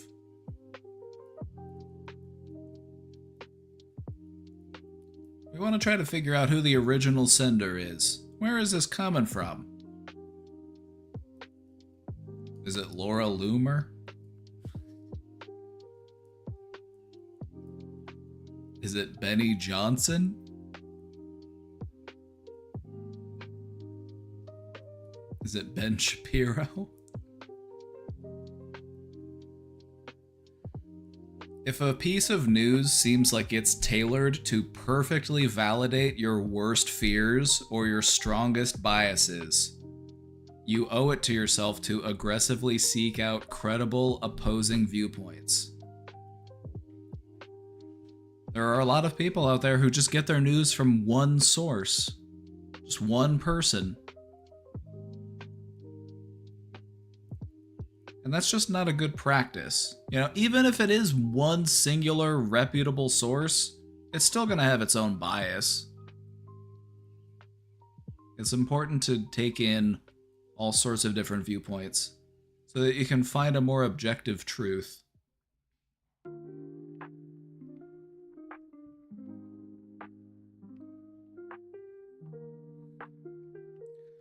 What you'll come to find if you spend time in parts of the internet that offer opposing viewpoints, what's really interesting is just how separate these parts of the internet are. It's like the internet and the way these algorithms work is that it will feed you stuff depending on what it thinks you want to see. And so it becomes very easy to kind of exist in this online echo chamber where you're only hearing from people who agree with you, and you're only getting news and updates from specific sources. But yeah, the compartmentalization of the internet is really intense these days. Like, if I want to see what other people of different viewpoints are talking about, I have to actively go find it. I have to seek it out and find it, and that takes work.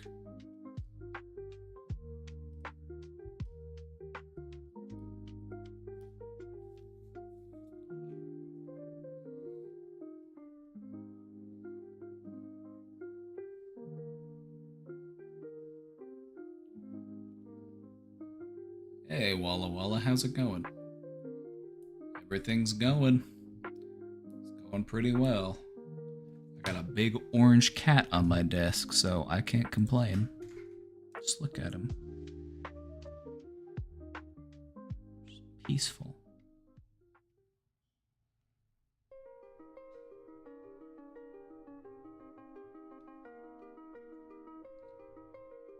Just make yourself at home, huh?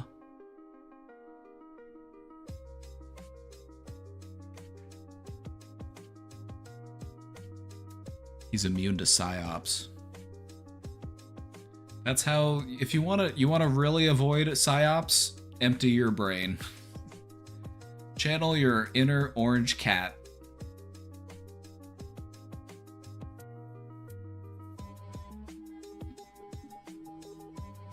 I went on ICE hiring Reddit once to get their perspective. I don't know why I did that.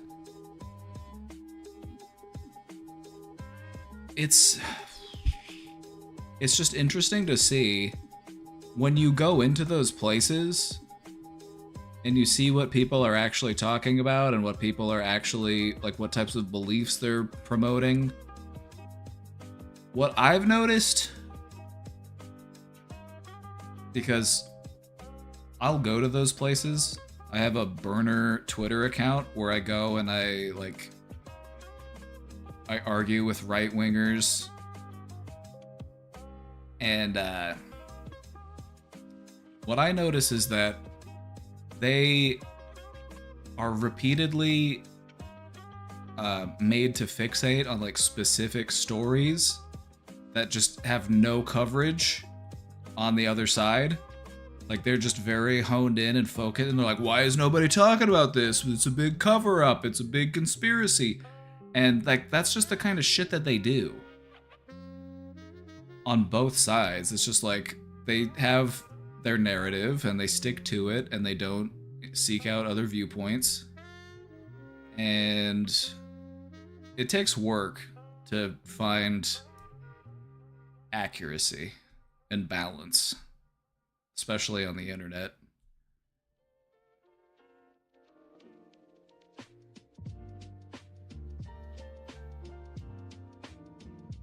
Lastly, ask yourself, is this an artificial binary? An artificial binary. Am I being made to choose between two extreme options? This is something that I notice all the time, especially when I go and troll right-wingers on Twitter. They always fall into this artificial binary. I went on there and I was talking about how Trump cannot form a string of coherent words. If you listen to that man speak, it sounds like his brain is melted. He's slurring, he's mumbling, he's loose associating, he's just jumping around, he's just playing his greatest hits. It literally sounds like you're sitting talking to somebody who has dementia. And I point this out, and then people come at me and they're like, well, what about Joe Biden? And I'm like, what about Joe Biden? What about him? I thought he was old as fuck too. And so one of the things you'll notice is that people do get stuck in this artificial binary. It's either this or this. You either love the red team or the blue team. And it's like, no, I don't. I can be critical of both of them, actually.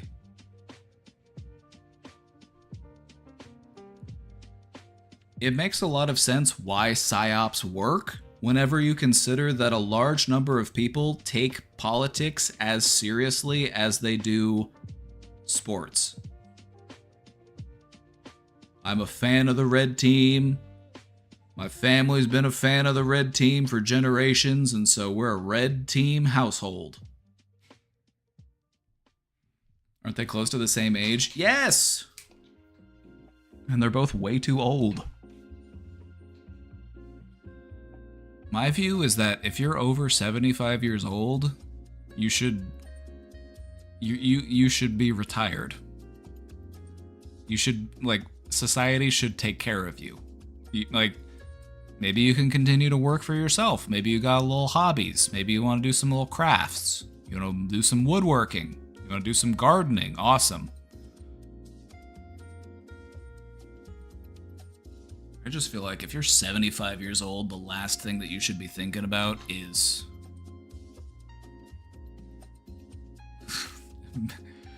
geopolitics.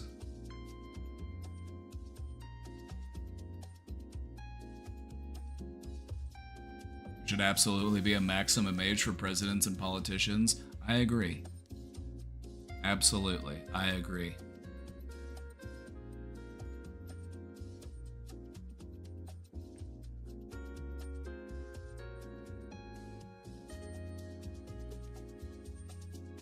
You'll see a lot of people get caught in this artificial binary.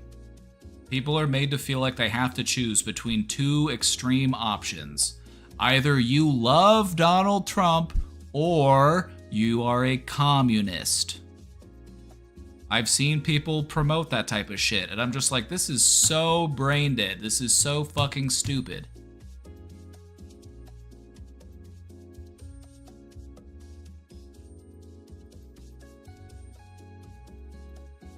Psychological manipulation thrives on erasing nuance and creating this us versus them mentality. And so that's what we need whenever we have these types of political discussions, is we need nuance. If you're going to talk about how many people communism has killed, can we also talk about how many people capitalism has killed? I hear all the time about how many people socialism and communism have killed, but we, oddly enough, never talk about how many people die because of capitalism.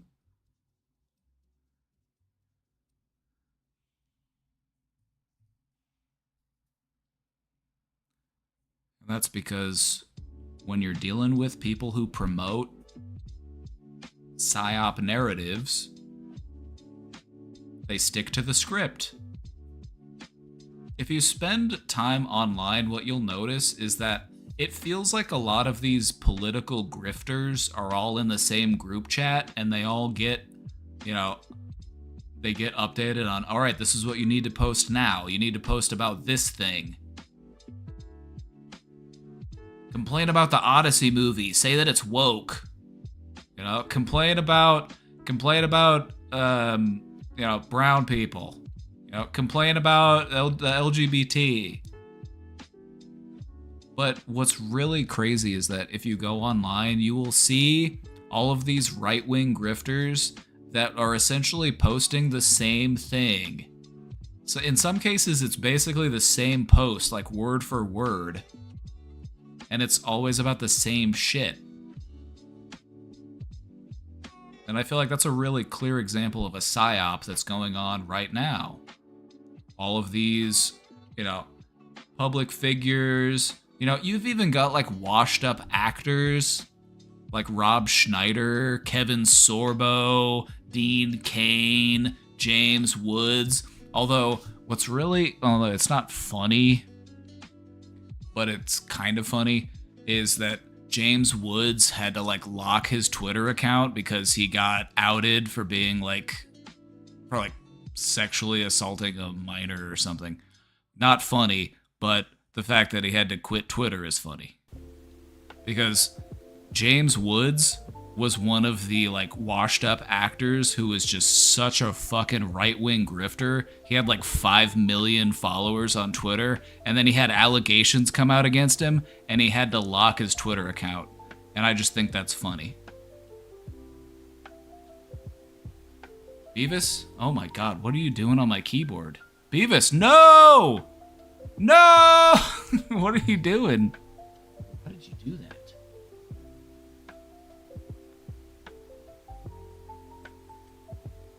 How did you even do that? How did you get that to switch windows?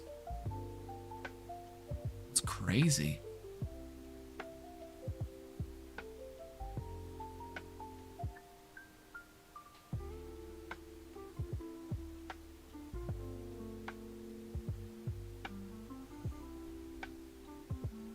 Anyway, I feel like it's important to be able to recognize stuff like propaganda and psyops, and it's also important to be able to have these types of conversations with people that you care about. If you have people in your family who are just obsessed with specific news sources, maybe we can have some conversations with them. And we're gonna avoid, that artificial binary, because you're going to see that a lot of these narratives, people feel like they're forced between either of one of two extreme options.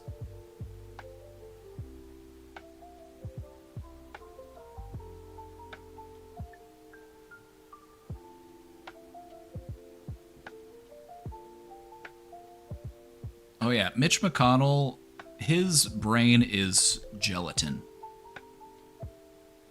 He literally had a stroke live on air, and then his handlers come in and they shuffle him away. And this was months ago. This happened a long time ago, and then he's just falling all over the place. It feels like elder abuse, which it is. It honestly feels like there's elder abuse going on in our government, where these people are just taking advantage of feeble old people. Here, sign this thing. Just put your name right here. There you go. I don't think he can even talk anymore. I think he's a vegetable.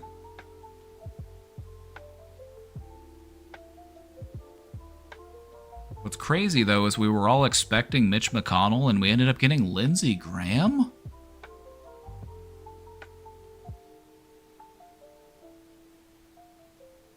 Lindsey Graham was not on my bingo card. R.I.P. Lindsey. May he be reincarnated as a ladybug.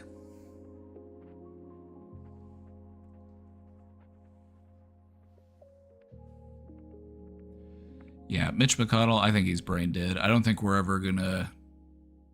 They have these, like, proof of life things, but they're just, like, pictures, and I'm just like, we need a video.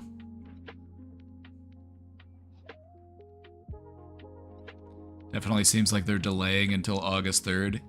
Yeah, they're delaying, that's for sure.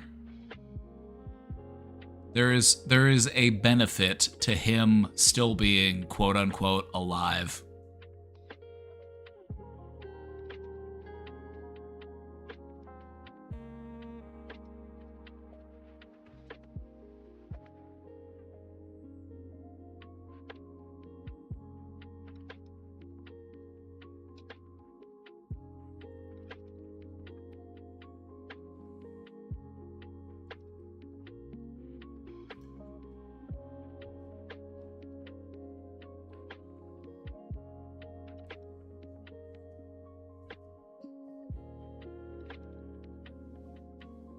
Is the pay that good?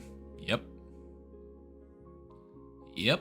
That's why a lot of people sell their soul and become grifters, is because if you're washed up and irrelevant, it's one of the few ways to stay relevant, is to just become a propagandist. The person that comes to mind often for me are people like Kevin Sorbo and Rob Schneider. Just washed up actors who have nothing left, and so they just take to becoming right-wing grifters. Just promoting the same viewpoints that everybody else is promoting. Sticking to the script. Once you learn how to spot a PSYOP, you start to notice just how prevalent they are. They're all over the place. There are forces that are trying to psychologically manipulate people all over the place.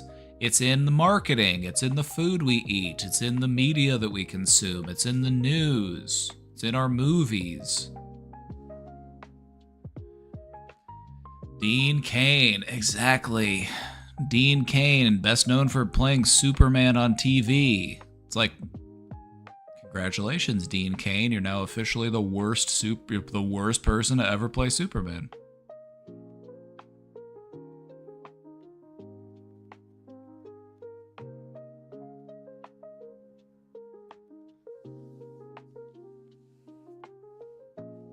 $30 years ago. Exactly. Jim from The Office is a CIA asset? It wouldn't surprise me. He did play a CIA officer on a show.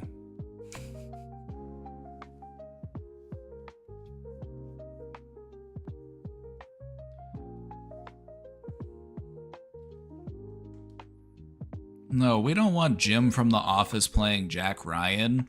Who we really want is Jack Reacher, who's played by Alan Ritchson, who's actually pretty based.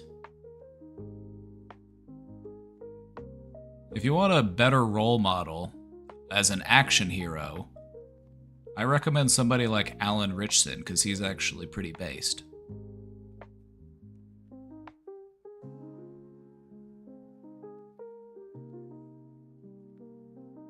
Also, one of his Trump supporter neighbors was like jumping out in front of him when he was on his motorcycle, like trying to get him to wreck. And then he gets off the motorcycle and just whoops this guy's ass. And then he got away with it because the other guy started it. It was awesome. Not that kicking people's asses is awesome, chat, right? We don't ever do that. That's bad. Don't ever do anything bad ever. We got to make sure that we're good so that we don't get banned. Who is this? Okay, I'll find it.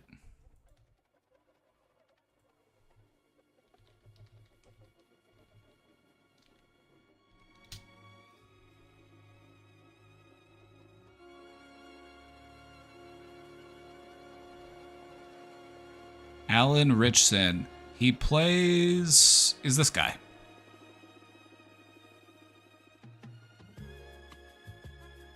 He plays Jack Reacher in the show Reacher.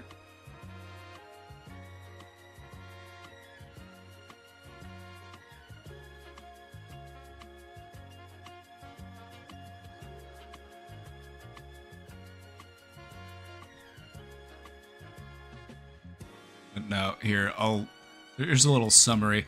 He was involved in a physical altercation with his neighbor.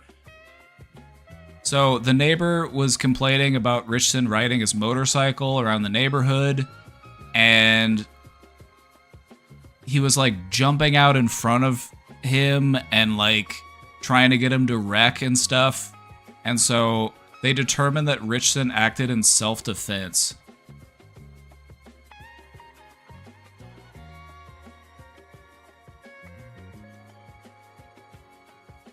Hold on, I have to wait for this ad. He was even wearing a GoPro when he did it. He had like first-person POV of him like whooping this guy's ass. And then the guy posts a picture of himself after he got his ass whooped. Straight dudes love that show. Can you blame me? Can you blame me? Like, straight men need good role models. Like, who do we have? A lot of male role models are just dog shit. So, you know, I'll take it.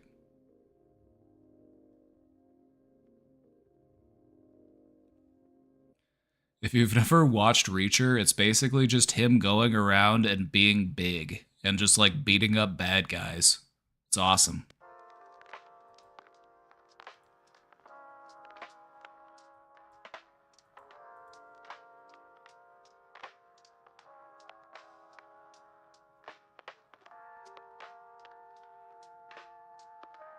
Yeah, he was riding his motorcycle with his kids. There's another clip where it's actually from Alan's point of view because he's wearing a GoPro. And this other guy is like jumping out in front of him and like trying to get him to wreck and stuff. And it's...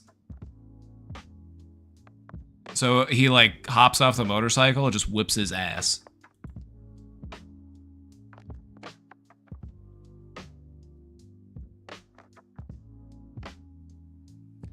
So the update is, he did not instigate the fight. He was pushed off of his bike twice by the man. So this was the video that came out first. This happened in March of this year. This was the video that came out first. Somebody was filming it from inside their house. But then, Alan, oh my god, that's loud. Okay, never mind. Alan Richardson released his POV footage because he was recording.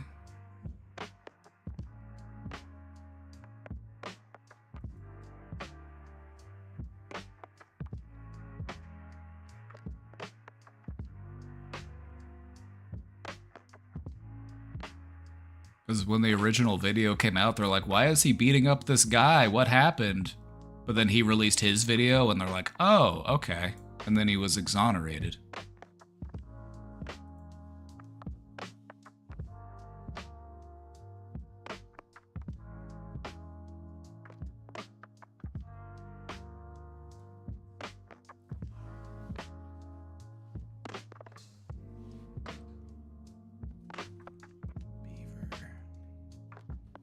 Beaver. Beaver.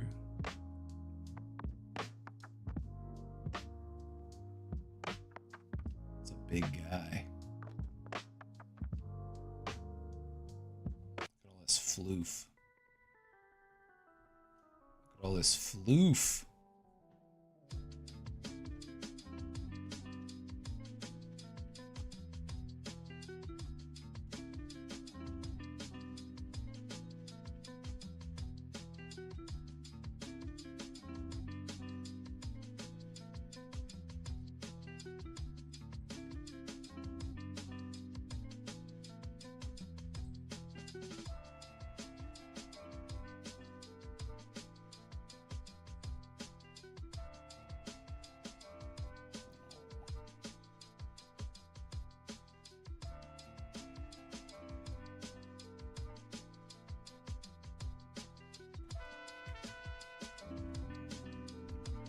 I don't think he understood a word of what we were talking about today. I don't think he learned a thing. And I wouldn't have it any other way.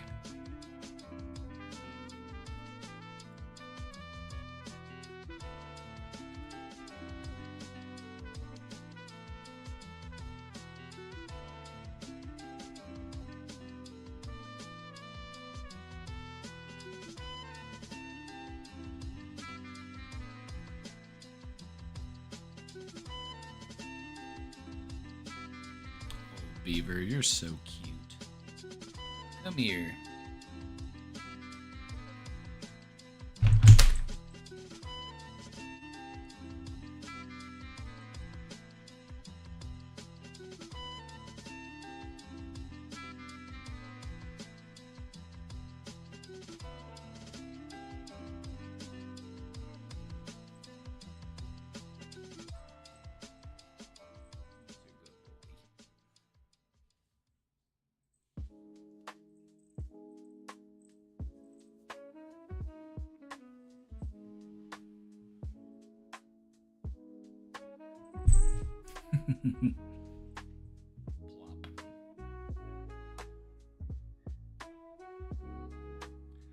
Plop.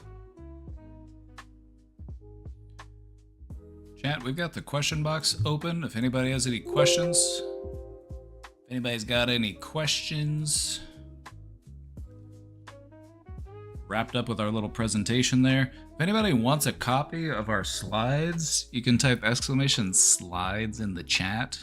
I don't know, maybe you like that sort of stuff. Maybe you like teaching people about PSYOPs. It might be a helpful bit of material.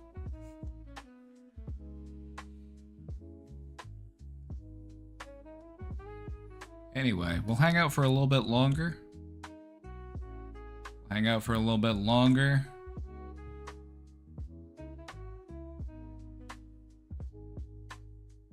Missed the PSYOP show. It's alright. The VOD will be there for you.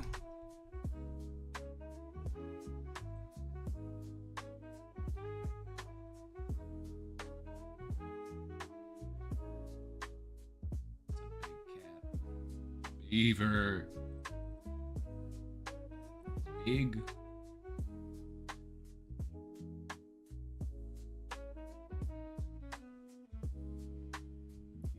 He's grabbing my arm and licking me.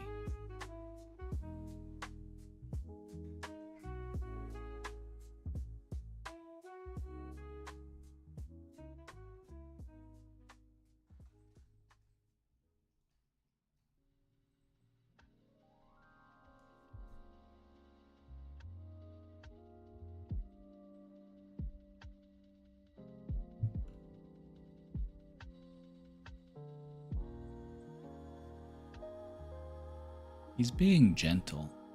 It doesn't hurt. I just love bites. He's just warning me not to mess with him.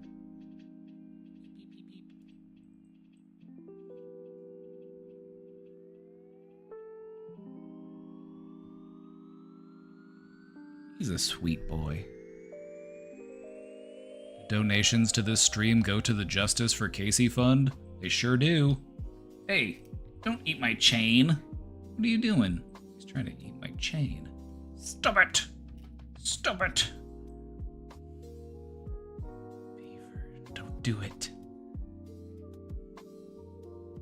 Look at those grippers. Look at the size of that paw. This boy's got some grippers.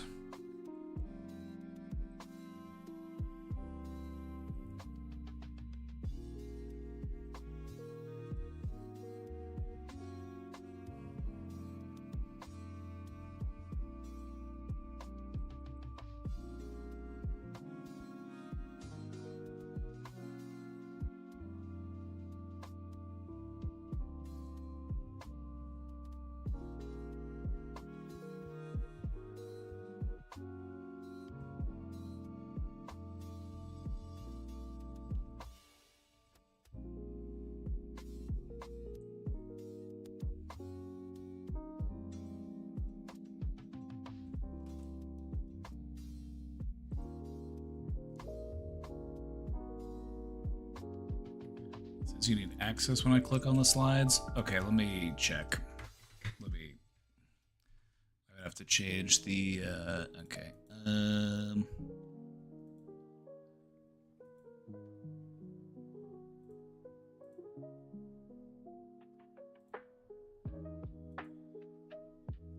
Right.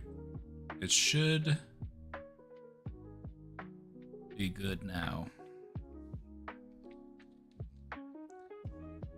Let me check.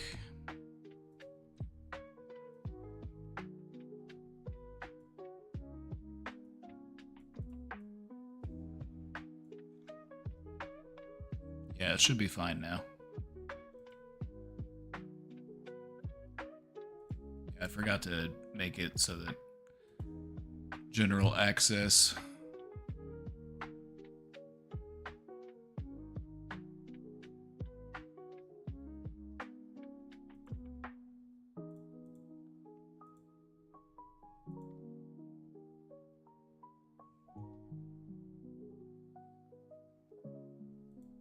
Here we go.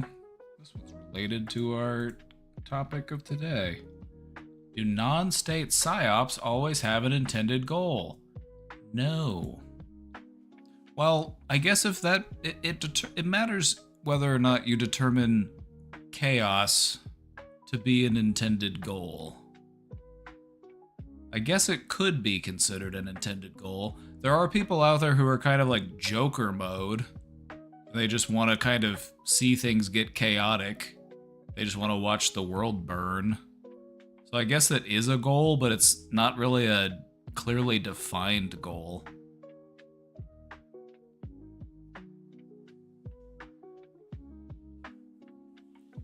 Because yeah, non-state PSYOPs, you know, that could just be some billionaire. This could be some tech mogul. This could be some super PAC. This could be a group of hacktivists. This could be, you know... And most often they do have some type of goal.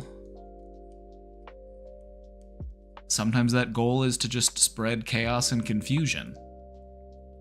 And so while it's not really a clearly defined goal, it's still their goal. Chaos, confusion, manipulation, and control. That's what a lot of it boils back down to.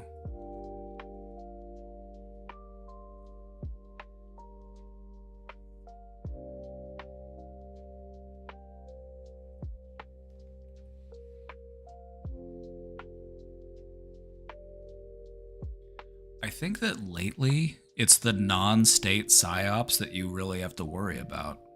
I feel like the state PSYOPs just... They've lost their gas. They've lost the meme potential. Like, what do you see when you go on the official White House account? It's just the same slop. It's like, who is this for? Like, boomers? It's like, the state PSYOPs are losing effectiveness on most younger people. But it's those non-state PSYOPs that you gotta watch out for because they can be a little bit more particular. They can be a little bit more nuanced. They can be a little bit more specific. So those are the ones you really gotta watch out for. Disclosure Day. That movie could have been a PSYOP for all I fucking know. I haven't seen it, but I heard that people were saying that it was. They're like, they're gonna fake an alien invasion, aren't they? I'm like, maybe. They might be. I don't know, it wouldn't surprise me. Maybe it's all a PSYOP. Or maybe the real PSYOP is that our government is just pretending to be ineffective so that they can actually fool us. Maybe that's what they're trying to do. They're just playing dumb. But I don't know, because sometimes it does feel like they are genuinely very dumb. But then there's always a part of me that's like, are they just playing dumb? It's hard to call. It's hard to know.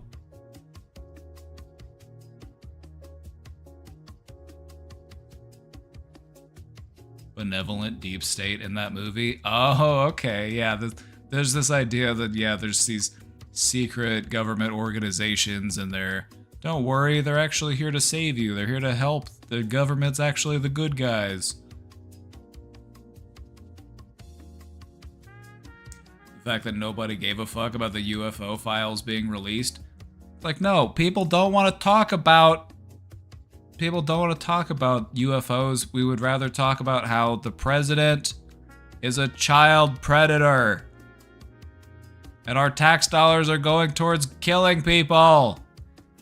And we've got masked agents kidnapping and killing people on our streets. But no, man, like, UFOs, dude. Far out, man.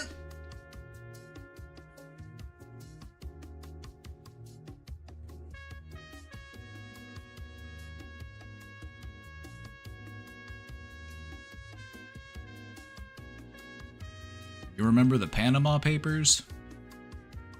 They released documents that a bunch of the wealthy people in the world were colluding and manipulating and stashing all this money overseas. And then what happened? Well, the journalist that uncovered the story got murdered.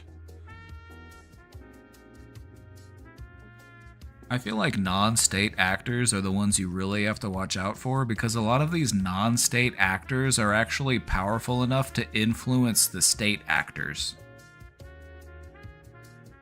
These tech billionaires, you know, they've got significant pull in government institutions despite never being elected.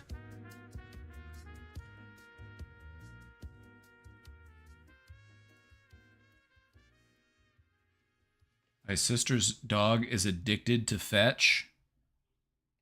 Well, you know, we've all got our vices. My sister's dog is addicted to fetch and tug and means well, but it freaks out my dog, and now she never wants to play fetch and stuff, especially with him out at the same time. I don't know how to approach it, and my sister isn't home a lot, so it is a given that he's around and also needs attention because he's very task-oriented. I would just keep working at it. The thing about dogs, and when dogs engage in play, like play is a social behavior for dogs, and sometimes dogs need some time to like suss out other dogs, I would just keep at it. I would just keep at it, and hopefully they're able to learn how to play together. But when it comes to dogs, you're trying to invoke that like pack mentality of like, hey, we're all in the same pack. We're all on the same team. We can all play together. Because dogs can be a little bit, you know, standoffish, especially when it comes to new people, new dogs, and allowing themselves to feel vulnerable enough to let their guard down and play around those new faces.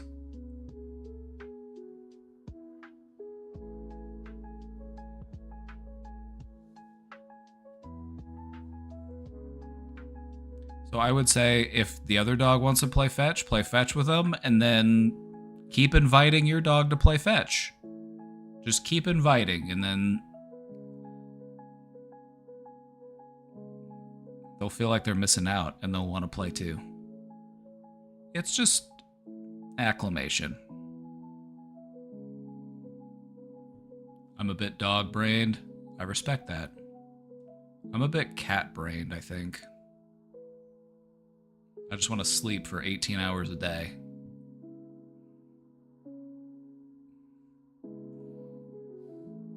I just want to stretch out and lay in the sun. Bury my poop in sand.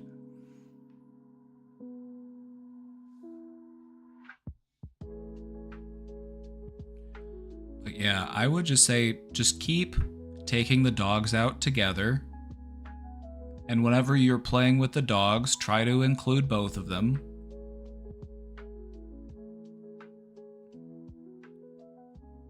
Because dogs are good at correcting other dogs. Like if a dog feels like his boundaries are being violated by another dog, like they'll let him know. So sometimes you gotta let the dogs get together and do their dog thing and communicate with each other and, you know, learn how to form that bond. I would just say, just keep working at it. Just keep working at it, try to give both of the dogs some attention, and hopefully we can all learn how to play together. But yeah, it's not unusual that it might take a little bit to get up to that, because sometimes, like I said, dogs can be a little bit standoffish when it comes to playing with somebody new, especially if it's somebody that's a bit overwhelming.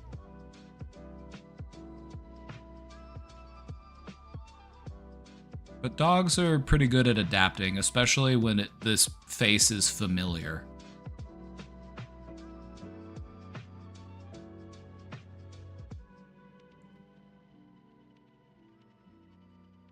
Dogs are pretty good about, you know, learning how to be friendly with each other.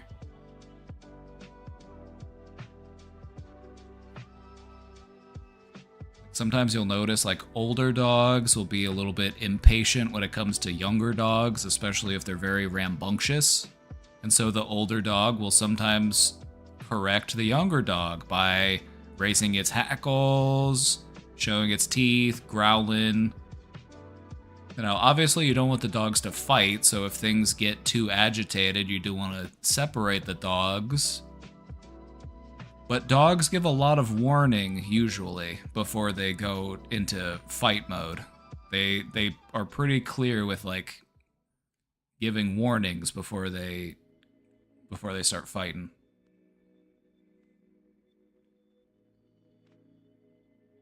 Do dogs have brains? No, it's actually just hollow.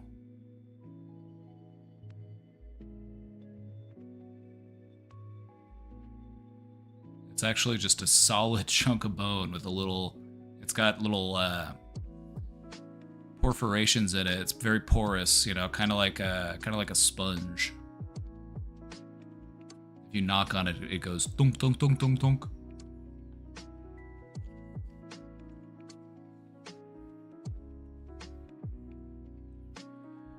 But for real though, dogs do have brains. They're just a more simplified version of a brain. They have a mammal brain. Mammal brains can form memories.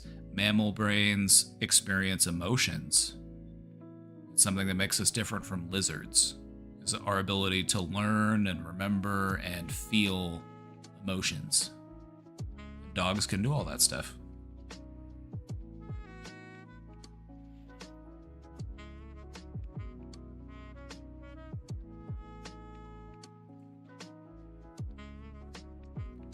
One of my favorite things lately is finding free events or shows in hopes to improve my mental health. And I look forward to them all week, but when the time comes, I'm a whole different mindset. I can never calculate my energy tank or mood accurately so that I can plan my week without turning into a flake. I disappoint myself. Why does this happen all the time? I actually fear making promises nowadays when it's a week or more in advance.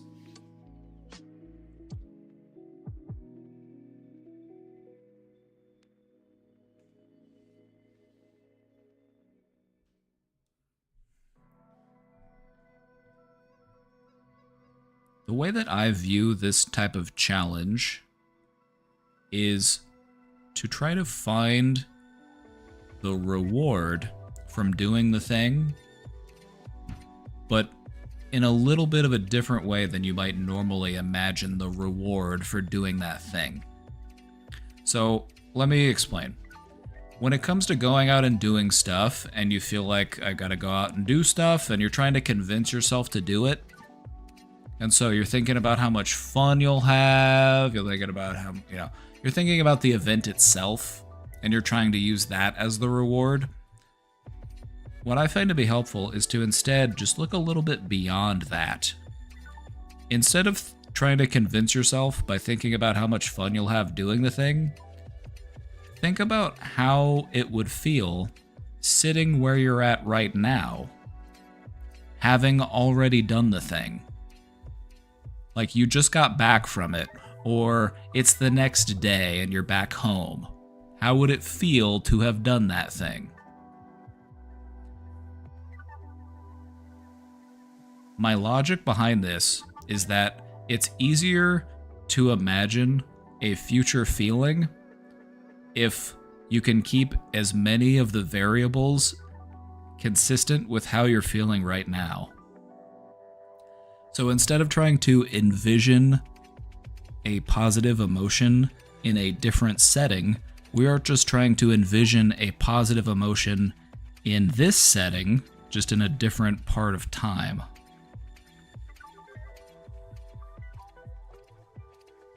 So when you're trying to look at this event, this thing that you want to go out and do, when you're trying to find motivation to go out and do that thing, don't convince yourself by thinking about the event itself. Like, I'm going to go do this, and so-and-so is going to be there, and we're going to do this, and we're going to have this to eat, and it's going to be so much fun. You're having to do a lot of mental calculation to properly comprehend what that would feel like. because there's a lot of variables involved there. What's the weather going to be like? Is it going to be crowded? Is it going to rain? Am I going to like my outfit? Too many variables.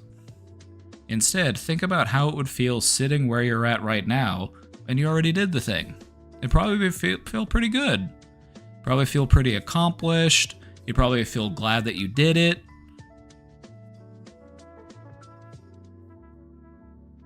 And so what I've found is that by focusing on that instead, it can help us to find that motivation to actually do it, because we're able to connect with that feeling on a deeper level.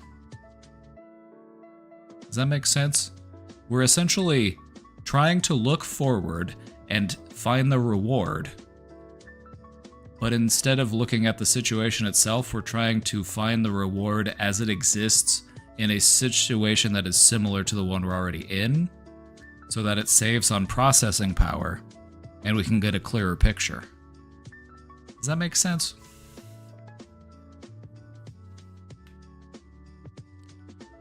So when you're trying to talk yourself into doing something, you're planning an event, you're going to go out and do a thing, don't think about the event itself. Think about how good it would feel having done the thing. You're sitting at home and you did the thing. You probably feel pretty good. Feel proud of yourself for stepping outside of your comfort zone. You feel accomplished. It feels good. And that's what you're looking for. That's what you're looking for.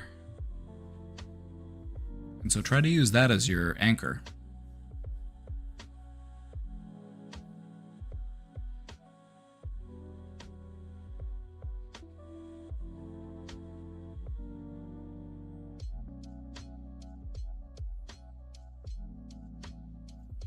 Also, when it comes to flaking,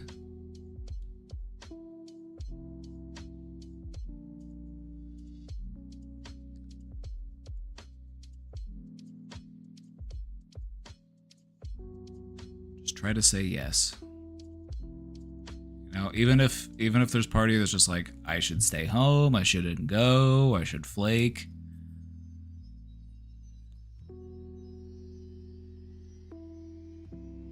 That's just going to lead. It might give us a sense of relief, right? Like flaking out on something might give us a sort of temporary relief.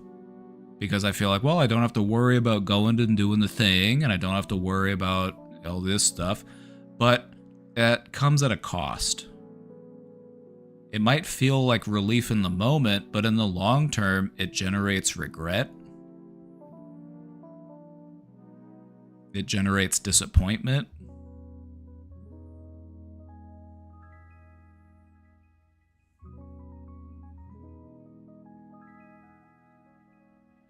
So what it all comes down to is doing stuff that's good for you, even though it might feel hard to do. And in doing so, recognizing that you don't always want life to be mindless and easy. We like it when there's a little bit of challenge. We like it when there's different things that we have to navigate. It makes us feel more alive.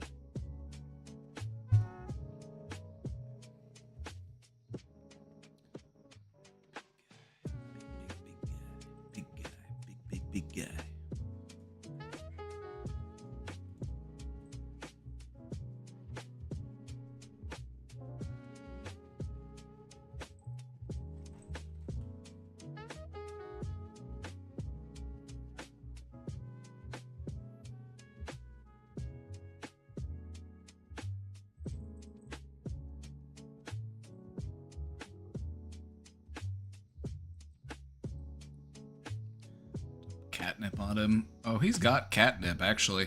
He's got catnip. It came with his new Game Boy. If you're not in the Discord, you probably haven't seen it. Well, of course you haven't seen it, because it's only been posted on the Discord.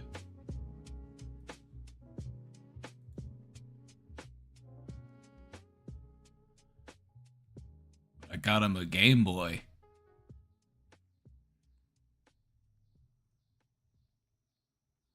Got those little jingly balls in there.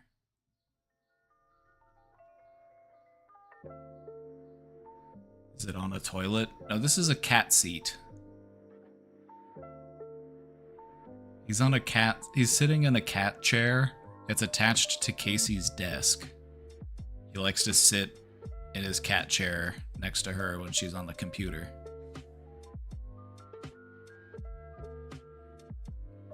Except for right now, he's plopped out on my desk. As he likes to do.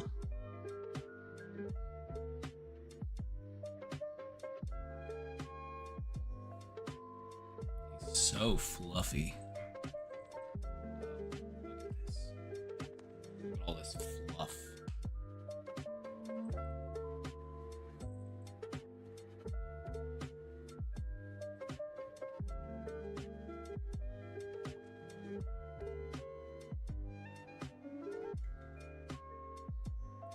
That's my man. That's my handsome man.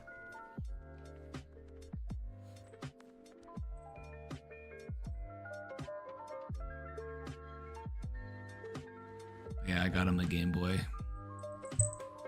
It came with a little pouch of catnip, so I sprinkled it in there. I wish I had a pet. What type of pet would you get?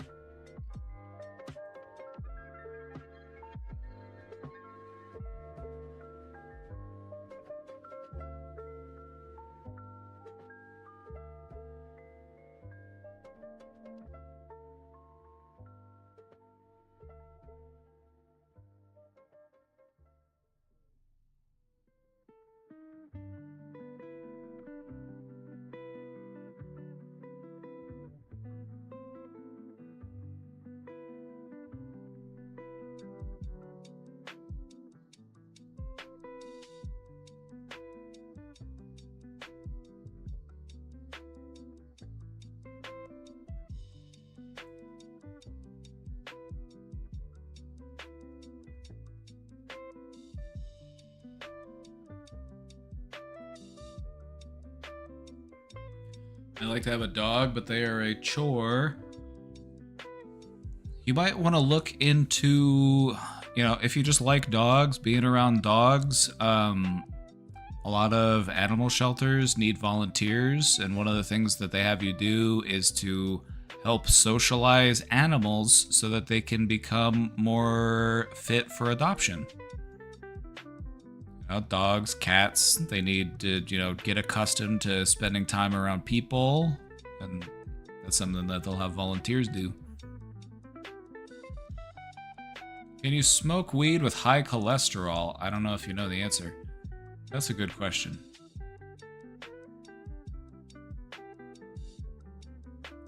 As far as I know, I don't think it's a problem. I'm not sure how it would make it any worse. But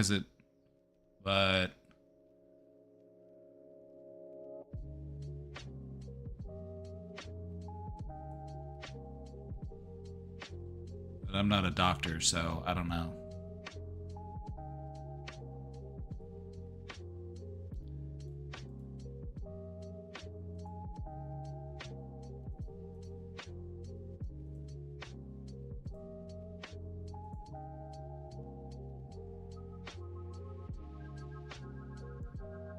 Yeah, I'm looking into it, and it's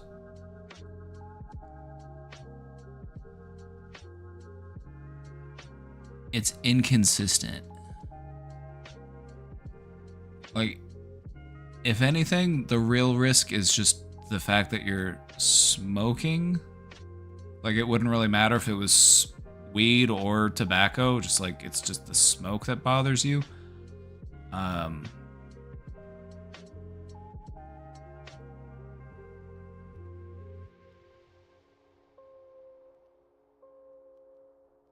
But what I'm reading is that there's not a lot of research on it, and the results from the research are fairly mixed, so there's not really like a clear answer.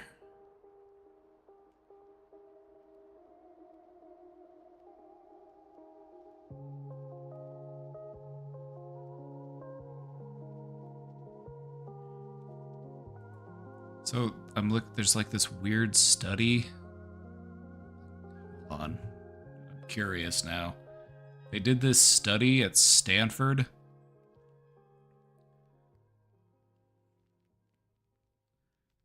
They found that a molecule in soybeans may counteract these effects. It says people who smoke marijuana more than once a month have an increased risk of heart attack and heart disease, Stanford researchers have found. But they found this by... you know how they found this?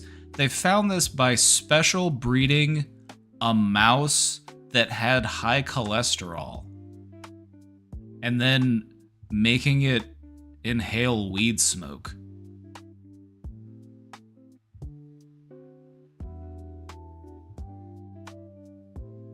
Versus just giving it THC through a different way.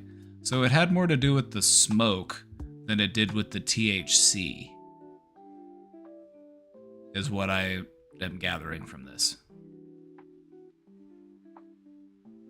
So they hotboxed a lab mouse? Yes. Science is weird, dude. It is. Like, you'll read a study and it'll say stuff like, people who smoke more marijuana more than once a month. It's like, oh, okay, well, how did they get that data? It's like, well, we bred mice. We bred mice.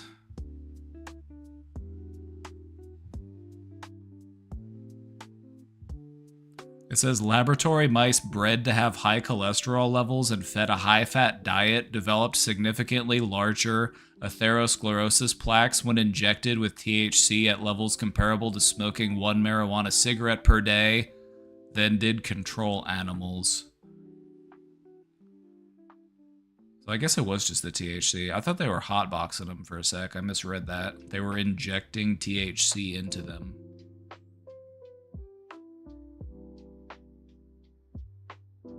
But yeah, even that, it's like the...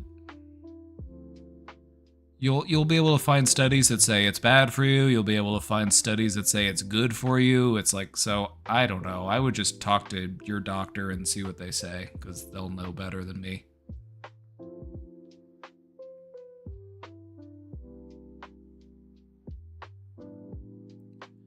They say concentrates are worse too due to solvents. Yeah, it's like they have to do all sorts of like chemical extraction to get a lot of these solvents. And I'm sure that shit's not good for you.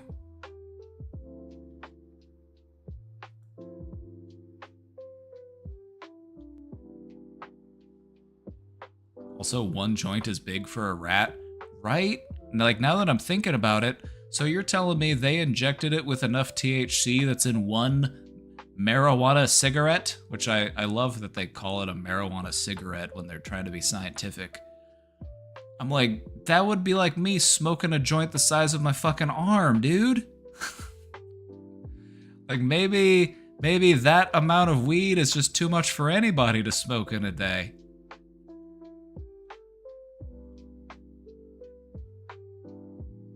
I don't think they were giving it a rat-sized joint. I think they were giving it a human-sized joint, and that's probably the that's probably the problem.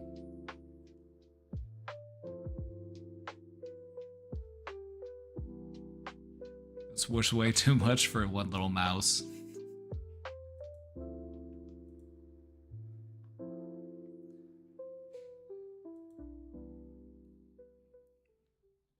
Anyway, I think it's just important to take all things in moderation.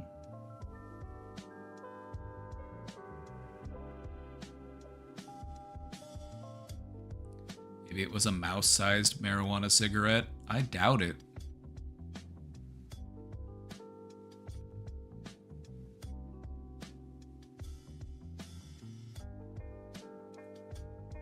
They gave him a full human dose. That mouse was seeing sounds, brother. I'm all jacked up on caffeine. I can see sounds. I can see everything.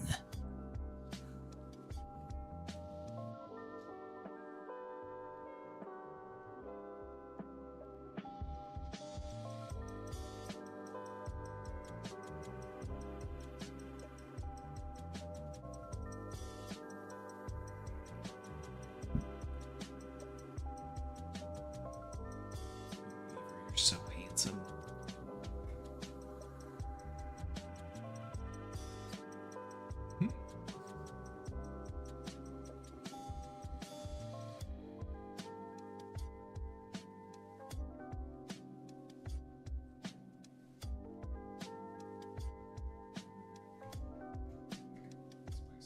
Boy.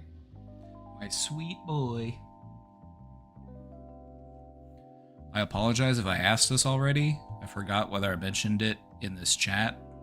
Hey, no apologies. No apologies, that's the rule.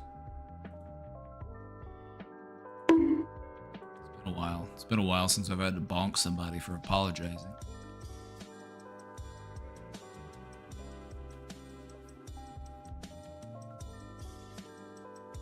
I'm having a lot of issues with a coworker, making my work days pretty hellish. We were actually very close for about a year. We became good friends and enjoyed spending time together and chatting. Suddenly things took a weird turn somewhere and I don't really know what happened. He started to criticize and question every choice I make in my personal life. I think what happened was something happened in his personal life. And now he's making it your problem. He's redirecting all of that stuff onto you. If he's questioning all of your life decisions, then that means that somebody in his life is questioning all of his life decisions. Maybe it's him, maybe it's his significant other, maybe it's his parents, who knows? They're just passing that shit downstream to you.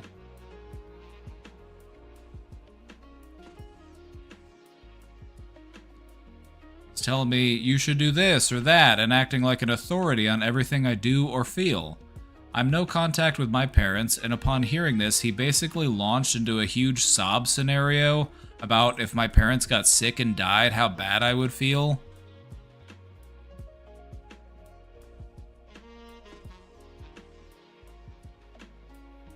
Like, yeah, that would be sad. Wouldn't it? It would be sad. I can agree. I can agree that would be sad. It would make me sad if that happened.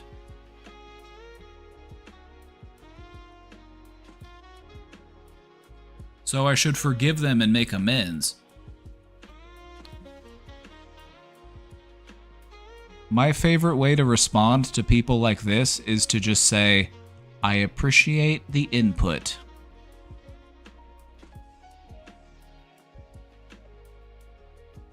They're just telling you what they would do if they were in that situation. They don't actually know your situation. You probably have completely valid reasons for not talking to them. You probably have valid reasons, alright?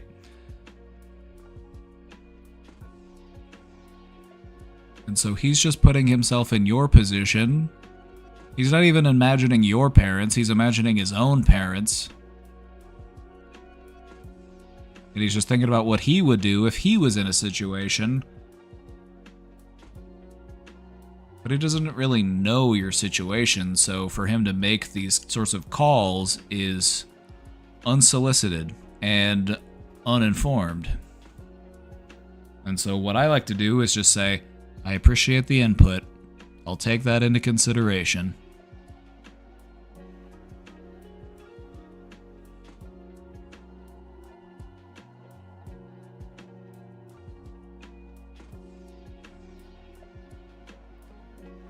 That's the thing. He won't take my life experience seriously, like only his matters to him. He thinks his way of doing everything is the only way to do anything. Then how come he's not very convincing? You've given me a lot to think about. Exactly. Like, that's the kind of shit I'll say.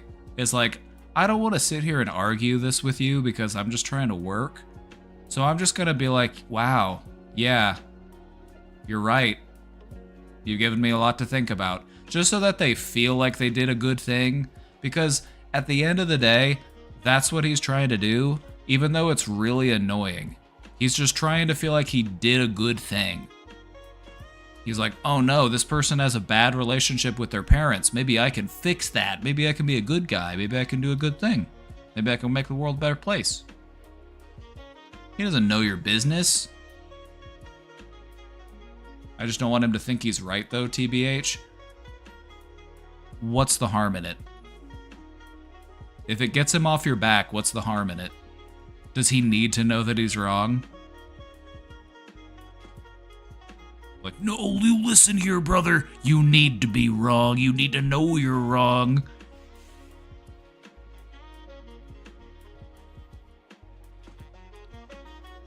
I think that one of the ways to actually find peace and balance in this life is to be okay with other people being wrong, even when it comes to being wrong about us.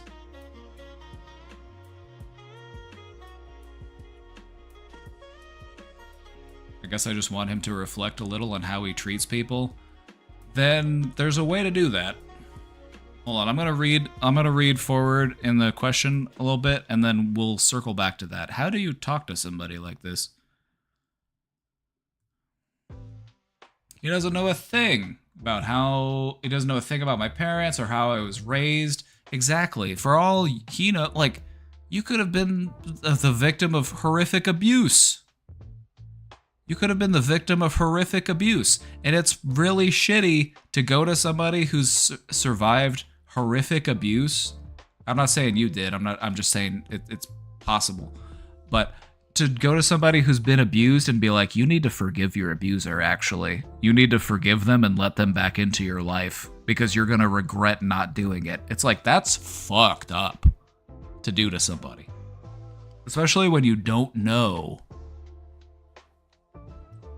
What he should do instead is say stuff like, oh, that's too bad. I'm sure you had your reasons for doing it. Hopefully you guys are able to find peace. Like, that's so much easier than just telling you, like, you need to do this right now, actually, to get your life together. Otherwise, you're gonna really regret it.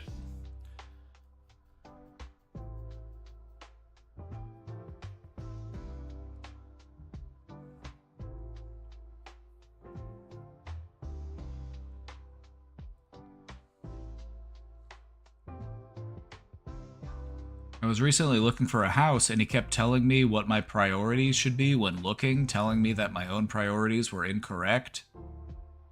I appreciate your input.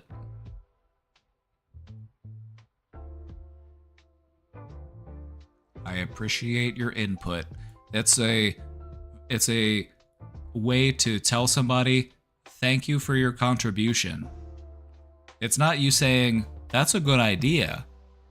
It's not you saying, I'm gonna do that. It's you saying, thank you for your contribution.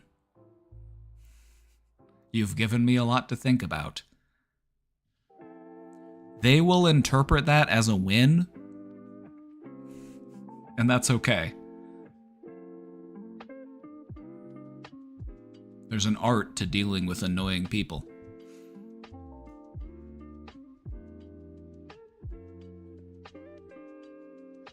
I'll do a one-word response. I'll say "oh" with a question inflection and let it go at that.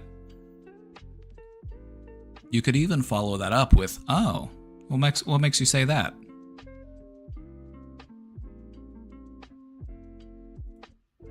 I don't want the motherfucker to win, goddammit, maybe I'm the problem. You don't win by him thinking that he's right. You win by protecting your peace.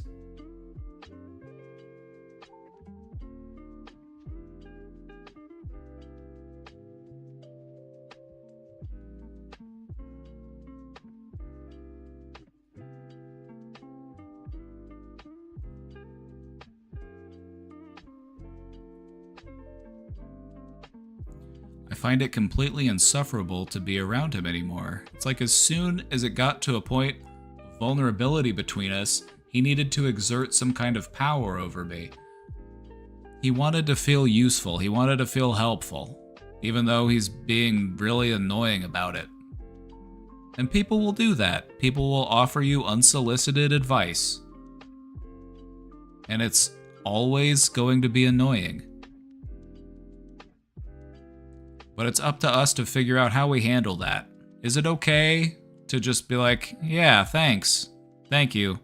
Uh-huh. You've given me a lot to think about. It's like you're playing a game with a little kid. You're playing a game with a little kid. What do? You let the kid win so that they don't throw a temper tantrum. It's not like you dunk on them just because you can. Like, boom shakalaka. This is my court. Like, no, you go easy on them because it just saves you the hassle of having to deal with the fallout. My favorite is, damn, that's crazy. That's another good one. You'll get through a lot with just a damn, that's crazy. Another one that I get a lot of mileage out of is, hell yeah, brother.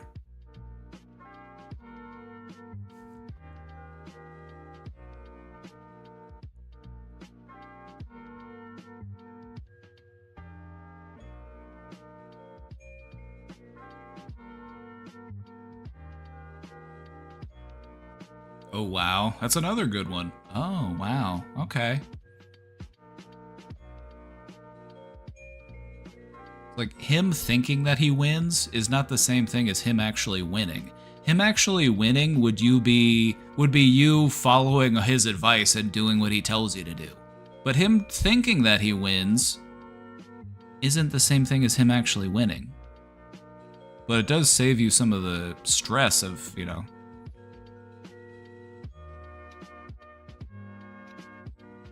so glad I don't have to deal with shit like this anymore. It might surprise you. It'll find a way to pop up every now and again. You'll get the occasional person who's just like, you know what? Here's everything that's wrong with your life, and here's how you should fix it. And just like, who asked you, buddy? Sir, this is a Wendy's?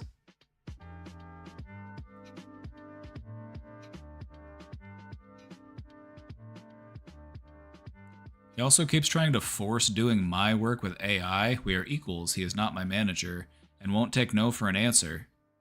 Just not sure how to handle this whole thing. Any advice? Give him the illusion of victory, so that he stops being annoying. When you're dealing with someone who's annoying, we don't have to, we don't have to berate them, we don't have to beat them down, we don't have to call them an idiot and make them feel like a loser. You just give them the illusion that they won. Like, yeah, okay. Yeah, sure, I'll get right on that. Okay, cool, thank you. Sounds good. And then you don't actually do the thing. Because you don't have to. And so it gets him off your back, and it makes him feel like he did something.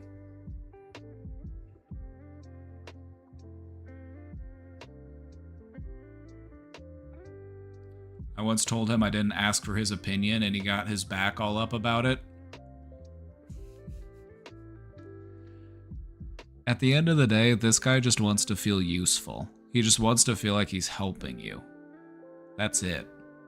You don't actually have to do what he says, but for the sake of your own sanity, you can just pretend to agree with him.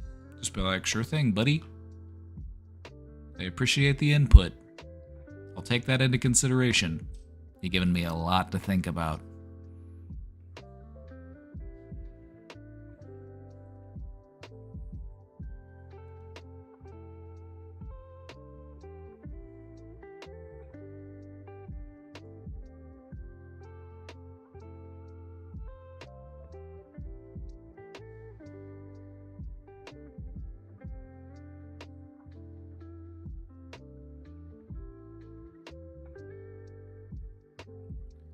In a way, everybody feels like a winner. He feels like a winner because he feels like you listened to him, and you feel like a winner because you were able to shut down his bullshit and not have to worry about it anymore.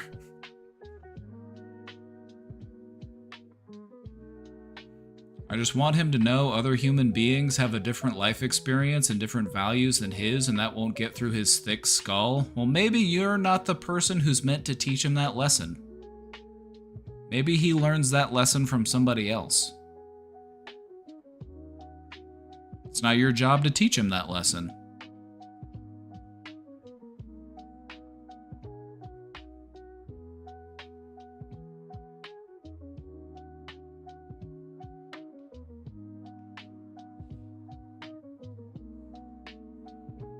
But anyway, let's say that you did want to talk to a person about this. How do we do it?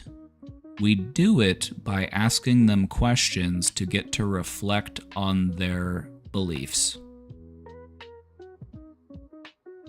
We're not trying to come across as like accusatory or anything like that. We want to approach it with like more of like a curiosity. Like, oh, well, what makes you say that? Where did you hear that from? How'd you come up with that one? But what if somebody had a different upbringing? Or what if somebody is dealing with a different set of circumstances? You're just asking questions. Just trying to get him to expand his perspective a little bit. And that is if you want to do it. But this is just your coworker. You know, you're by no means obligated to like teach this guy how to socially interact with people. Props to you if you do. I'm sure you'd be doing the world a favor. But that's not the job you're getting paid to do.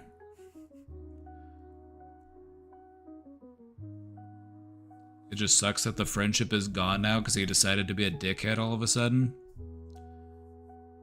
I'm sure that there's a polite, business-friendly way that you can convey that exact idea.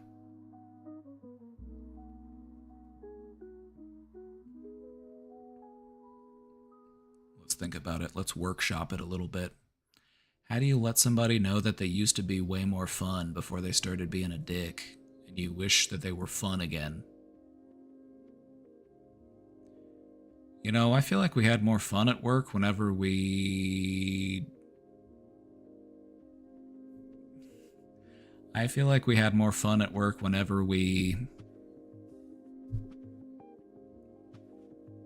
didn't talk about this kind of stuff. You know, like...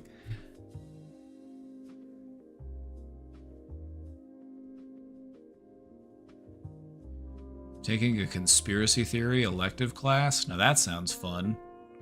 We just did a presentation on PSYOPs today.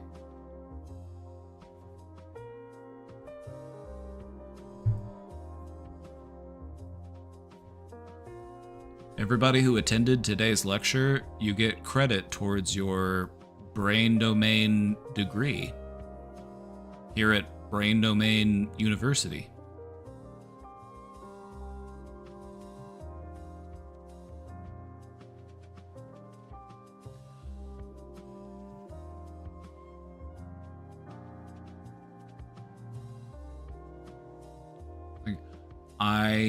I'm just trying to think of how we could try to talk to this guy. Like, he's probably... Like, you have to be careful about it, because he's probably going to get defensive, even if you are really nice about it.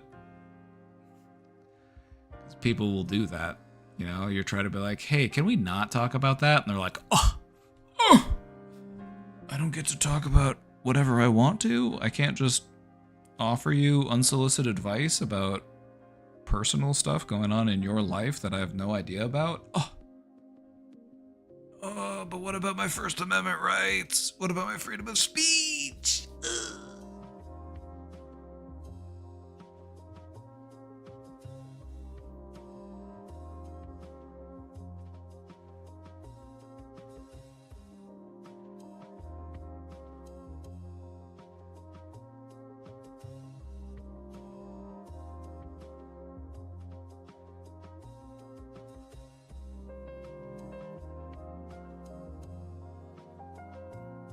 I found work much more enjoyable when we were able to leave personal stuff out of it.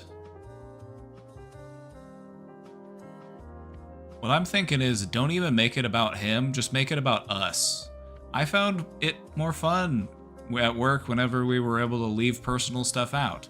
Notice I say we, even though he's the one who's going at it, you know, as long as it's not made to feel like it's just a him problem, it might help soften the blow. You know, I think we should just leave personal stuff out of work. I kind of like to just not think about that stuff while I'm here.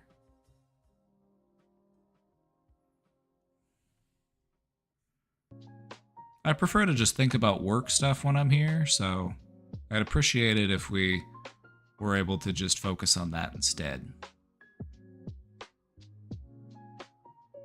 Now, there's different ways you can try to approach that, but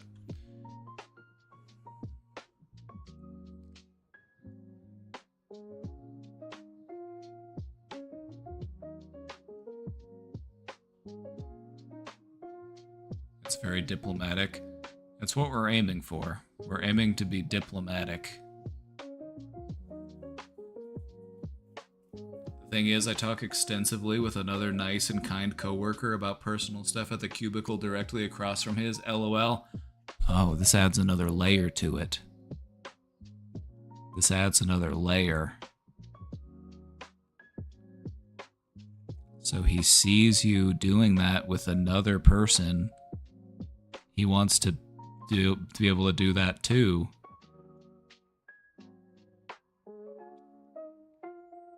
That's what I'm thinking, Vordy. I'm thinking he might be a little jealous. It's like, I understand that it's annoying and it's irritating, but at the end of the day, I think, you know, why is he doing it? Does he want to help? Even though it's not helpful, is he trying to help? Does it at least feel like he's at least trying to help, even though he's doing it in an annoying way? Does he have good intentions?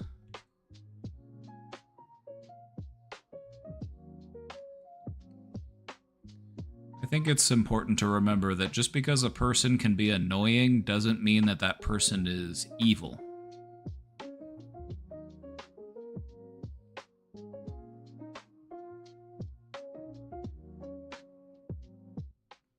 It feels like he's trying to control and coerce, but that could just be colored by my own trauma. It sounds to me like he's just trying to be a problem solver. A lot of people set their own self-worth by their ability to solve problems. You know, it's the type of person where you go and you want to talk to them about you had a bad day, you had a hard day, and all they do is like, well, here's what you should have done instead. Here's where the problem is. You shouldn't have been hanging out with that person. What were you thinking? It's like, that's not helpful. But people do it because they're trying to help solve a problem, even though it's not helpful. So I think the intentions are probably good. They're just ill-informed. And therefore annoying.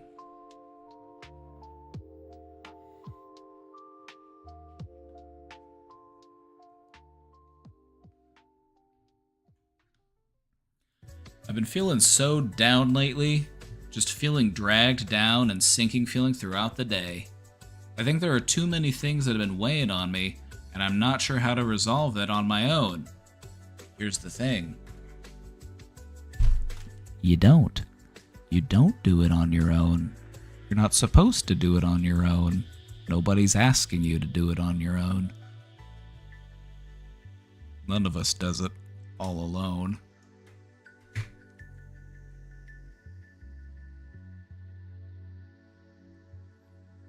The problem is, I don't feel like I have much support or someone to talk to. And that's a problem that we can solve. Like, let's say you like right now you have goals, right? You have goals to turn this around. One of the first most important goals is to expand your support network so that you do feel supported, so that you do have people to talk to.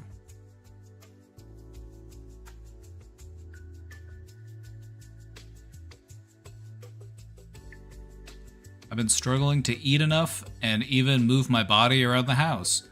I'm trying to get things done little by little. It just feels so hard right now. Any tips for cheering yourself up? I'm stressed and my friends are too busy to talk. Alright, I'm just going to kind of be throwing stuff at you. I'm going to try not to overload you with information, but I do have a few things that I want to send your way. If your friends are too busy to talk, schedule a time to talk. Schedule a time to catch up with those friends. You know, when we are young, it's a bit easier to just be able to talk to people whenever we want to, or just, you know, any time of day, just be able to reach out and find somebody. But as we get older, you know, things start to change a bit. People get busy, and we kind of have to find a time that works for both of us to get together and have a chat. And so, if your friends are too busy, ask them when would be a good time for us to catch up. Like, hey, I miss talking to you. When would you, like, what time are you free?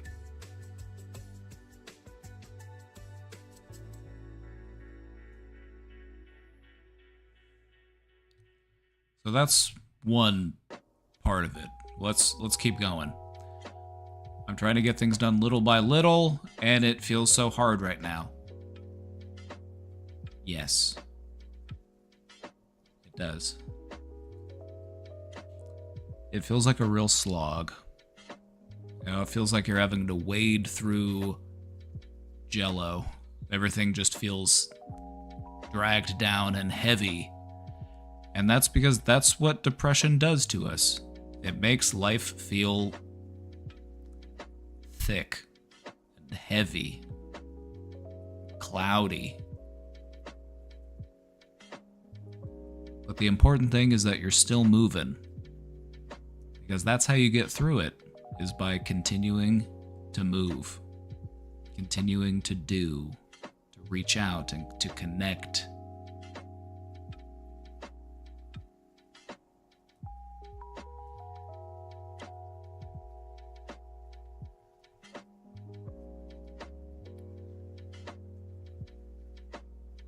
So, there are a few different things to take into consideration here.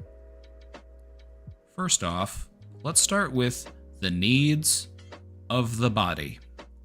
What are your physical needs? You need good nutrition. You need physical activity. It doesn't have to be anything intense, but your body needs it because stagnation is bad for you. Makes your muscles atrophy, and it just makes you achy and sore and feel tired even though you're not doing anything. Your body moving around and getting a healthy amount of motion is actually what gives you more energy. Whenever you put very little demand on your body stops producing as much energy and you get tired way easier.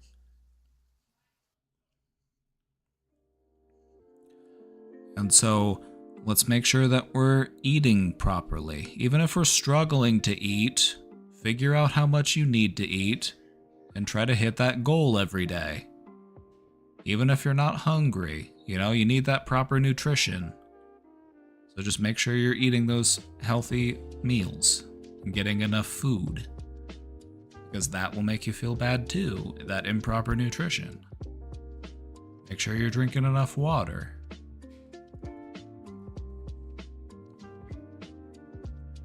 I would also encourage you to try to get out and go on a walk.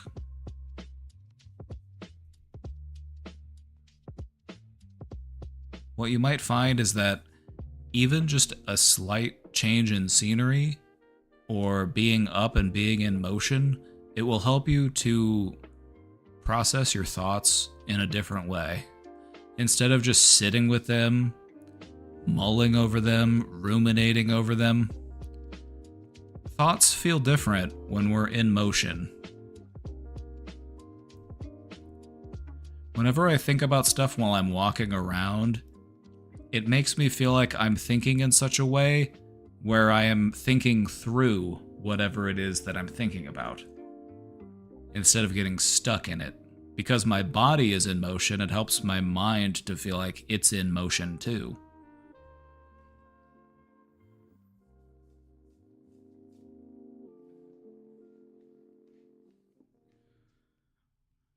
So the needs of the body are really important, especially when it comes to, it's stuff that you can't afford to ignore, especially when you're trying to combat against depression. You've got to get up and do it even if you don't want to do it. Because depression will just make you want to lay around or just pace back and forth, or maybe you're just moving from the couch to the sofa to the toilet to the couch to the sofa. You're just kind of shuffling in between 3 or 4 different spots.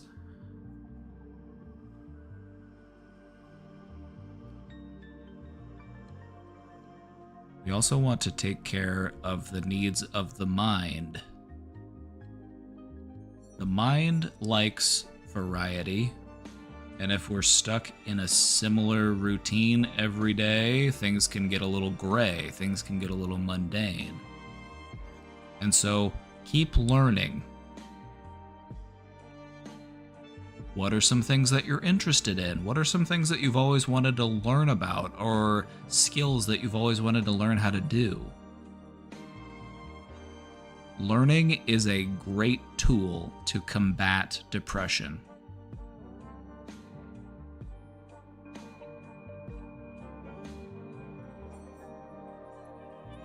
And I can't understate that. It really is a very powerful tool.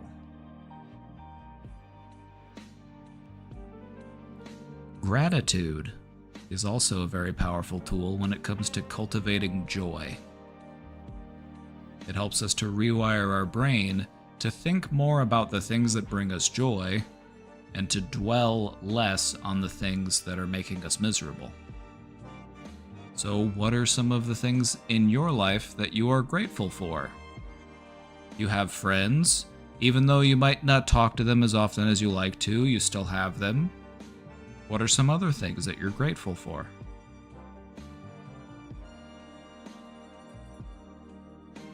Even though you're struggling, you're still able to get up and move around. You still have a place to live. You still have food.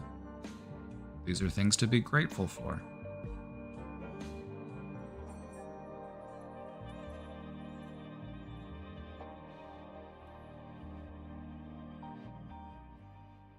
For now, well, that's all that matters. If conditions change, we will change.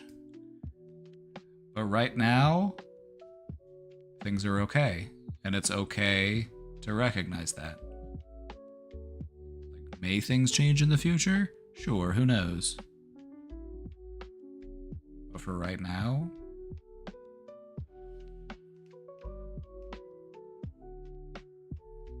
I'm grateful for my friends and my dog.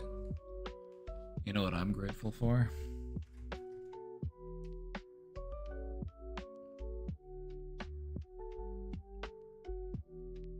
This gigantic orange cat.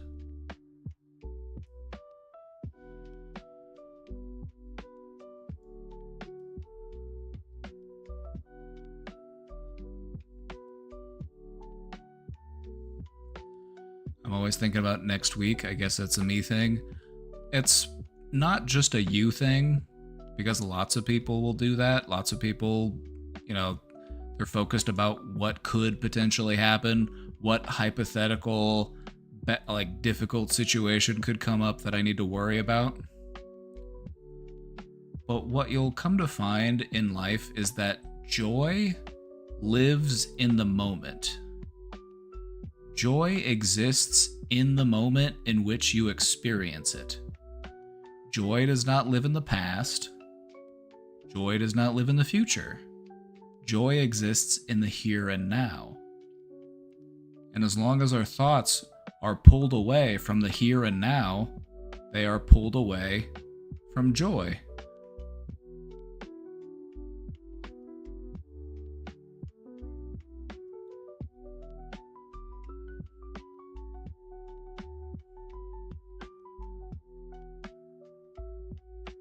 Beaver, you're such a good guru. You know so many things, in spite of having such an empty head.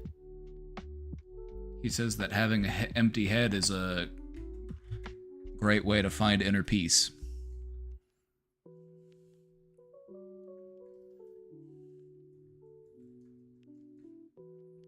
He's low on intellect, but he's high in wisdom.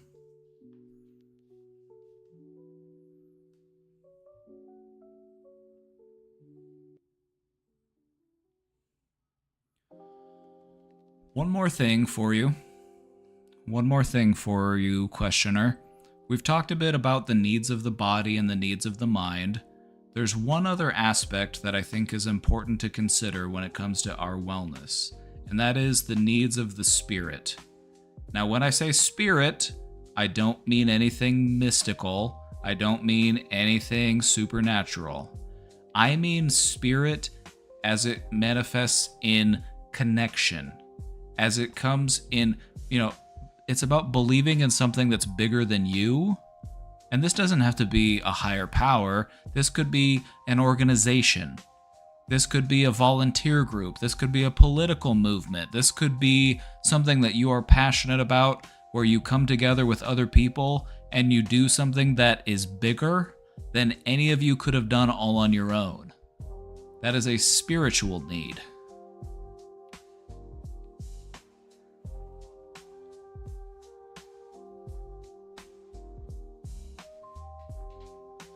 I think no matter what I predict to happen, something else will occur. So thinking about far off details for the future to be not very meaningful. Exactly. It's like we spend a lot of our time trying to predict the future, but we're not very good at it. My crystal ball is a little bit smudgy.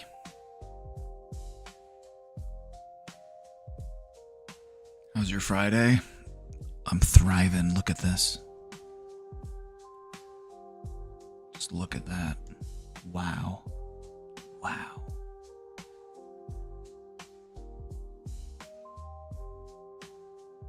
Wow. He's in puddle mode. He's just plopped.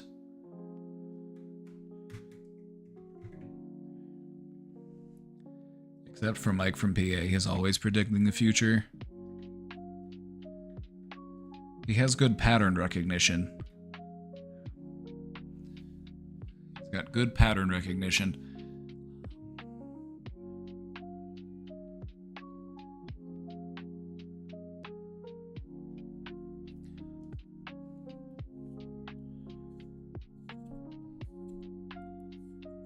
He has to deal with the same dilemma that many people on the left have to deal with, in that you are right, you're just too early. Not everybody's ready to hear what you have to say.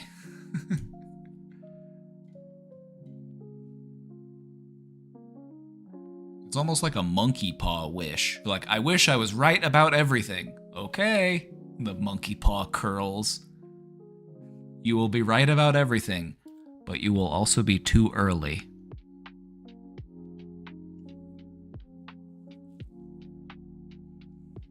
You'll be too early about it, so that people will forget that you said it in the first place.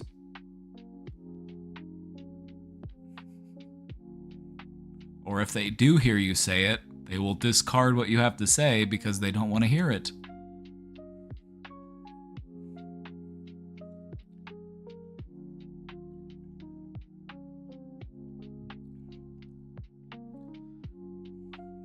Something that I like to do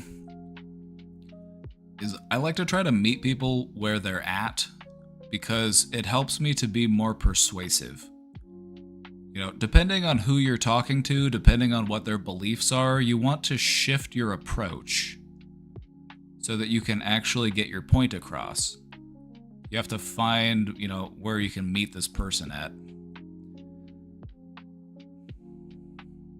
Just telling people that they're wrong and stupid, it doesn't really help to change anybody's mind. If anything, it might make them just even more embedded within their own belief system. Like, yeah, the people who believe other things than me, they were mean to me, and now I'm never gonna believe what they believe, because they hurt my feelings.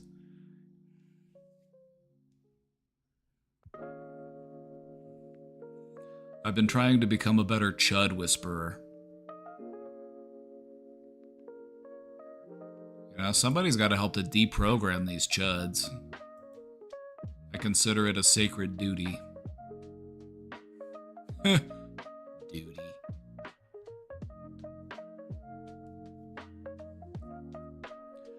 One more thing, questioner. One more thing, questioner. Chat, have you also ever felt like this? Chat, have you ever also felt like this? I'm trying to do something because I want the questioner to realize that you're not the only one that feels this way. I've felt this way before, and it sucks. But it's doable. It's something that you can work through. It's not impossible.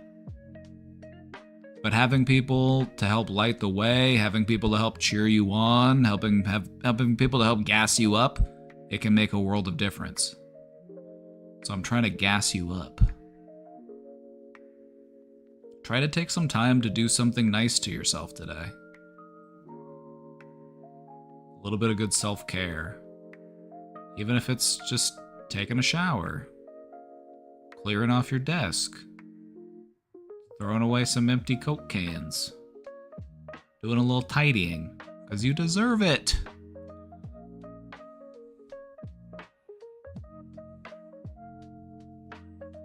I don't know, bro. We'll probably only be able to save one chud if you're given 10 chuds. I'll take it. I'll take it.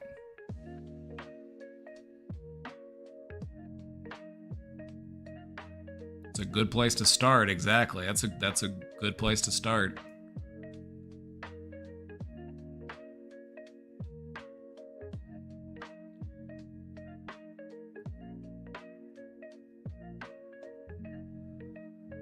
They can be reached, it just requires the skill set. I feel like you can reach them, but it takes time, and you also have to not do anything that's too challenging to them because they will become avoidant. The problem with a lot of like chuds is that they blame other people for their conditions in life, which, to be fair, there are people out there who are making your life miserable, but it's probably not who you think it is. You know, a lot of chuds, they get convinced that it's wokeness. That's the problem. It's the wokeness. It's immigrants. It's, you know, that's the problem. But no, it's the oligarchs. It's the technocrats. Those are the people who are actually making your life shitty. Not the people who are also being affected negatively by this system.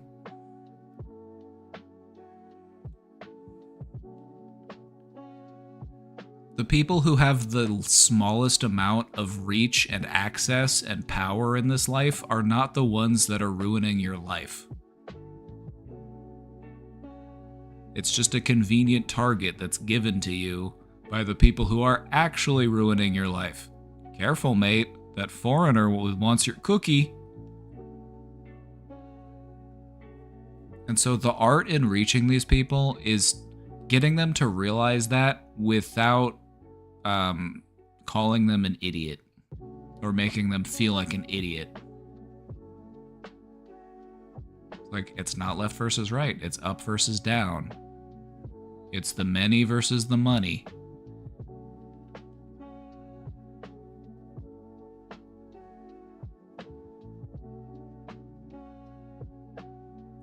The thing that really, I just find it so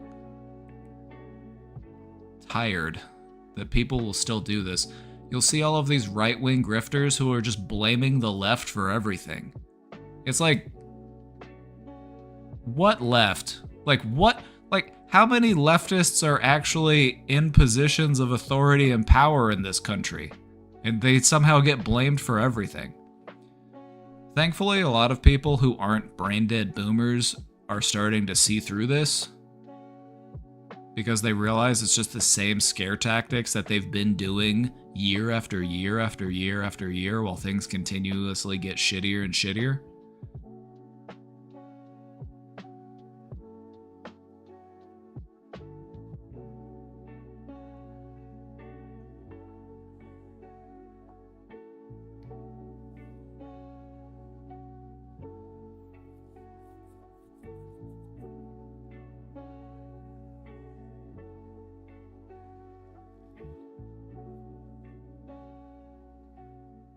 DSA checklist that Fox News keeps playing. It's like, you're making, like, you don't need to convince me. Like, like, how are you going to make that sound like a bad thing? It's like, I believe that children should not starve. I believe that people should be able to have a house. And somehow I'm the bad guy? Like, no, it's like, you gotta realize that the people, they're getting scared. That's why they're making all these claims. They're scared. They're scared. They're scared because socialism is more popular than ever. Socialism has always been popular in America, believe it or not. There was actually a period of time in our country when we had fantastic socialist programs. But they're scared because they're greedy, decrepit, old fucks. And they just want to take and take and take. And so they're scared. They're scared because people like Zoran are nice and likable and popular. And they're losing control of the narrative. And so they're resorting to tactics from the 1950s. Oh, it's communism! It's like, can you define communism for me? These people don't know the difference between communism and socialism. They don't. They just equate the two.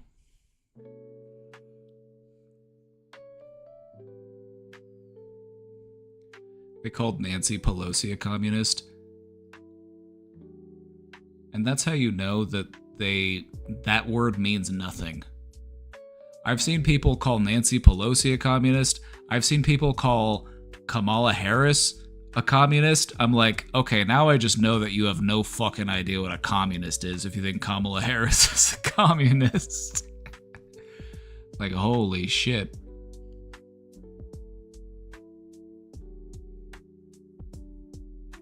Like, you do realize that you're only afraid of communism because of CIA propaganda, right?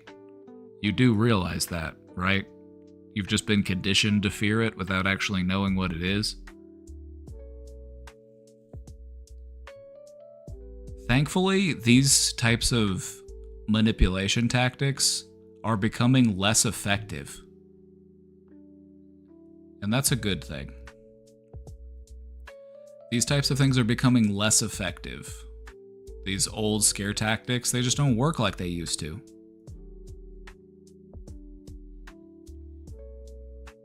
They got no juice. They got no juice. They got no motion.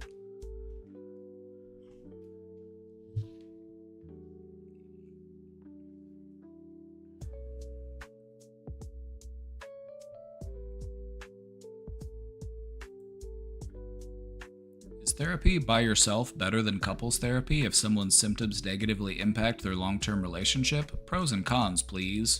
Also, thank you for providing people a platform to grow and heal. Oh, you're welcome. You're welcome. Okay, pros and cons. Okay. Let me start off by saying that if you are doing couples therapy, I would also recommend that both people do individual therapy as well. And I know that that's not necessarily always possible because, hey, therapy's not cheap. But it's just something that I would recommend because in my ideal world, therapy is paid for by the state and anybody can access it. That's my dream world. Free mental health.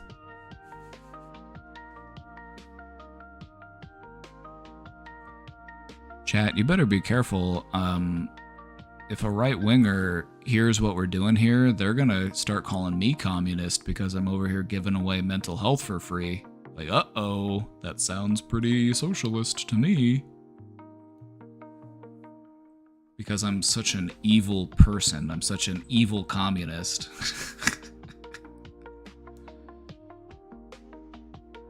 Anyway. Is therapy by yourself better than couples therapy? It depends on the context.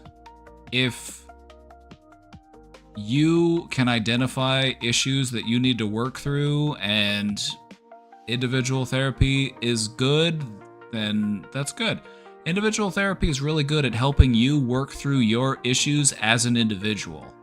Couples therapy is more about how can we become better communicators? How can we understand each other better? How can we become better partners?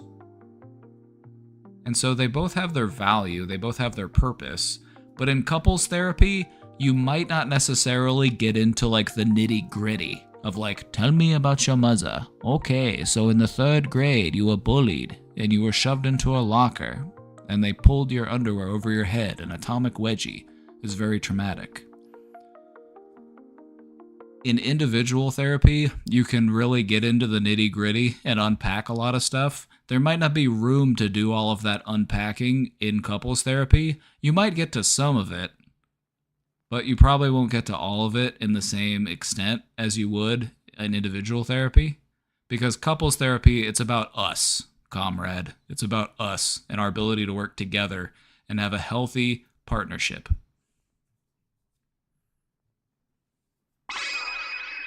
Froyo Baggins, thank you for the Prime sub. Thank you, my friend.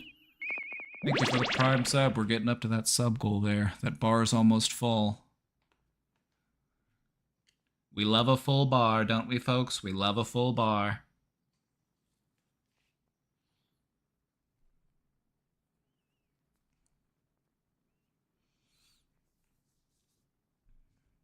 So, here's what I would recommend.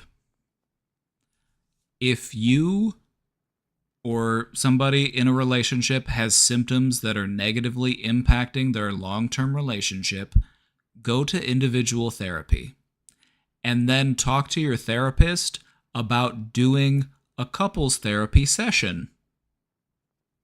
Because this is something that a lot of therapists can do. They can bring you both in. If it's your idea and you consent to doing it, a lot of them will be perfectly fine with doing that. Muzzy, thank you for the 5 gifted subs. We love a full bar. Give it up for Hormuzzy. Give it up for Hormuzzy. The Strait of Hormuzzy is closed. The gifted subs are flowing. The Strait of Hormuzzy is open.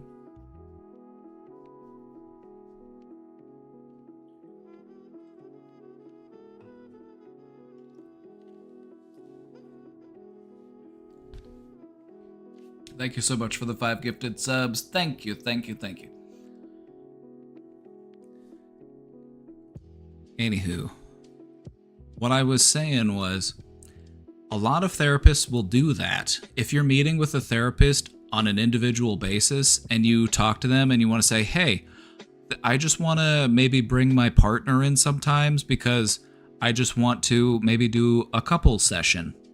A lot of therapists will be okay with that, and you can talk to them about how you want to structure it and what type of stuff you want to talk about, and it can be helpful. You don't necessarily have to go to just a dedicated couples therapist to do couples therapy to have a couples therapy session. Does that make sense?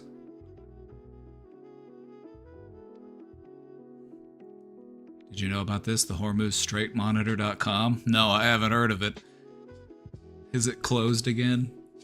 Open and closed. Open and closed.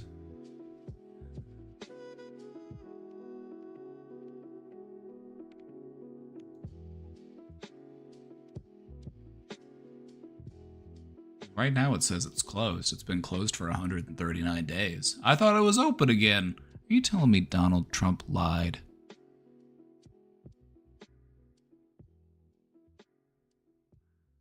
Are you telling me Donald Trump lied?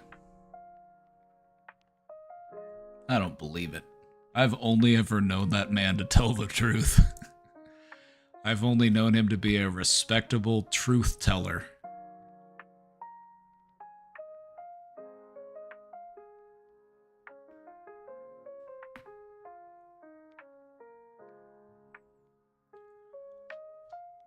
So, I love couples therapy. I just got back. Couples therapy can be great. There are people out there who specialize in couples therapy, and that's pretty much all they do. But realistically, a lot of therapists will have diverse groups of people that they meet with. They'll do individual therapy, they'll do couples therapy. Some people specialize in couples therapy, and that's mostly what they do. Even then, they will sometimes meet with people individually. You know, if you're doing couples therapy with somebody, you might each individually have a session with the therapist. You know, so a lot of it just depends on who you're working with and what the vibe is and what type of stuff you're working on, because, you know, therapy is a very dynamic thing. But if you're primarily working on yourself, and you want to have a conversation between you and your therapist and your partner for the sake of your relationship, then maybe ask your therapist if they would feel comfortable bringing your, just so that you can talk about stuff together, and it doesn't have to be anything crazy. It could just be, supportive and helping to learn the language and how to be, talk about certain stuffs in a helpful, productive way.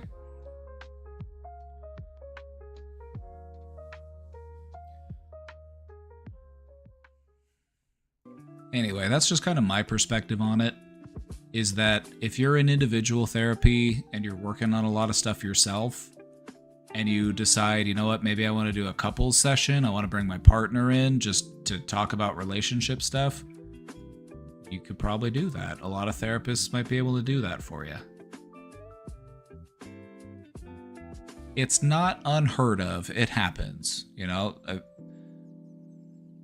I've worked with people and they'll be like, hey, I want to bring in, this person, or I want to, and we try to, as therapists, they'll normally try to have it be your idea to invite somebody else in.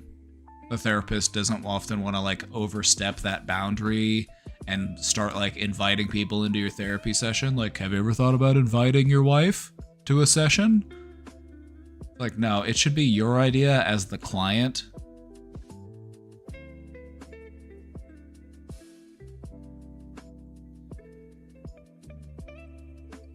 But yeah, if you were going to couples therapy and you're trying to focus primarily on one person, I could see that not being as helpful, because couples therapy, it's meant to be more about the couple.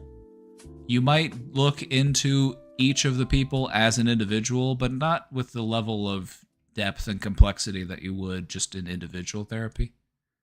Anyway, I think I've made my point. We met the sub goal. Thank you again. Thank you, my friend. I would love to see a breakdown of Trump and all the telltale signs of NPD. Let's pull it up real quick. Ooh, it's getting late. It's getting late, but let's do this real quick.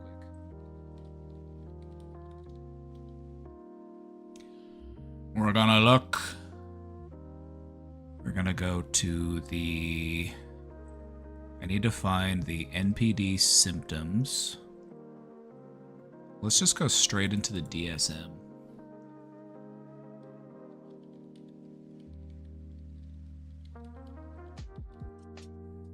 Let's just go straight into the DSM.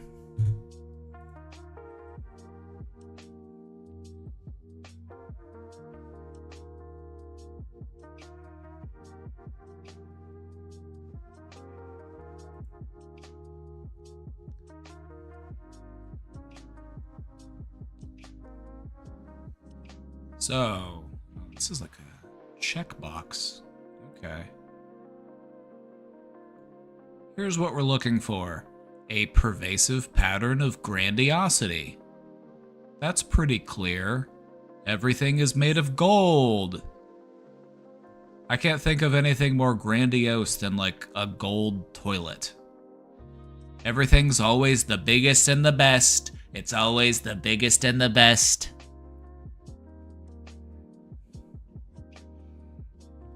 A need for admiration. Yeah, you can see this in the fact that he fired anybody who would ever challenge him or question him, and he replaced everyone with a bunch of sycophants. My entire cabinet is full of bootlickers. Everybody likes me. And if they don't like me, they're dumb. But dumb people love me, so only smart people hate me. A lack of empathy. Have you ever witnessed Donald Trump displaying empathy ever? No, never. You're either his friend or his enemy.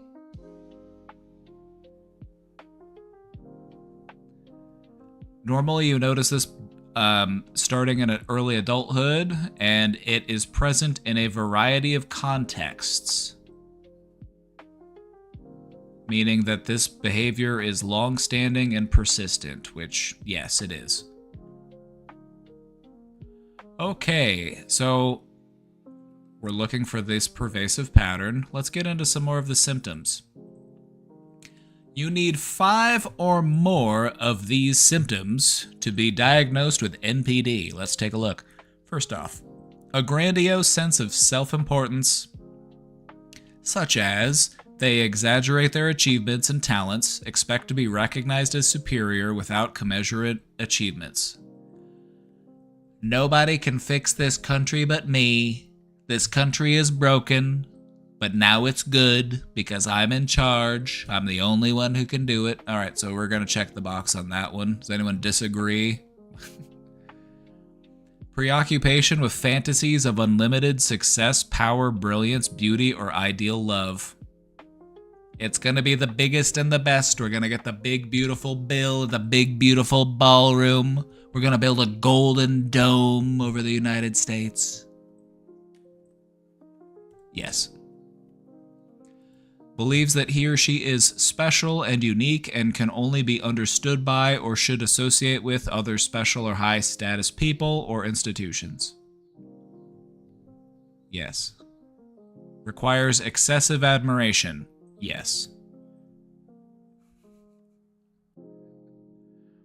Has a sense of entitlement, such as unreasonable expectations of especially favorable treatment or automatic compliance with his or her expectations. Yes. Is interpersonally exploitive, by taking advantage of others to achieve his or her own ends. Look at what he's done with everybody he's ever fired from this administration. He throws them under the bus. Pam Bondi. Gotta throw him under the bus. You're no good. Thomas Massey, the worst congressman I've ever seen. Even though I endorsed him.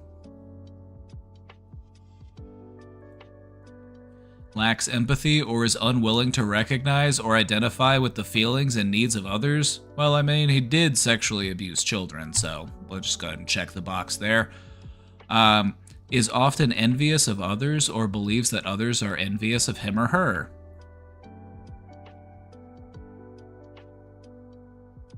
I mean, we saw how he was, like, swooning whenever he went and met with these, like, dictators in other countries, right? He was swooning when he went and met Putin. He's swooning. He's swooning.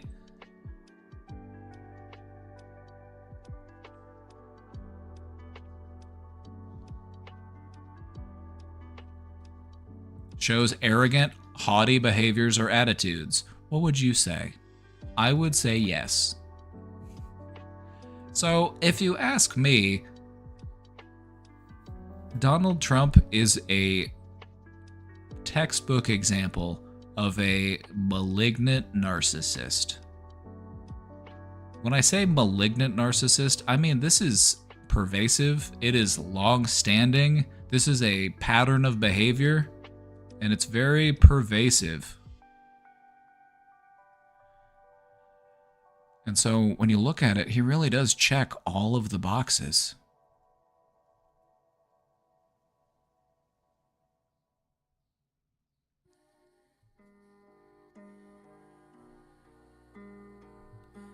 He's such a fantastic businessman. He's had to shut down casinos because they weren't making money. You know how hard it is to bankrupt a casino? People will literally just give you money.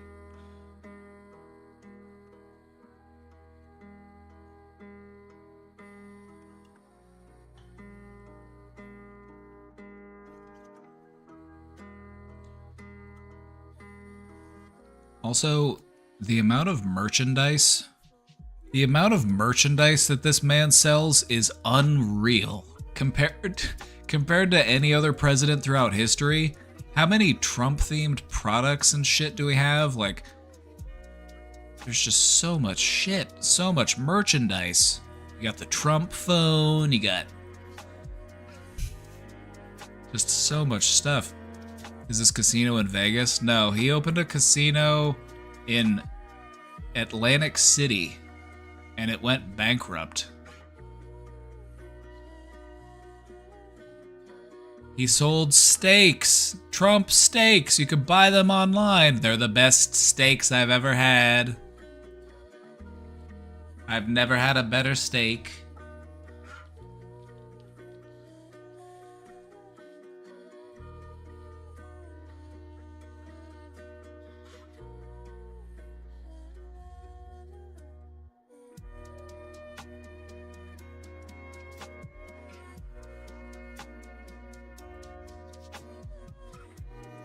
Comes to great steaks, I've just raised the stakes.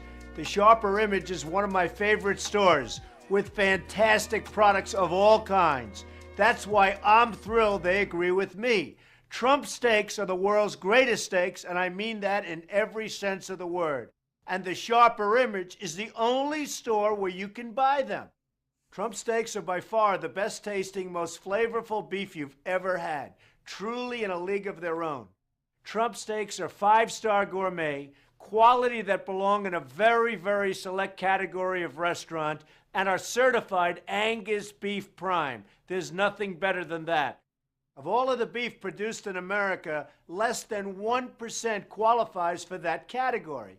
It's the best of the best.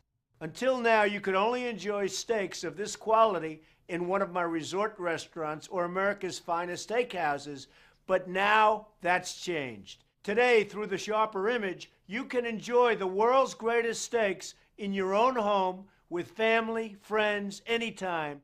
Trump steaks are aged to perfection to provide the ultimate in tenderness and flavor.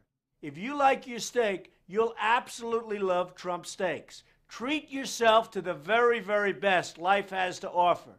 And as a gift, Trump steaks are the best you can give. One bite and you'll know exactly what I'm talking about. And believe me, I understand steaks. It's my favorite food, and these are the best. It looks so disgusting. I know, like you look at the picture of his steak, I'm like, this looks terrible. This looks like pork. Like, what is this? This looks like undercooked pork.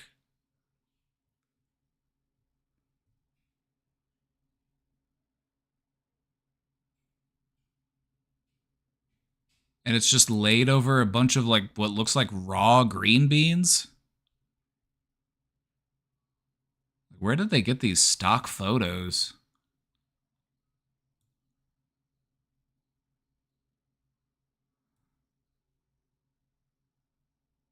Just like stock photos of random steaks.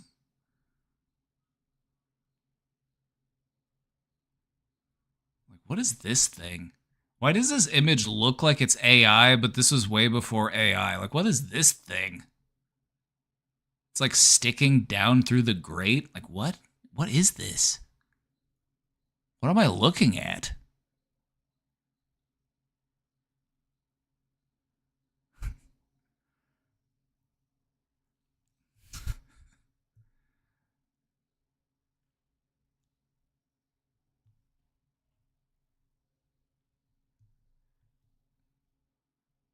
This does look, oh my god, it does look like a Tim and Eric commercial. It's so bad.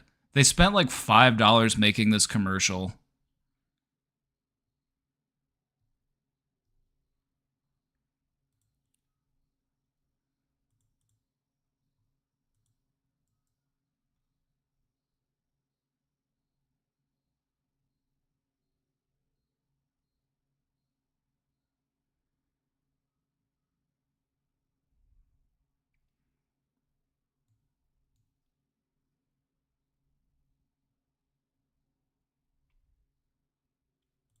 Ever heard of Trump steaks? In 2007, Donald Trump decided to sink his teeth into the high-end steak market. I've just raised the stakes. Supplied by Buckhead Beef, Trump steaks promised high quality but got average reviews. The steaks were pricey, with the cheapest packet being $199 and the most expensive, a whopping $1,000. After just 2 months of sales, the steaks were pulled from retailers, with one executive saying, "We were lucky to sell $50,000 worth of meat." This business became a major blunder for Donald Trump. So much so, it was brought up several times during his election campaign. Today, you can only find them at Trump's luxury properties. Think carefully as this... Oh, you can still get them? You just have to go to his place, get a Trump. Oh, welcome in, Raider. Welcome in.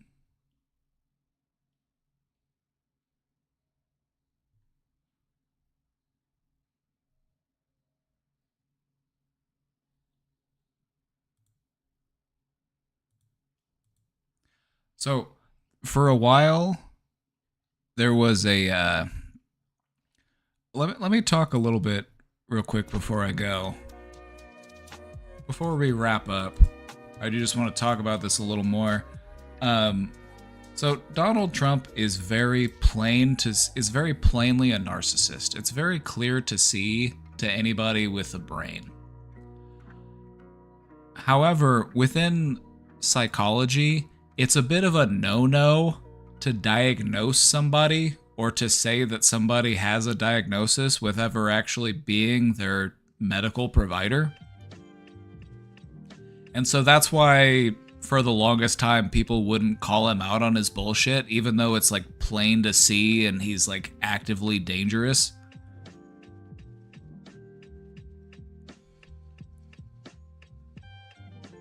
But I don't give a shit. I don't diagnose people, period, because that's not my job. Like, I'll talk to you about stuff, I'll talk about symptoms of stuff, but I'm not going to diagnose anybody. Donald Trump, on the other hand, he's a publicly elected official, so who gives a shit?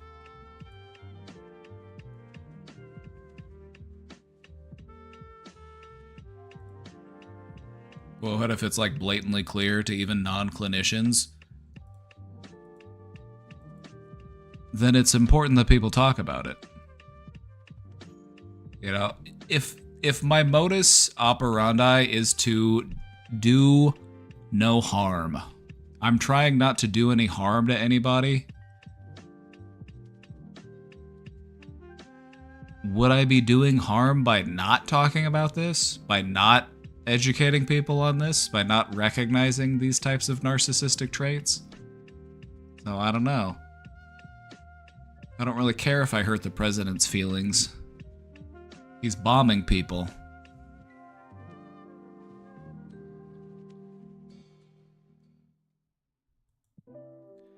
Trump stakes, and I've just raised the stakes.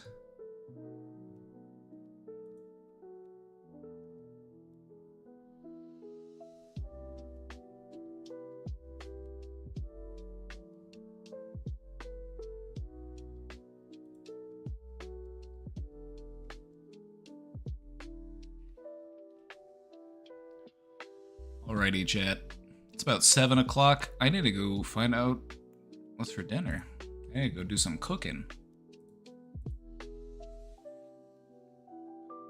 I want to thank you all for being here. I want to thank you all for hanging out today.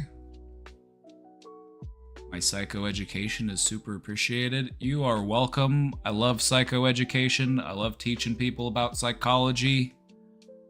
I love making psychology accessible to people. So thank you. Thank you for being here. Thank you for being a part of it. Cooking stream soon? Perhaps. Perhaps.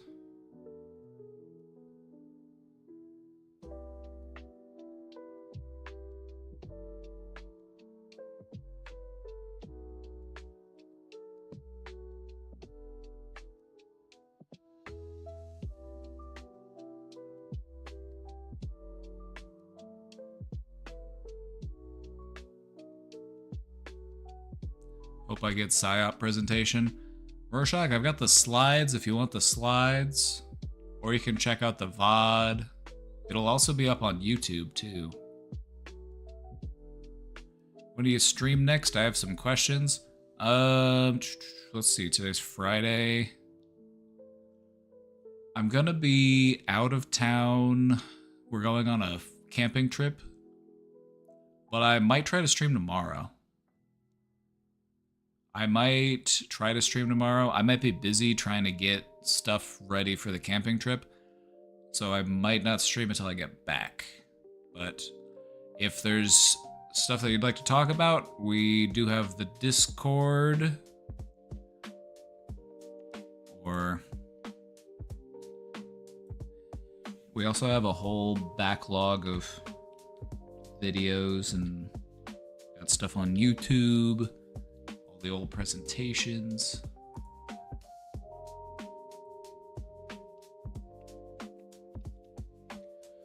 But I'm happy to chat. I'm happy to chat. If you want to catch me next time I'm live, I'll be back probably when we get back from our camping trip.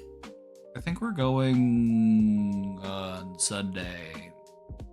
I think we're just going to be gone Sunday, Monday, Tuesday. So I should be back by Wednesday. But if I have some time tomorrow, I might stream. I'm not sure. I might do like a stream during the day. Anyway, chat, it's been fun. Hope you all had a good time. Watch out for those PSYOPs. See you all next time. Alright, have a good night, everybody. Peace. Who do I raid today?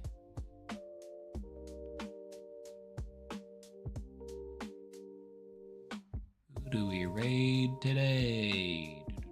Do-do-do-do-do-do.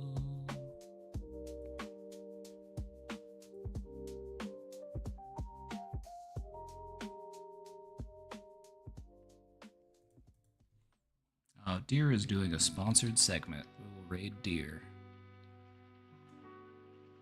Deer's a good friend of me and Casey. We'll go say hi. Okay, bye-bye.